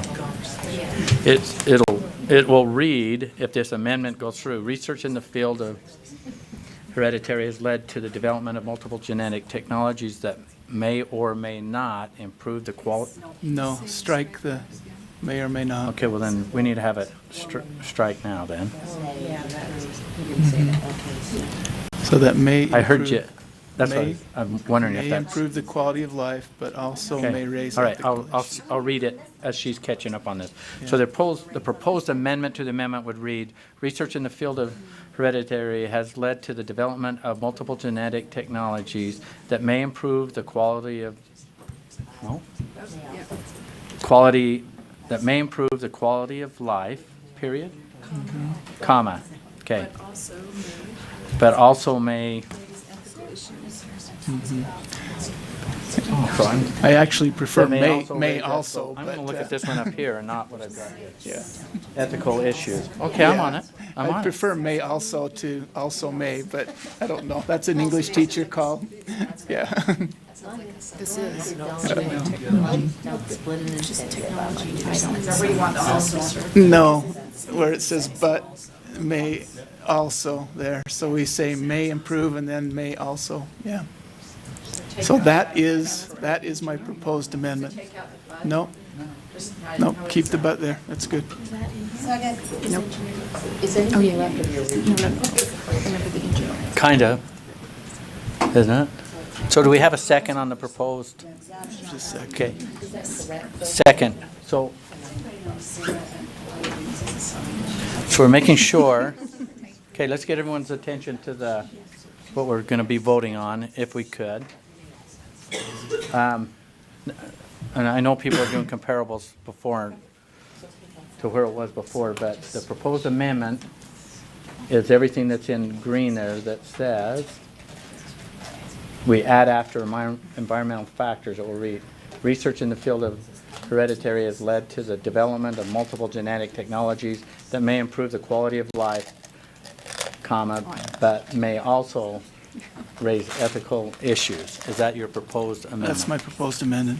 To the amendment. Okay, discussion to that proposed amendment. Board Member Lisa Cummins. Thank you. I'm going to support that amendment to the amendment. My other thought is as science continues to push the envelope of creation based out of just putting two chromosomes together, they've already created a lamb without the mother, right, in a sack, and there's talking about, can we create a human baby without the womb of a mom? We need to talk about ethics and human life. So I think this is incredibly important component. Board Member Linda Hansen.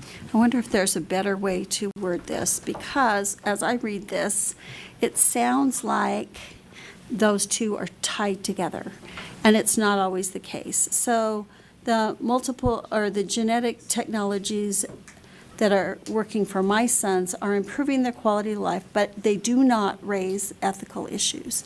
And it sounds like those are tied together, which they don't necessarily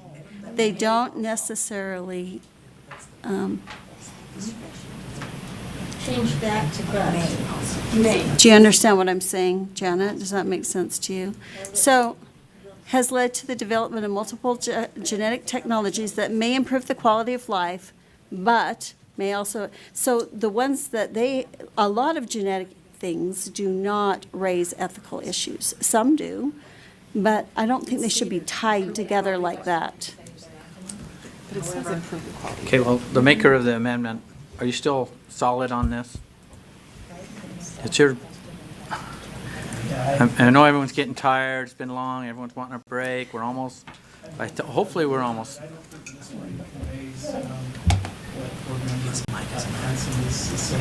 I think this would say that multiple genetic technologies are creating, improving the quality of life, but there are some of those that create issues. But some may also raise. Okay. Some do. Okay, hang on. Well, you don't have to speak to your, we already, if you want to speak more to your amendment, then you can. Do you want to speak more to your amendment? No, I'm Okay, good with the because I wording wanna- as this is. isn't a committee meeting where we're all diving in, we're in a board meeting, so I want to keep it. Is this your, so this is how you, this is your amendment to the amendment? Yes. Okay. Okay, well then, I understand, but if we so we have an amended motion here that is right here. Okay. You have to wait, because there's not, we're already on an amended, we already have an amendment to an amendment, so we have to vote on this if we're going to change anything else. Correct? Okay, I'm just tracking, trying to keep us on track. Okay, I think we're ready to vote on this with a proposed amendment to the amendment. Reads after the environmental factors.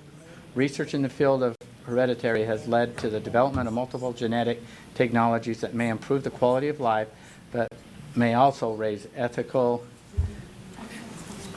issues. And I guess we're not voting on it. Board Member Ellis. I apologize. I support this motion. And I think I think sometimes when you raise the question, the answer can be, there are none. And so I don't know that it's harmful to ask the question, even if you feel that there aren't any ethical issues. I think that they can then the students can weigh out each topic that they're discussing, and sometimes the answer may be none. So I support the way it's written. Okay, the amended motion, the amendment to the amendment that's before the board is how it's shown in green. We got to get this to a vote. I start this way and then or do I need to restate it? No. Okay, let's vote. All in favor to the amendment to the amendment, say aye. Aye. Those opposed? No. Okay, will the ayes raise your hand and be counted? Board Member Lear, Board Member Lear, Board Member Scott Hansen, Board Member Davis, Board Member Newell, Board Member Belknap, Board Member Lisa Cummins, Board Member Ellis, Board Member Cannon. Who online is an aye? Board Member Bolter is I'm an aye. Both of them. The motion passes, so we have a amended amendment. Okay, discussion to the amended amendment.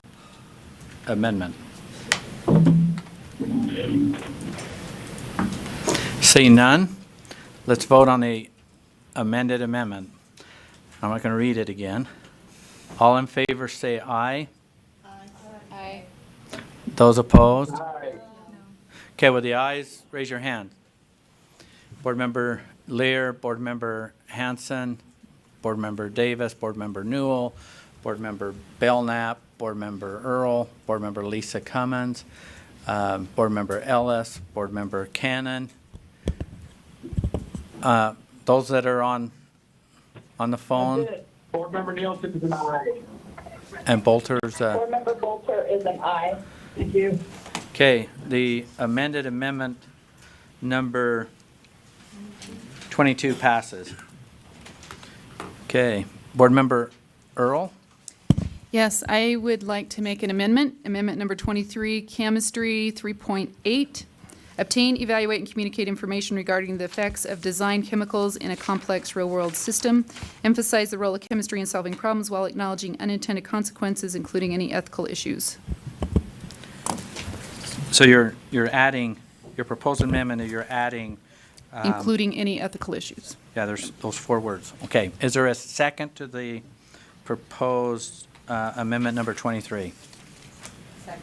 We have a second. Do you want to speak to the motion, Board Member Earl? Yeah, once again, I eliminated this from most of these. These were 2 areas of concern. I think we need to have the dialogue.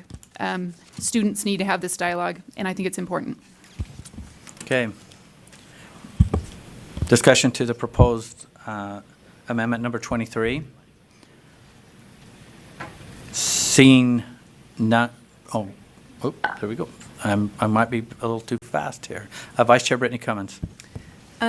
So I guess my question in regard to this, and I'm having a hard time articulating it, is when you talk about in a biology classroom, genetics and biotechnology, et cetera, and chemicals that can be used to solve problems, I guess the question would be raised of, are we inviting a discussion of ethical issues that can be, dependent on the person?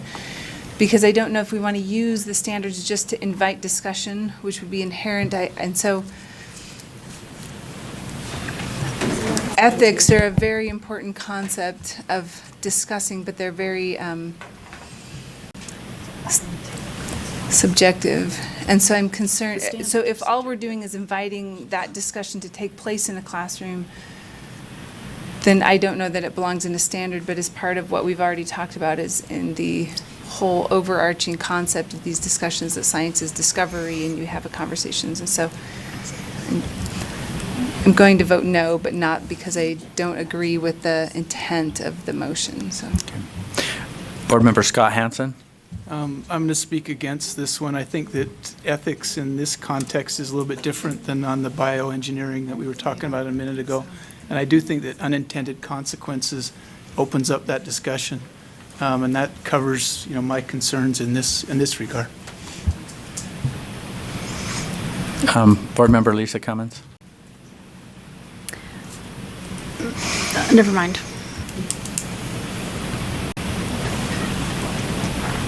Okay. Board Member Linda Hansen. I would agree with Brittany. I think we believe sometimes that everybody agrees with us and everybody has the same ethics as us, but that's not necessarily the case, and if we're talking about ethics in genetics or whatever we're talking about, are we talking about abortion? And then are we going to get 2 different views on abortion? Is that what we want kids to be discussing? I don't know. Okay. Board Member Lisa Cummins. Okay, I had it come back. Yes, you're going to have that conversation because it's already happening in the schools on abortion. The part that that concerns me is development of medicines.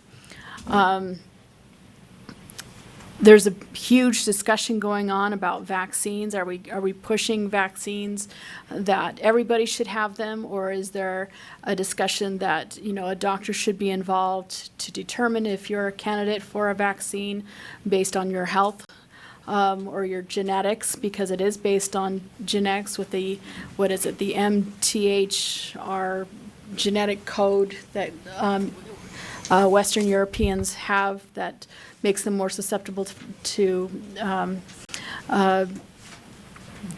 adverse reactions to vaccines. Are we? I think ethics needs to be discussed. I mean, these kids are having these discussions. I'm sorry, say that again. Okay, no. Whose ethics? Well, we have, everybody has. We're speaking to a motion here, so. So not a debate. the motion is to add that or not add that. Uh-huh. And so,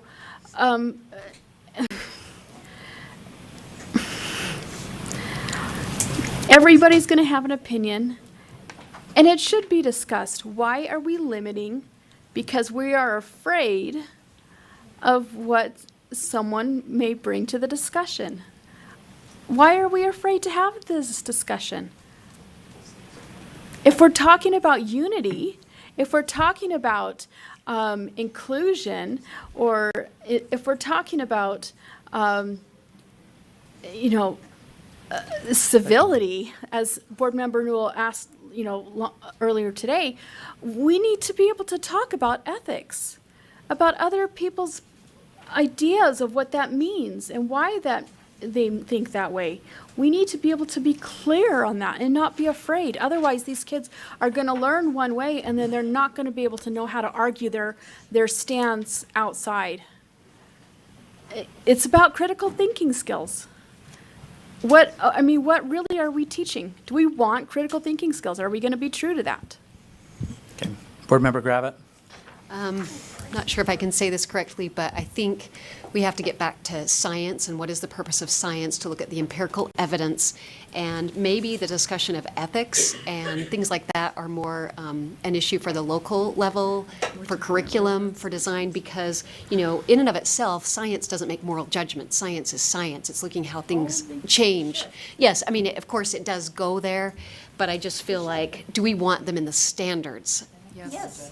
Okay, it's a question I'm just asking, and I'm kind of asking myself that. I just feel like that might be more appropriate at the curriculum level, because science in and of itself is looking at evidence, empirical evidence. It's not making laws. It's not doing things like that. Yes, it can affect stuff, but those are just my questions I'm asking myself and kind of asking you as well.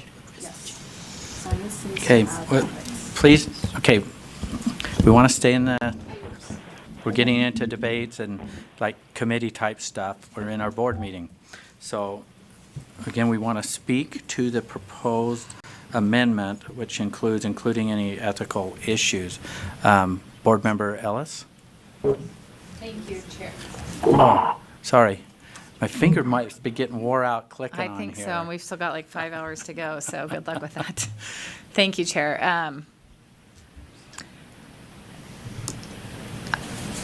I disagree that we shouldn't be having debates in here. I think that's part of floor time, but I'm not going to go there. I did want to talk to this amendment. So I think the concern is when the words designed chemicals, and because it's then a man-made chemical, or forgive me if that's not the scientific term, but because they're designed, and I do agree with Scott that unintended consequences can cover ethical issues. And ethics is an individual thing, but it doesn't mean that you tell the person what their ethics should be. When we discuss ethics, it doesn't necessarily mean I'm imposing my beliefs upon you. It means that I'm discussing the ethics that are involved in it, and then the individual can decide whether or not they think that's a problem or not. And so I think that this just enhances it. I speak in favor of it, but I also agree with Scott that as it stands, it could incite conversations in ethical, of ethical issues. I don't see a problem with it, but because of the designed chemicals,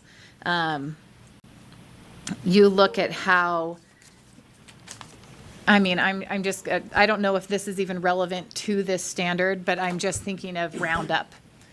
I would guess that fits in a designed chemical. And, there's a lot of people that are concerned, and scientific evidence to back it up, that there is a lot of ethical concerns with that use and what it's doing to the ecosystems, and it's creating a real world problem, but it also creates a benefit.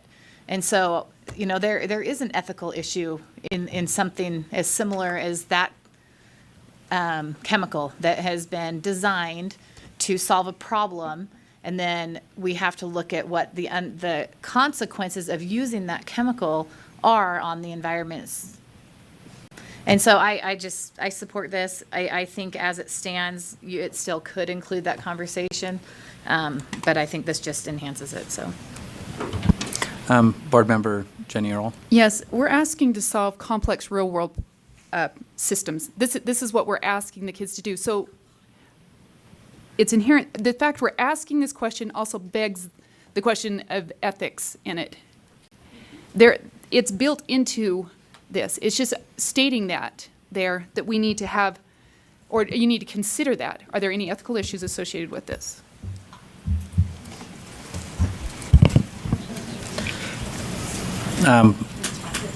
Board Member Davis? I guess I'm just, the unintended consequences kind of fits that role for me, but I just don't know if we're asking teachers to define what's ethical to a teacher might be different than what's ethical to me or someone else. I'm not sure, I guess. Okay, because you're asking that question, I would, and I haven't dove into a lot of them, I kind of stayed back, and there's been some pretty good, but let me ask staff, by including any ethical issues, the way that I'm reading, tell me if I'm wrong, because this is our standard, we are requiring, within our science standards, that whatever the ethical issues are will be brought into the classrooms. And how, in this standard, who's going to say what's ethical and not, and where are they going to get the curriculum that's going to align with this ethical debate? So I'm asking the question, is this going to be doable? So,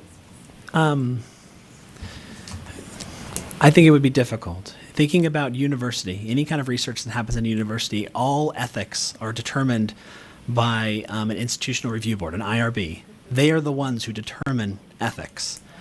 And so teachers don't have that. They don't have access to that, nor do students. Okay. So on a scientific level, that'd be difficult. Thank you, you answered my question. Okay, any other questions? Board Member Lisa Cummins?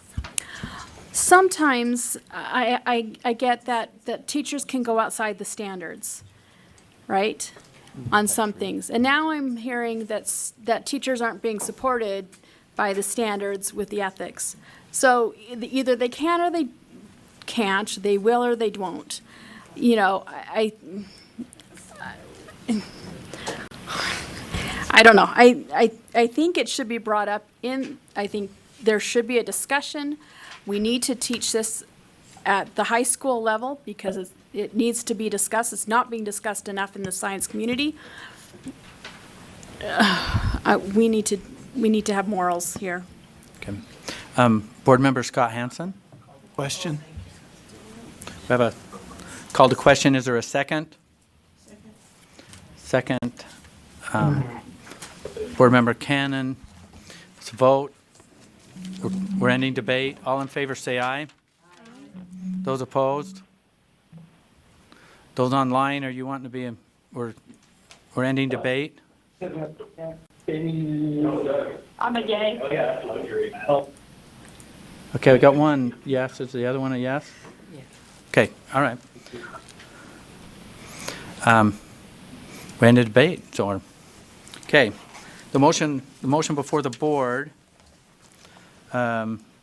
is to approve amendment number 23 as shown that has the 4 words including any ethical issues. Right? Okay. All those in favor say aye. Aye. Those opposed? No. Okay, with the ayes, raise your hand to be recognized. Board Member Earl, Board Member Lisa Cummins, Board Member Ellis. Are there any ayes online? Bolter is an aye. Okay. Scott?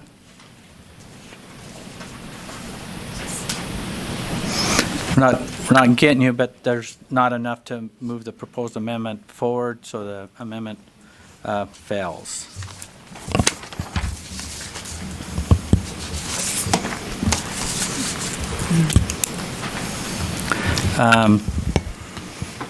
I've got through this, but I'm going to give someone else another chance to dive in. Board Member Scott Hansen? Motion to reconsider Amendment 10.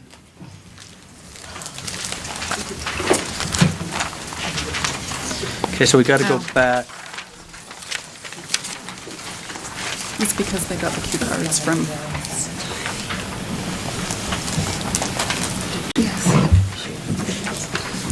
We got to go back to Amendment 10. You got to make sure you're on the It was on the prevailing side, yeah. He voted no, he's on the. You voted no?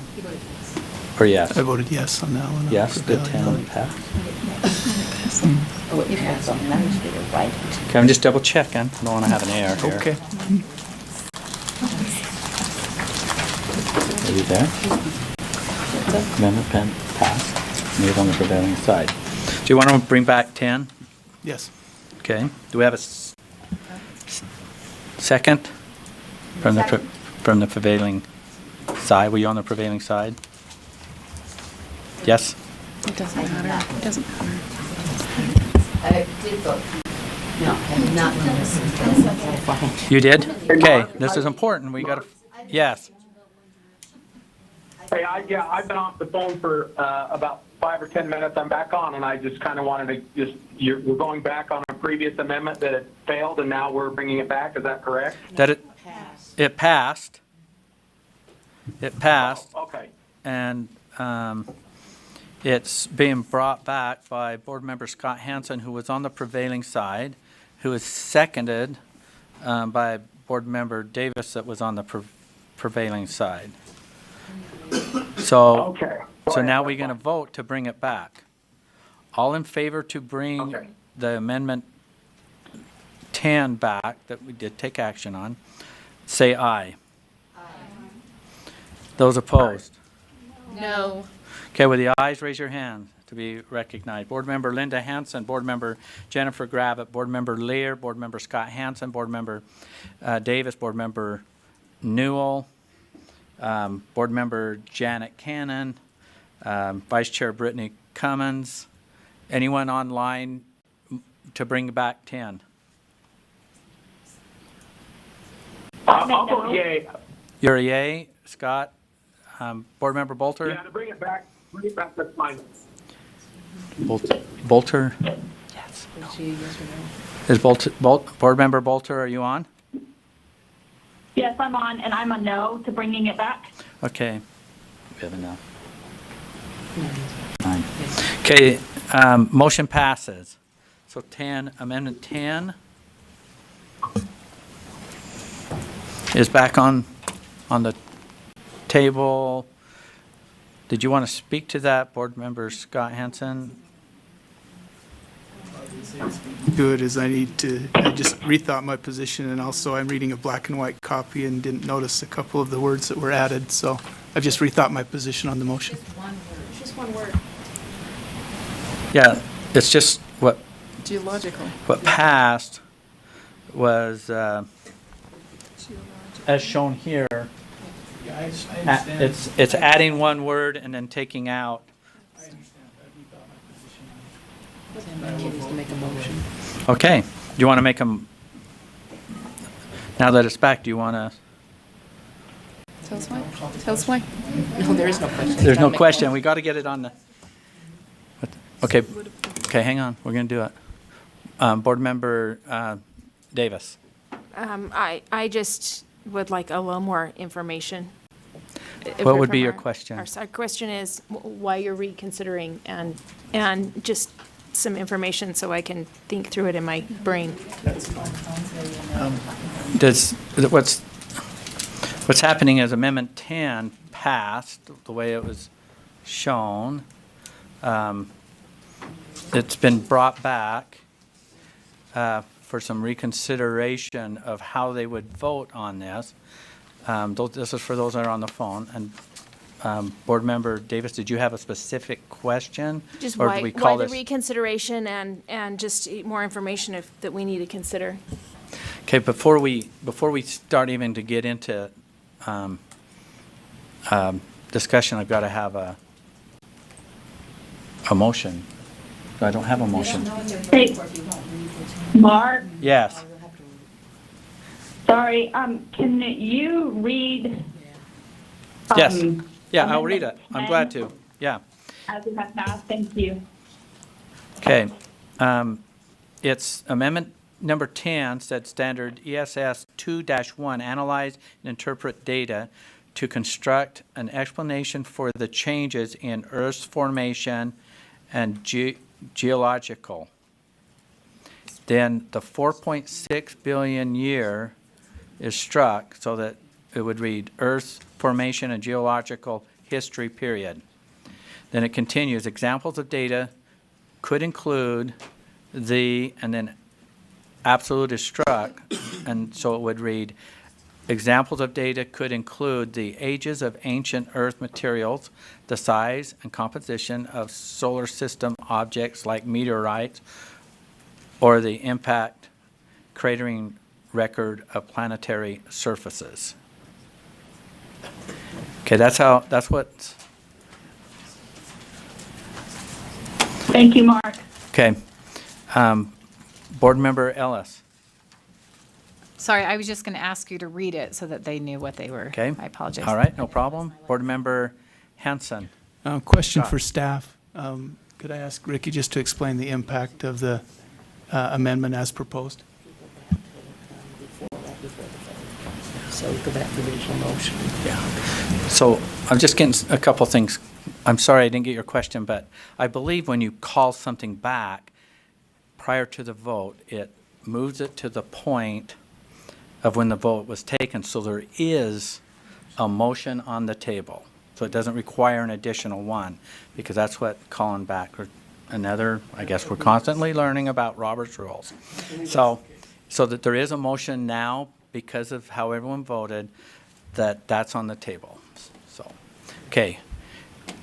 Cindy, did you have your question answered, or, so you, Well, I'm still there is a waiting. motion, you have a question? I had a question for staff. Okay, you had the question for staff. Okay, staff, will you please answer the question? So, first off, leaving it at simply geologic history, that scientifically is not a thing. What this is looking at is all aspects of Earth's history: geologic, atmospheric, the water, the living things. I mean, it's a lot more than just geology. So when it simply says geology, you are limiting this to a tiny portion of what it's intended to discuss. Another thing to mention is that the idea of a 4.6 billion year history is a tenet of Earth systems science. Like, that's an important piece that is verified in many ways. I mean, so that's very solid science. Okay, any other questions? So the motion on the table is, under Amendment 10, Standard ESS 2-1, analyze and interpret data to construct an explanation for the changes in Earth's formation and geological history, period. Examples of data could include the ages of ancient Earth materials, comma, the size and composition of solar system objects like meteorites, comma, or the impact cratering record of planetary surfaces. That's for the benefit of the people that are online that aren't reading this. Okay, Board Member Ellis. It's interesting how when we have a particular way of thinking, we can't see past that way of thinking. And as we've gone through this discussion all day and over the past several years, the mantra is always, oh no, we totally want everything on the table, we want everything questioned, and yet it's not really true. And so I just find that really ironic, that we put in these absolutes, and yet then we say that nothing's absolute and we want kids questioning everything, but I just don't believe it. It doesn't seem to be the practice. So my amendment is to remove, I want to strike both geological and so I want to strike after formation, Earth's formation period. That's it. And in my mind, can I speak to that? Okay, well, I don't have a second I'll yet. second it. Okay, we have a second. I second that one, the motion. Okay, you want to speak to your Thank- amendment to the Yes. motion? I expect and want children to learn that that thought that the Earth is 4.6 billion years old. I want that taught. I don't want the kids walking around thinking that that isn't something on the table, but I don't want it written in a standard as if there is, that we completely 100% are sure that that's exactly true. We have to be able to open up an environment where kids can question everything, and yes, that means even this. I'm sorry, but it's not really true science if you guys constantly are saying, yeah, we want them to question everything. Oh, but not that. Nope, not that. Sorry, that. Nope, we can't question that. I'm sorry to get so impassioned about this. It's unbelievable to me that we can't quite, none of us, all of us are guilty of this. We can't see past our own way of thinking. And, you know, it's interesting that somebody was questioning ethics and saying, oh, they're so subjective. These standards are subjective. There's so many things in here that are subjective and written in a way that are leading students down one particular school of thought and not opening up the world of possibilities to them. It just blows my mind. And I got an email saying that I am sitting here wanting to preach religion and teach creationism. I've never ever said that. That's not what I'm saying. Just because somebody is saying that this theory or that theory may not be 100% absolute does not mean that I'm trying to push religion into the schools. That's not what it means. And I think it's just so frustrating that people can't see past their own way of thinking. Let's put everything out there on the table. Let the kids research and study and question everything. And so that's my motion, to go to Earth's formation, and yes, please teach it, but also open up the possibility that that could be wrong. So Board Member Ellis, your amendment to the motion is to take out, to strike, and geological. Just end at formation. Does she want to strike the sentence after? I'm not sure that I see it. Okay. It does the. Okay. So is that right? It looks good as is, but my mic's not on. Just strike Okay. everything after Earth's formation. All right. Board Member Davis. So I was trying to think of an amendment to include. You can't because we have an amendment already to the Okay, amendment. I was trying to. Okay. Board Member Hanson. As it has to do with this amendment, it reminded me of something that one of the university professors who was on the writing committee said during the Standards and Assessment Committee meeting, and I thought it helped me. What he said was, this is science class. In other classes, you learn other things, but this is science class. We learn theories, we learn skepticism. This is where we learn science class. And so you do those things. You know, if you're going to go to a different class, you might learn something else. If you're going to go to a history class, you're going to learn something else. But this is what we learn in science. This is what science is. And that's what we're putting together here. We're not putting together a religion class. We're not putting together a history class. We're not putting together anything else. We need to stick with the science standards. Okay. We have a okay, you know what we have, so Board Member Lisa Cummins. I am just going to put in a caveat. All Common Core standards are integrated. Okay.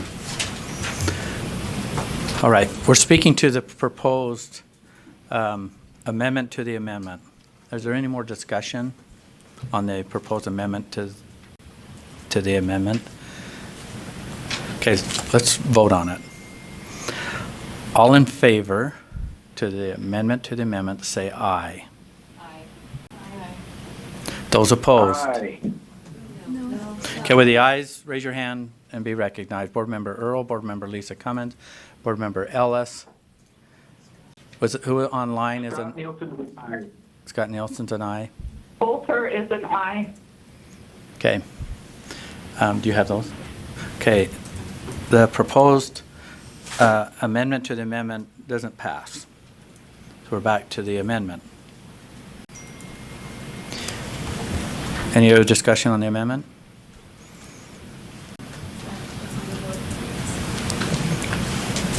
Okay, I'm gonna read it one more time, and then let's vote. This is Amendment 10. The standard ESS 2.1, analyze and interpret data to construct an explanation of the changes in Earth's formation and geological history. Examples of data could include the ages of ancient Earth materials, the size and composition of solar system objects like meteorites, or the impact cratering record of planetary surfaces. Okay, Vice Chair Brittany Cummins. Chair, may I ask a question to staff? Yes, what would be your question? So I just, the term absolute age, is that a technical term? Okay, I just want to, thank you. Okay. Yeah, will you answer? So would you like me to respond? There are two different, when it comes to this kind of stuff, we measure it in two ways. We have relative age and we have absolute age. And those are two different measurements. The research describes relative ages in 6-8, but absolute ages in high school level. Okay, does that answer your question? Okay, we're going to vote on the amendment as written.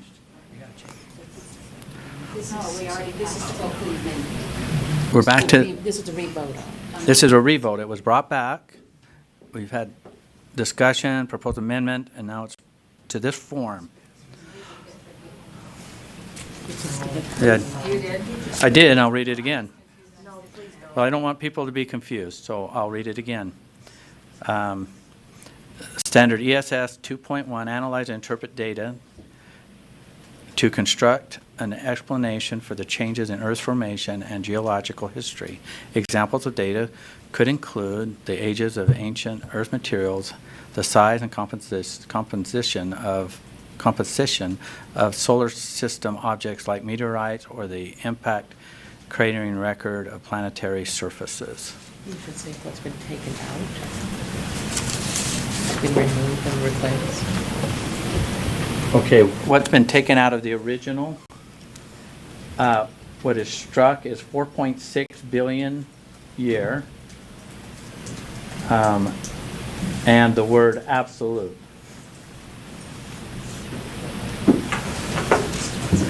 Okay, are we ready to vote? All in favor of Amendment 10, as I read it, say aye. Aye. Those opposed? Aye. No. Okay, with the ayes, raise your hand and be recognized. Board Member Ellis, Board Member Lisa Cummins, Board Member Jenny Earl. Who online? I'm an aye. Scott Nielsen is an aye. Bolter is an aye. Okay.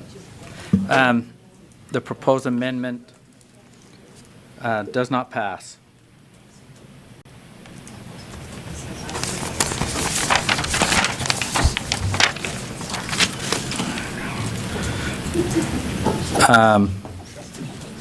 Board Member Cindy Davis. I'd like to bring back Amendment 12. I voted no. I was on the prevailing side, but I meant to vote yes. Sorry. I don't know if it'll change anything.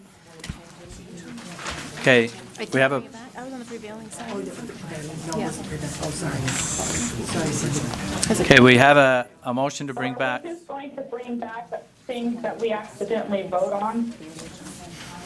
Okay, well, this is your board meeting, and so people, if they're on a prevailing prevailing vote, they can bring something back if they choose. We're still working on the standards. So we have, okay, we have 12. Is that right? Board Member Davis, you wanted to bring back 12? Okay, and you were on the prevailing? Okay, we're just confirming that for, is there a second that was on the prevailing of 12? Didn't it require a second? I thought it did. Thank you for reading that. Okay, all right. Are you verifying she was on the prevailing of 12? Okay, we're searching back for 12. Okay, so that failed with 4 in favor and all others opposed. So she would have had to be, okay, so she was on the prevailing side. Okay. on the prevailing side, which was on the opposed. Okay. So that means, Sounds like it's okay, not we're gonna. going, now we vote because it's eligible to come back. All in favor of bringing 12 back, say aye. Aye. Those opposed? Amendment 12. Okay, will the ayes be recognized? I guess I'm. Yeah, she's an aye. Okay, motion fails. Okay, we're still, Board Member Scott Hansen. I have a motion going back to the introduction. Two. Okay, the one thing that we want to do, I think we've got through all of the body of everything, so we were putting that to the end, so we're going back to the introductions, right? If we're at that point, I have a Yeah, I motion think for we the are. introduction. Okay. Okay, Board Member Scott Hansen. Okay, I move that the Okay, I paragraph- need you to get really close to them, because I've got a lot of side chatter and I can't hear you. Yeah. Okay, I move that the paragraph that says science is principled and enduring. You can find that, if I can find it.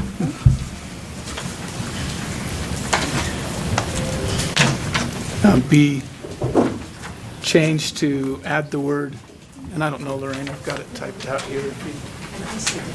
Oh, you did? Hey, in the interest, while we're in the middle of trying to make this motion, how many more motions do we have? Proposed motions? I have at least one. Okay, I'm just trying to Is this the inventory it for a introduction? break or something. What's Yeah, that? I have one. I want to move this discussion till the end, because there's. Hey, while everyone's okay, I'm going to come back to where you're at. We're trying to put our motion together, and I know a bunch of people are kind of dancing and going this on their clock and that. So we're going to take a 7-minute break, which should be enough time to get downstairs or upstairs and get back.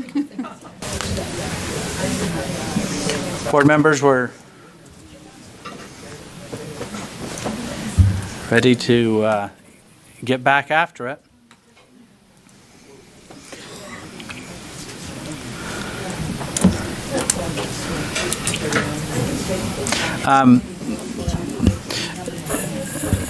Deputy Superintendent Jones, can I ask you a quick question while everyone's getting, it's not relevant to science standards, so feel safe, you're in a good place. I'm going to talk about safety. There's some different things happen after 6 o'clock. It seems like your lockdown kind of stuff happens a little different. Is there anything the public needs to know, and will you turn your mic on and so? Just in case we have people listening in the building. There you go. Deputy Superintendent Okay, Scott Deputy Jones. Superintendent of Operations Scott Jones. So here's the situation of the building as of 18 hours, 6:18 People might not p.m. know what that means. Right, yeah, 6:18 p.m. So the doors, access to the public is not denied. The doors are secured, so we'll monitor the door and allow any public entrance that if they feel they need to still come and be part of the board meeting. Obviously, we're streaming. The system will keep going as long as the board keeps going. We'll keep it streaming. The elevators, you do need to badge in and out. We ask that no one access or enter into any of the stairwells. So exits and entries are here and back there, right? So you can egress or go into the street. Going out that way. You don't, okay, I know. In an emergency, you can egress to 500 South, but otherwise, please access and enter and exit the building normally through the two double doors to the parking lot. So, restrooms are on the bottom floor. If you do need to go to the restroom, you need to use your badge on the elevator. You strike your badge against the reader and hit the B button for basement. So, Okay, public that doesn't have a badge, then somebody they that they does? come up to Scott, tap him on the shoulder, and Scott will take him down on the elevator. If Scott's engaged with the board, then Scott will defer to Cammie Wilcox or another employee. We'll escort you down. No worries. Just ask us right here. We're all right here for you. So. Okay. Okay, sir. Hey, thank you. Yes, sir. Okay, we're back from our break. We're doing amendments. I left it with Board Member Scott Hansen had a proposed amendment to the introduction. Is that true? Okay, will you turn your mic on and? That's where we're at. Okay, here we go. And I'll proceed with this proposed amendment. It's on the board here. This is to the paragraph that begins science is principled and enduring. You can see the additions underlined. So it would read scientific knowledge is constructed from empirical evidence. Therefore, that's added, is both changeable and durable. Science is based on observations and inference and understanding of scientific laws and theories. Use of scientific methods, creativity, and collaboration. The Utah Seed Standards are based on current scientific theories, so that's added, which are powerful and broad explanations of a wide, I'm getting into trouble here, a wide range of phenomena, but they are not simply guesses, nor are they changeable facts. Science is principled, and then it's limited to observable evidence. Science also enduring, in that theories are not only accepted, are only accepted when they're robustly supported by multiple lines of evidence. History of science demonstrates how scientific knowledge can change and progress. It's rooted in the cultures from which it emerged. Scientists and engineers in the communities that support them are responsible for developing scientific understandings with integrity, justifying claims with, and this is added, existing and new evidence, and engaging in argument of competing, or interpreting competing explanations of phenomena. Changing models purposefully, and finding applications that are ethical. That's the motion. I'm sorry, is that not? There were a few words in the next to last line that you changed. Yeah, it should be what's over here on the right. Interpreting competing explanations of phenomena. Yeah.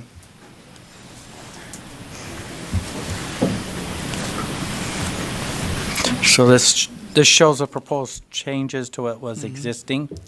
That's right. Okay. And if I could speak to the motion. Okay, so we have a motion. Oh, we need have a second. Yeah. Okay, we got a second. Discussion to the proposed amendment. Hey, if I may, Chair. Do you want to speak to it?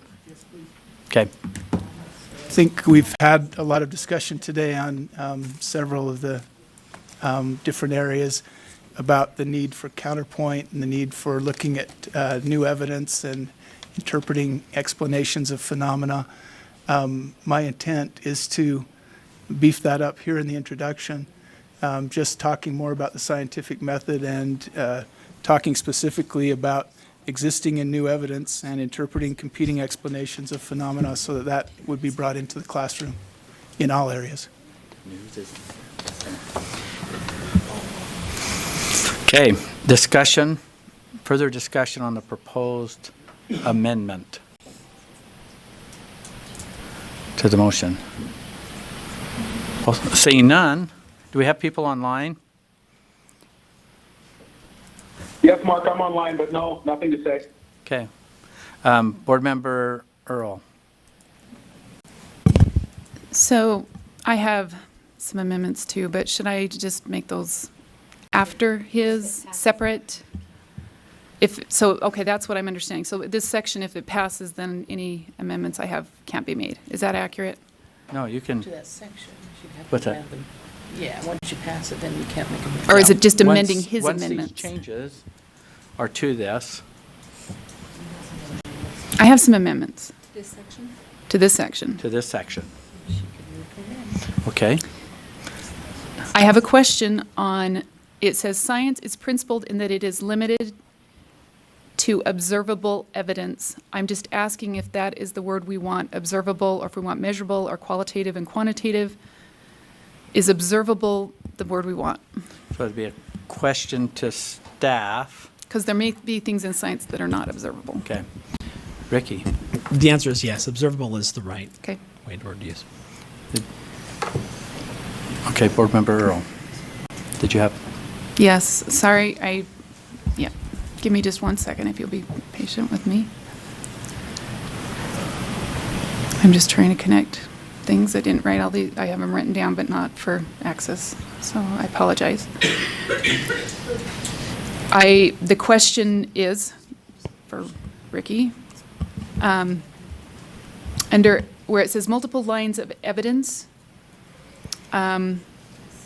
I'd like to add "and supported by peer-reviewed methods." Is that inappropriate to put in there, or is that something that scientists do? So this is your amendment to the amendment. Yep, and supported by peer-reviewed. I don't know if methods is the right word. Methods is what I had. Okay, will you repeat that one more time? Supported by peer-reviewed methods. I think methods might not be the right word. Sorry, I'm having to read it That's through okay. in context. No, I apologize for not getting it to you ahead of time.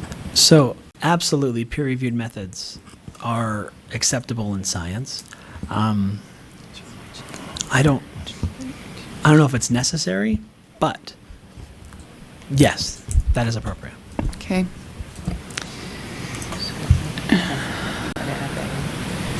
And did I?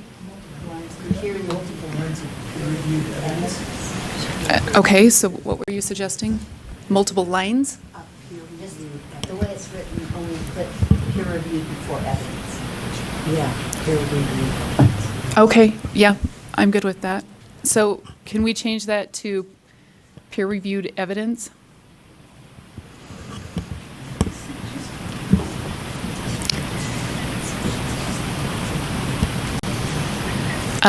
My other, I think we need to change the word. It's second from the, where are we at? Second from the last line, it says justify.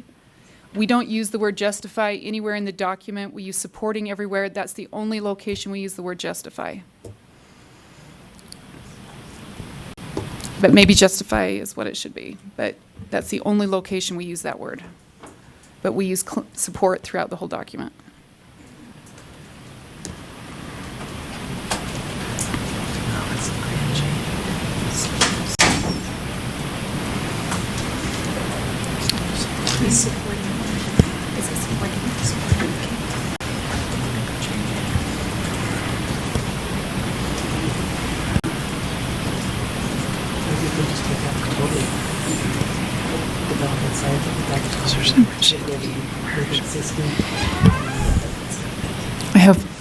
I have one more amendment.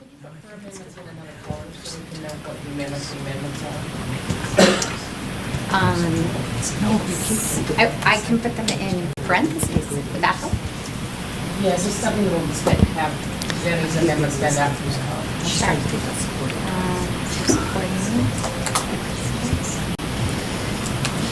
Okay, and then this is back just a little bit. It says the history of science demonstrates how scientific knowledge can change and progress and is rooted in the cultures from which it emerged, but is I would like to add, Stacy, where I'm at. It's right, it's between emerged and scientist. I'd like to add, but is continually changing to meet the needs of all people.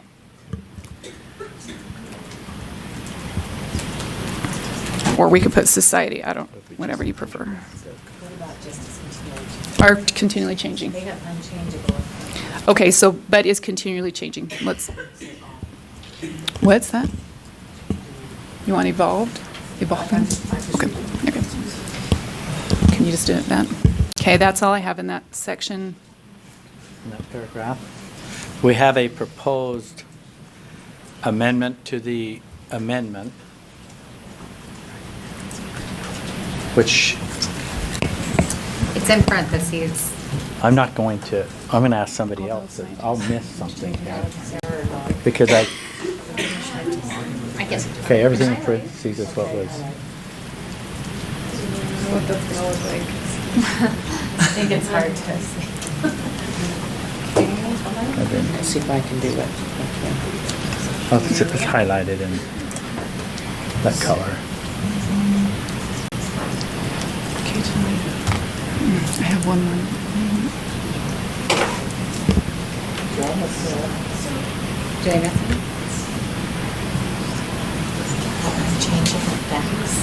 Also, the new place on justifies. What do you want? Where are we at? See, I've gone all the way through that. There's no exploration because they've already decided. How do you get past the change in the facts? They're thinking of like theory of gravity. Wait, scientific theories aren't. Who would justify it? They're not. So Okay, so it's not new. So just strike it? I don't know. I don't know at this point. Do you think that's it? You know, yeah, I have one more. I have scientists, comma, we have the word and, but I wanted a comma, scientists, comma, engineers, and you could use citizens, strike the communities that support them, are responsible for developing scientific understanding with integrity. I think it's not just, okay, well, I'll speak to that in a minute. Scientists, engineers. And society, and then strike the communities that support them.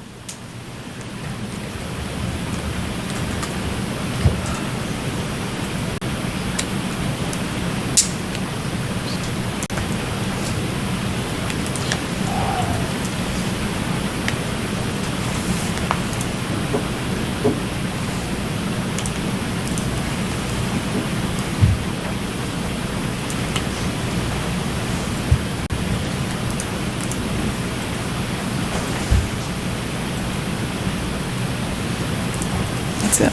Is that it? That's it. Okay. So the amendment to the amendment, all the changes are highlighted.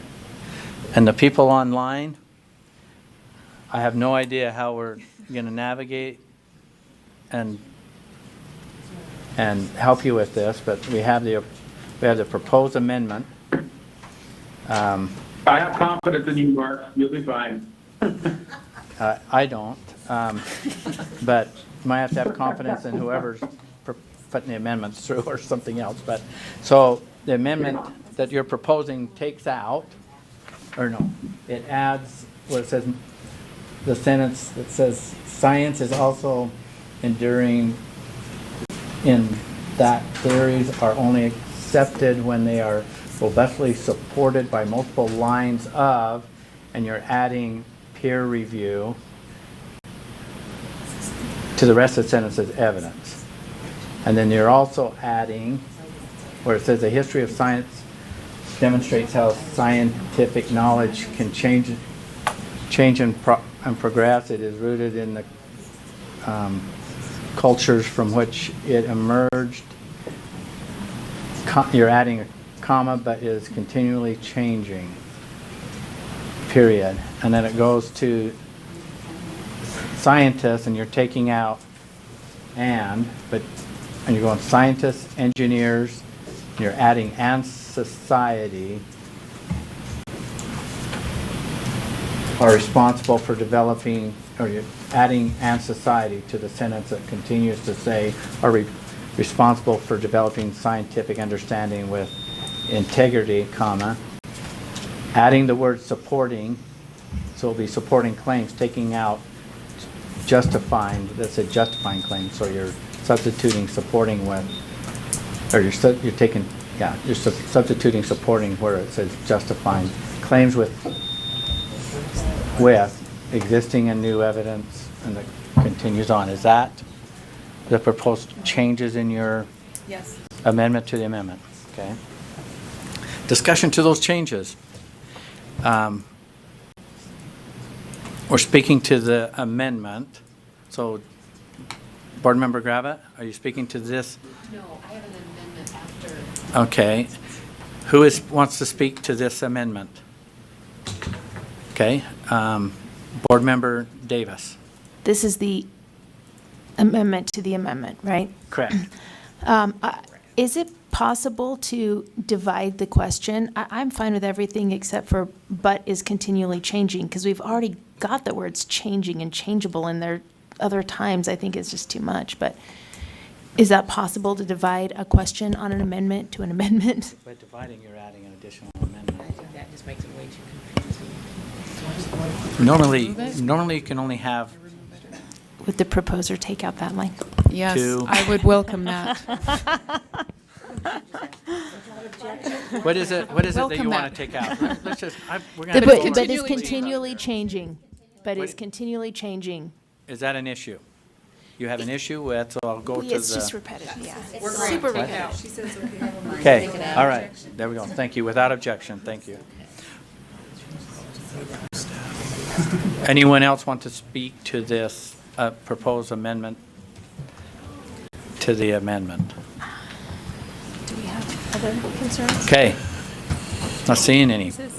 All those in favor of this amendment to the amendment, say aye. Aye. Those opposed? No.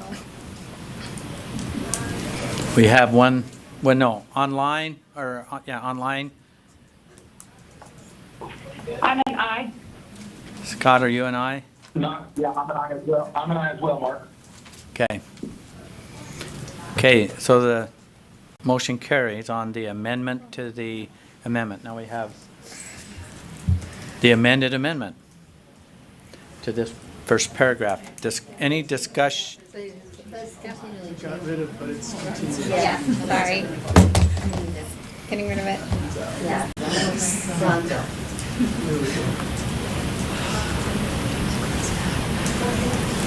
Okay, does that read how it was amended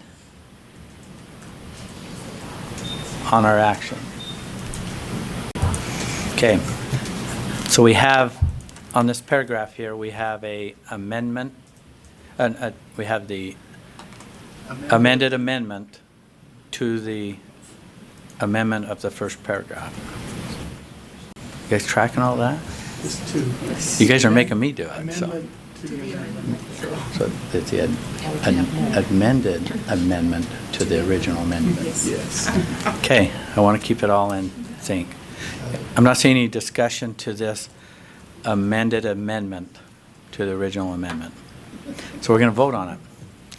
All in favor say aye. Aye. Those opposed? Aye. It's sounding pretty unanimous. Scott, are you an aye? Yes, sir. All right, it was unanimous. All right. Okay, board member Gravitt. Okay, so I have an amendment to the original amendment. So I'm going to Oh. take everyone back off so you guys can get, no, let's see, hold it, you have her in? Cindy? Lorraine, if you could put that up, pretty Hold it, please. Hold it, I had. I'm getting there. I mean, in I the know, queue, when you get to Gravitt, it. Linda, and I think Cindy was in. Okay, board member Gravitt. Okay, so my amendment is to approve the K-5 and 9-12 Science and Engineering Seed Standards Draft 3 as amended, including grammatical and technical changes, and direct that the introduction be made consistent throughout all the seed standards. I think, let's put that up there. Yeah, you had it up, and then Yes, I it, did. I've got my wrong thing. Sorry. and then it You don't disappeared. get to see my minutes here. So she's just, Yeah, I'm just adding that the introduction be made consistent through all the seed standards, so that they're not Okay, well, let's get a inconsistent. second, and then Oh, we'll speak to right. it. second. Okay, we have a second. You want to speak to your amendment? I just want to make sure that these are consistent with the 6 through 8 science standards. So I just wanted to put that in there, that the introduction be made consistent throughout all seed standards. And then I wanted to make sure we added the grammatical and technical changes, because we still have some grammatical things and technical things that haven't been done, but we don't want to take the time here to make word changes and comma additions, so that's why.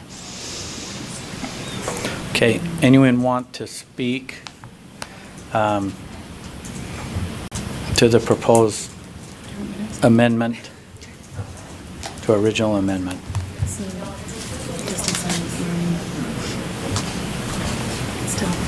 No, he's holding off. Board Member Ellis, well, people are just lining up in the queue to, so I want to just recognize that. I'm not seeing any discussion. So the amendment before the board is that the board approve the K through 5 and 9 through 12 science and engineering education seed standards draft 3 as amended, including grammatical and technical changes, and direct that the introduction be made consistent throughout all the seed This part is standards. the amendment. Just Yeah. That part's amended. Okay, so what? Yeah, I just Oh, added it. let me restate the amendment. The amendment is, well, that's not what she said. She read the whole thing. I did. Oh. Yeah. Okay, so the amendment is to include grammatical and technical changes and direct that the introduction be made consistent throughout all the seed standards. Okay, all in favor, say aye. Aye. Those opposed? Okay, those online, Scott, how did you vote? I'm an aye. Okay. Bolter on? Yeah. Board Member Bolter, are you online? Yes, sorry, it took me a while to get it off mute. I'm an aye. Okay. Motion carries unanimously. That was the amendment. Now we have to do the. Yeah, the amendment, the motion that was the amendment. Okay. Now, okay, hang on. Oh, I'm hanging on here, and I'm telling my phone to hang on, my watch to hang on. Okay. Next. I think she was in right after, and so I called on her. So I think it's this one. Board Member Hanson. I move that we call the question, I call the question on the main motion as amended.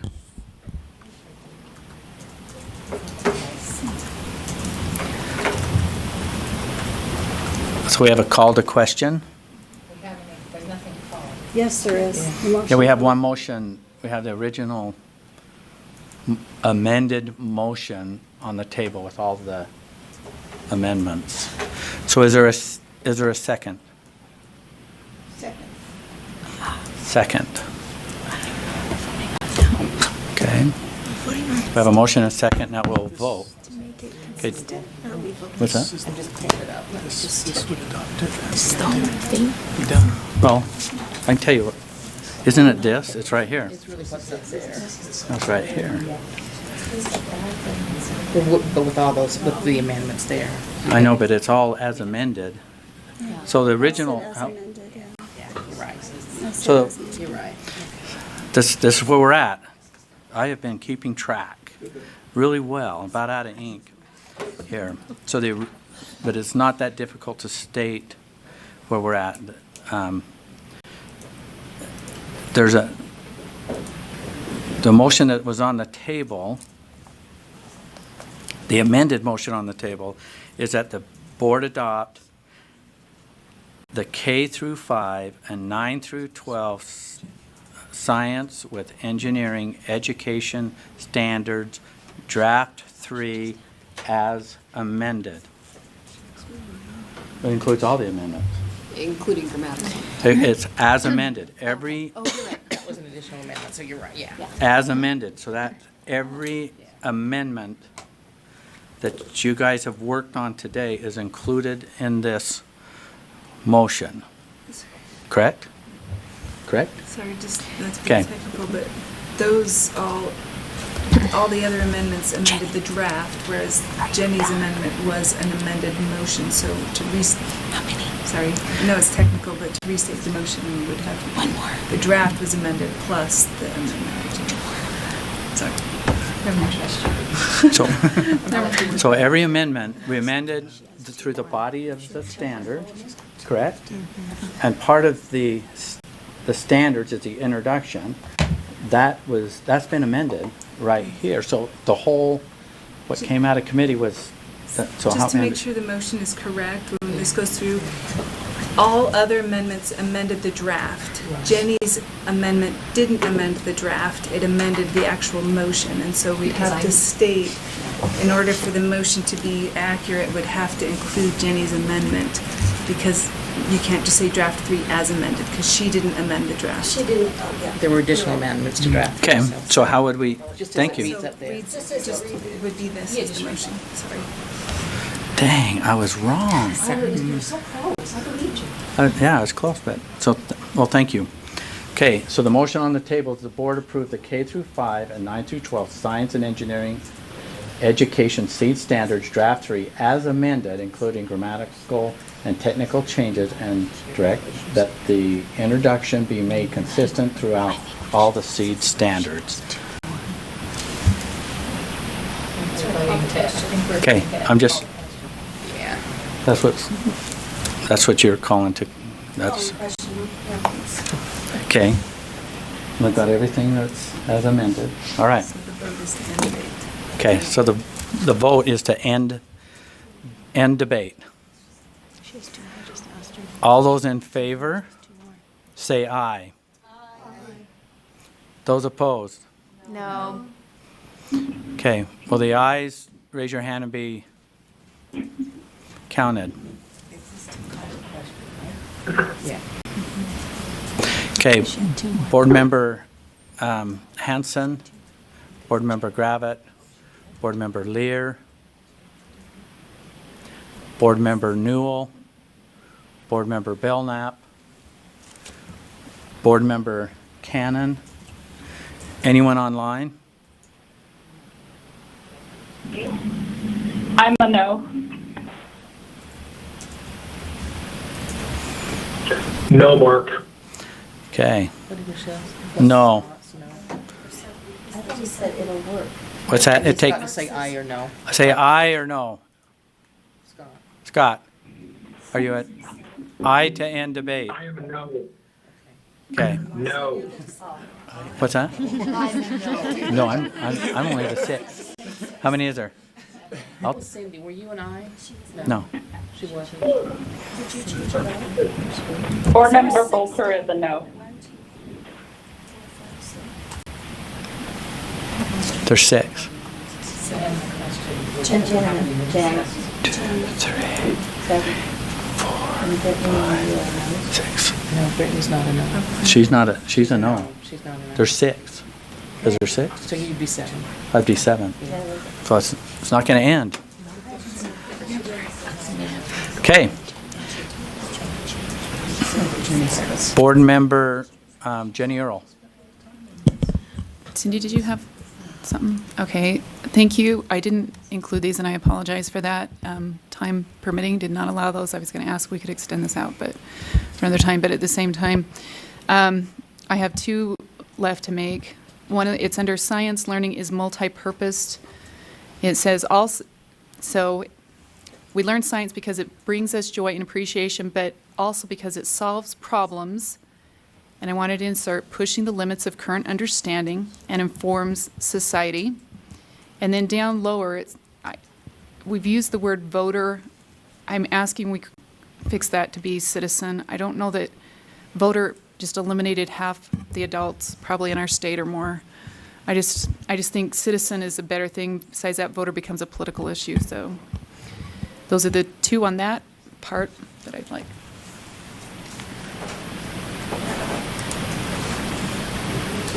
Have we shown? The last phrase is redundant. Jenny, is this in the introduction? Sorry, Where is it's this? science learning is multi-purposed, so it's right here. Right, but where is it in the? It's in the document? introduction. It's under principles of learning, page 2, Okay. like a third of the way down, second to last paragraph. So,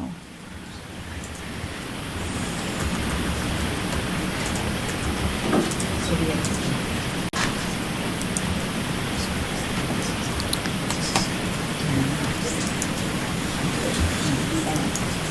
That's basically, so what is theirs? Is all the green, right? It's all your green is yours. yes. Okay, That's it. did we get a second? Who second? We have a second. Okay, you want to speak to your motion? No, I just think that those are, add to the wording of it, so. Okay. Discussion to the amendment. Board Member Ellis, are you going to discuss to this, or are you saving in the queue for something? I want to talk about the final vote. Okay, you're on another one. I didn't know she was going to. Okay. Okay, I'm not seeing any discussion, so for those online, the changes are adding to the sentence that says, "We learn science because it brings us joy and appreciation, but also because it solves problems." And this was added, pushing limits of current understanding, to the rest of the sentence that says, "and informed society." Further on, under science learning is multi-purpose, there's a sentence that says, "So not only is science a tool to be used by the future engineer or lab scientist, but also every," and the word inserted is citizen instead of voter, so voter's taken out. And it says every artist and every other human who shares an appreciation of the world in which we live. And then under the heading, all students are capable and deserving of, Oh, I didn't- deserving of science learning, it's taken out That's- and deserving, correct? That's my second motion. I didn't want to include those in two, so if you don't mind. I'm, Okay. yes, just this right here. Does that make sense? Okay, strike that last part. Yep. So those are the changes under science learning. Cindy, did you have a? I have an amendment to the amendment. Okay. I'd like to change the word pushing the limits of current to expands, solves problems, expands understanding, so forth.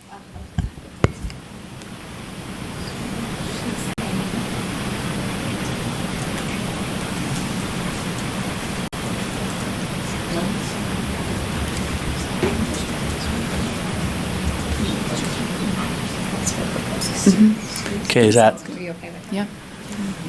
this amendment to the amendment, is there a second? Quite a few seconds. Is there any discussion to the amendment to the amendment? Seeing none? There's a comma now. So the sentence, for those that are online, would read, "Science learning serves many problems. We learn science because it brings us joy and appreciation, but also because it solves problems, comma, expands understanding, comma, and informs society." Okay, let's vote on the amendment to the amendment. All in favor, say aye. Aye. Those opposed? That was an aye. Board Member Bolter? Bolter. Are you- Bolter is an aye. Okay. I don't hear any nays, so it passed. The amendment to the amendment passes unanimously. Now we're to the amended amendment. This is under science learning is multi-purposed. I'm not seeing any proposed changes or any debate or anything happening here, so let's vote on it, on the amended amendment, which is basically how it was read previously, with the exception of further in the body, voter is replaced by citizen. Does anyone have any objection to what I've just said? Okay. Let's vote. All in favor, say aye. Aye. Those opposed? Okay, those online? Board Member Bolter? Aye. Okay, that was Board Member Scott Hansen, was an aye. Board Member Bolter? Aye. Oh, Scott Nielsen, sorry. It is getting late. I know it. I hear you. Okay, passes unanimously.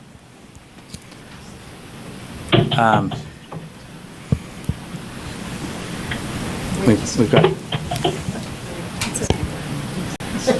this one now. So who's up? Earl? We're trying to keep everyone in the Okay. queue. So is this board member? Oh, Davis did the Cindy, last do you one. have one? Board member Earl. Okay. Yes, this is my last amendment. You can all share. So I think, thank you, actually. Can I just say that just because where we're at? I appreciate you allowing the opportunity. Okay. All students are capable, I would like to remove and deserving of science learning. And then under all students, strike deserve, can learn. And I think it's up there. The reason why to say someone is not or is deserving would also imply that that others have been not deserving. I just think this is not the, I think it doesn't portray what we want to portray. All students are capable of science learning. We don't have to do this deserving, not deserving, or creating some kind of a, trying to figure out what that even means. I don't think that belongs there. I just think we simply say kids can learn, and that says it in both of those. The deserving implies something more. So Okay. that's why I would make that recommendation. Okay, we have a motion. And do we have a second? Second.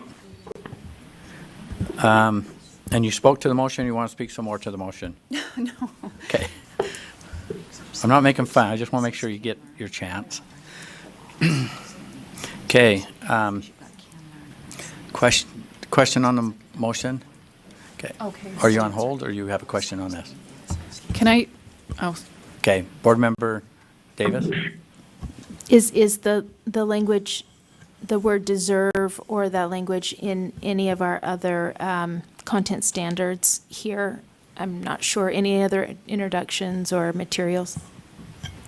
Is that a common thread through our change it to capable. Okay, it's a question for Standards. staff. Does staff want to respond to that? Oh, sorry. Okay, there you go. So the intent of the writers, and again, they're not here to speak to it, but my understanding, the intent of the deserving was specifically to K2 students. Many times K2 students do not get access to science. It's not taught.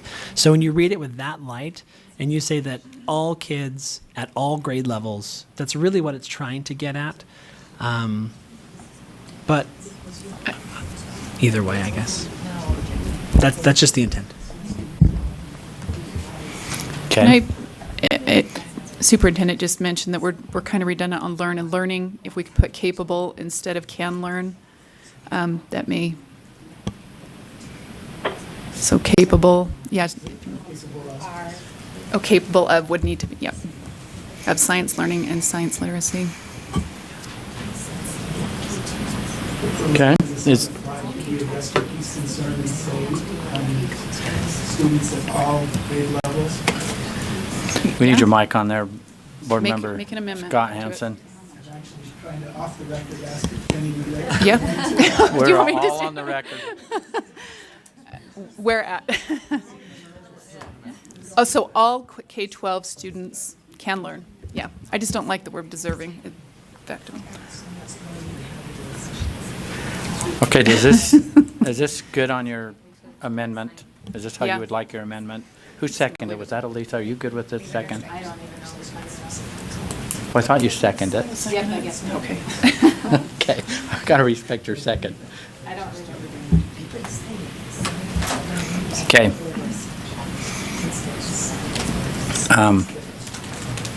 This is the amendment to the amendment. Okay, I don't see any other discussion, so let's vote. What's that? It's just an amendment. It's just an amendment. Yeah, It's just one. amendment to the original amendment. Okay. I'm not going to let that last amendment leave. It's got to be there. This is how we are. Okay, all in favor say aye. Aye. Those opposed? Okay, online, Board Member Scott Nielsen. I'm an aye, sir. Okay, Board Member Bolter. Aye. Okay, voting was unanimous.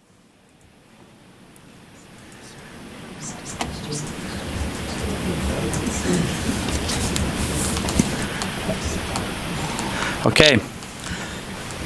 I'm not saying any other proposed amendments to our amended amendment. Can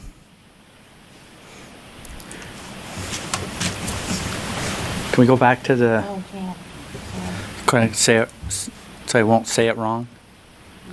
This is really, well, she's bringing this up. Thank you so much, staff and everyone. I think we're getting to the big vote. So thanks, staff. Thanks, everyone that worked on this. Everyone for your patience. This is really important. And it's got, you know, it's a good thing. Okay, here we go.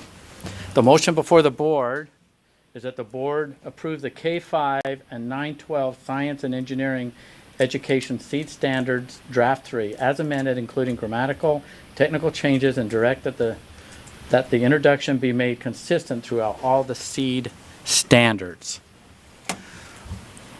All those in favor say aye. Oh, hang on one sec. Board Member Ellis.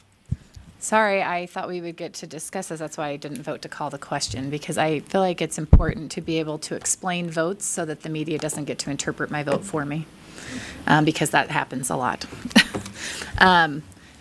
I appreciate all the work and effort that goes into the standard writing process. I have been a vocal opponent of national standards for close to a decade now, and because these so closely align with those, I can't support them. And I would urge the board to really look more closely at the standard setting process. It's really frustrating for me, and it has been throughout the process of setting standards that we aren't just, this shouldn't be happening today. We should be having a separate meeting with the full board to go through these, not just the standards committee, because then they feel like they have ownership over them, and it becomes an emotional thing where the whole board should be involved in that discussion, so that it doesn't have to be so divisive. I feel like the standards, having the standards go straight before the committee and then coming to the full board is creating a lot of divisiveness, because they feel like they've already debated and discussed some things, and then we're calling those discussions on the table and questioning those because we don't feel like we were represented in those meetings. And when we're put in line as if we're a member of the public, it's not worth my time to drive an hour down to a committee meeting for a 3-minute time period slot. And so I would just urge you, I know that I won't be here any longer, and in some ways I'm glad I got to be here today, but also really sad.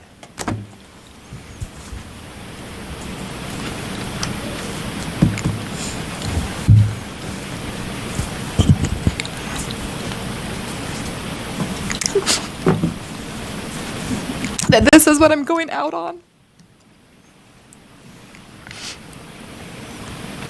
Sorry. So I'd ask you to please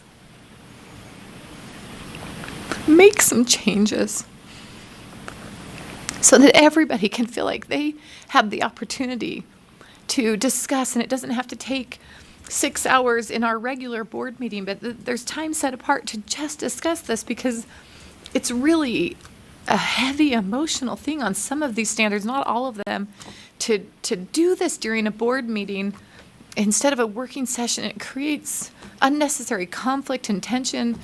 And anyways, I just would ask you to please continue to look at that so that the citizens and the board feel like they have more impact and say in how that is. And I appreciate the writing committee. I know they probably don't feel like that. But if we're going to rely so heavily on their opinion, I would ask you to look at policy that lets the board have a say on who's on that, so that we can make sure that it has a diverse viewpoint represented on the writing committee, and that we don't just have people in the education community, but also people that are out in the public sector or the private sector. Anyways, there's just a lot of things that I think improvements can continually be made to, and we're working on it, and I appreciate all the changes that have been made thus far, but I think there's still work to be done.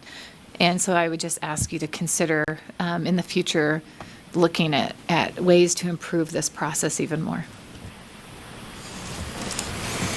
Okay.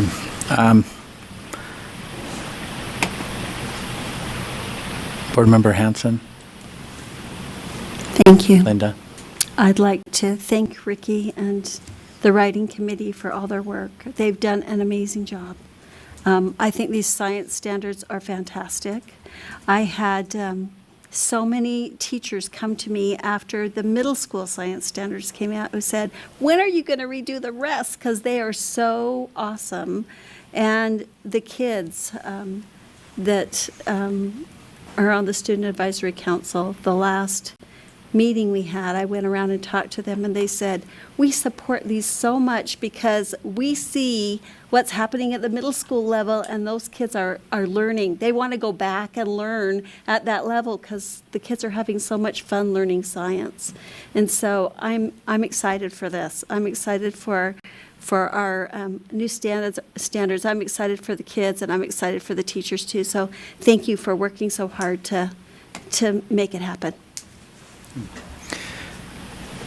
Board Member Lisa Cummins? Thank you, Chair. You have to forgive me. I just found out a dear friend passed away.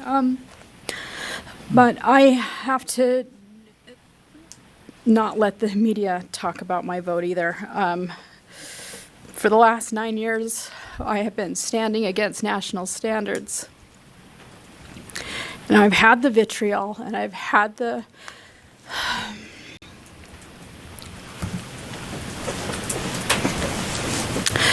all the negativity, and I even had a chair thrown at me once. Sovereignty is an important issue with every state in the union. And when we see evidence, even before this grand experimentation started, that certain ideas, certain ideologies, certain agendas have a destruction notion with them, we need to speak up. We need to call out. We need to cause concern. We need to have a discussion. And that's what I hope that I brought to the table, was the discussion, was an awareness. It's not about not having standards. It's not about not silencing one side. It's about hearing the other side.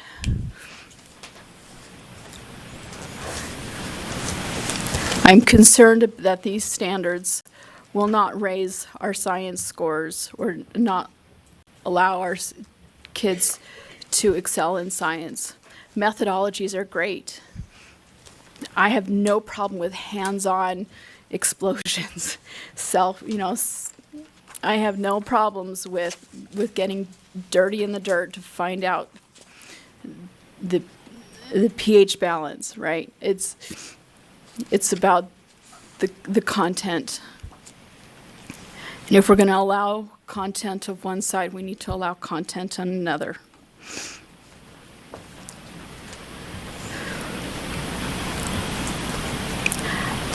That is the only reason I'm voting no. Rick, I support you. I know you've worked hard. I know the writing team has worked hard. I want more. I think our students deserve more.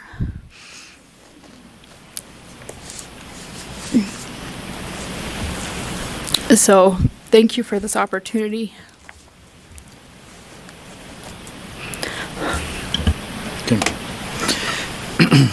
Board Member Jenny Earl? Yeah, just real quick. I'm just going to read here from it. It is not enough for students to read about science. They must do science. They should observe, inquire, question, formulate, and test hypotheses.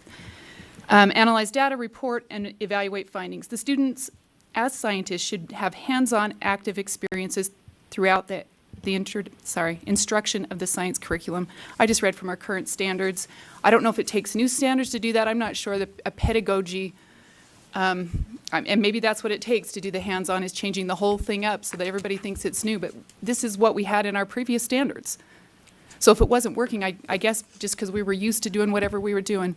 I too have attended a number of meetings with and observed what took place, of which I know one individual said, this has got to be the most boring day. Well, actually, no, it wasn't. And I don't know, maybe that's, I thought it was intriguing to watch the dialogue and why use this word, why not use that word, and to watch the process itself. So I do appreciate that. Just because I proposed amendments does not mean I don't appreciate the work of the dedication. These are very dedicated people that are passionate about what they do.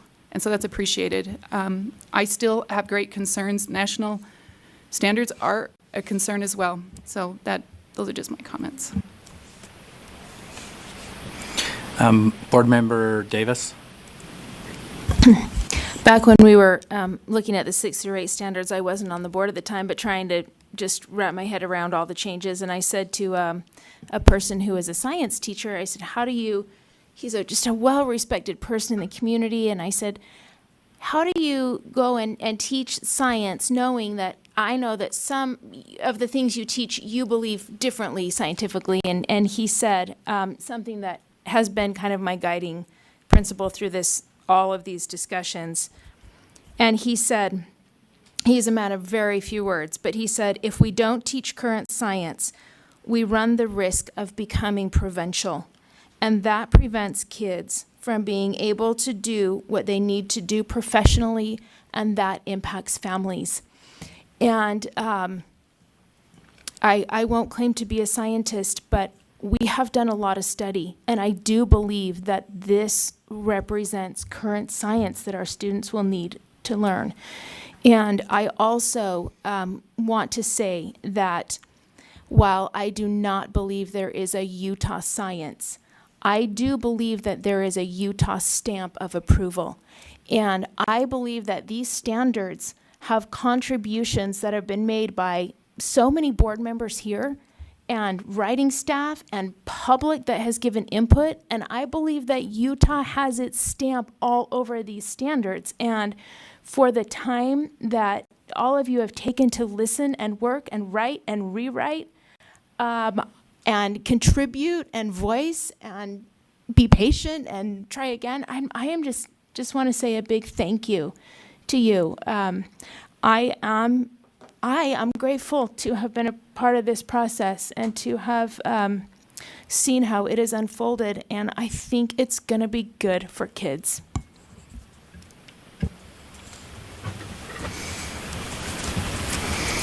I'm not seeing any other comments on that, so I'll... Mark, can I speak up just for a minute? You bet. Okay, we have Board Member Nielsen. I know that the work that has gone into this is tremendous, and those are involved are passionate about what they do, and I'm very grateful for that. I do have some very strong reservations on some of the standards, on some of the things that I disagree with. However, in my own heart and my own mind, the people I trust the most, for the most part, are Utah teachers. And so I with some reservations, I think that this product can be something that can be very beneficial and very good. I, too, am very, very leery with, like Alisa, of national standards. I don't like it. I don't think it's good. I don't think it's innovative. However, in this circumstance, I think it's a job that is well done despite my reservations. Okay. Mark? Yes. Board Member Bolter. Sorry, thank you. I just wanted to say, first of all, Mark, thank you for running a good meeting. I really appreciate it. And I, too, have been going back and forth because I know that we have the science standards for 6 through 8. And I know that to not change these would be inconsistent. I keep going back and forth on what I should do.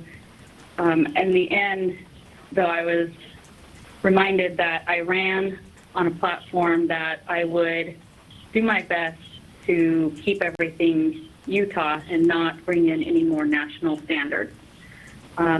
So for that reason, I will be voting no on these standards, only because they are national standards, and I would have liked to just started as our standards as the framework and then added to them. And there are things that I'm very concerned about in these standards. But thank you to everyone. You've all done a great job, and I appreciate everything. Okay. I'm not seeing any other comments. I'll restate the motion. I'll turn my head and do it because hey, we've got it right here on the screen now. Very good. The motion before the board is that the board approve the K through 5 and 9 through 12 science and engineering education seed standards, draft 3, as amended, including grammatical and technical changes, and direct that the introduction be made consistent throughout all the seed standards. All in favor, say aye. Aye. Those opposed? No. Okay, will the ayes raise your hand and be recognized? Will the ayes raise your hand and be recognized? Okay, Board Member Linda Hansen, Board Member Gravitt, Board Member Lear, Board Member Scott Hansen, Board Member Davis, Board Member Newell, Board Member Belknap, Board Member Janet Cannon, Vice Chair Brittany Cummins, Chair Huntsman. That's 10. That's 10. I'm also an aye. Okay, on the floor. Okay, Scott, you're an aye. Correct. Okay, Board Member Bolter. I'm a no. Okay, Let's get the other names. the others are no. Could we get their names just so? What's that? People are interested in this vote, so if you could say their names. Okay, the noes, Bolter,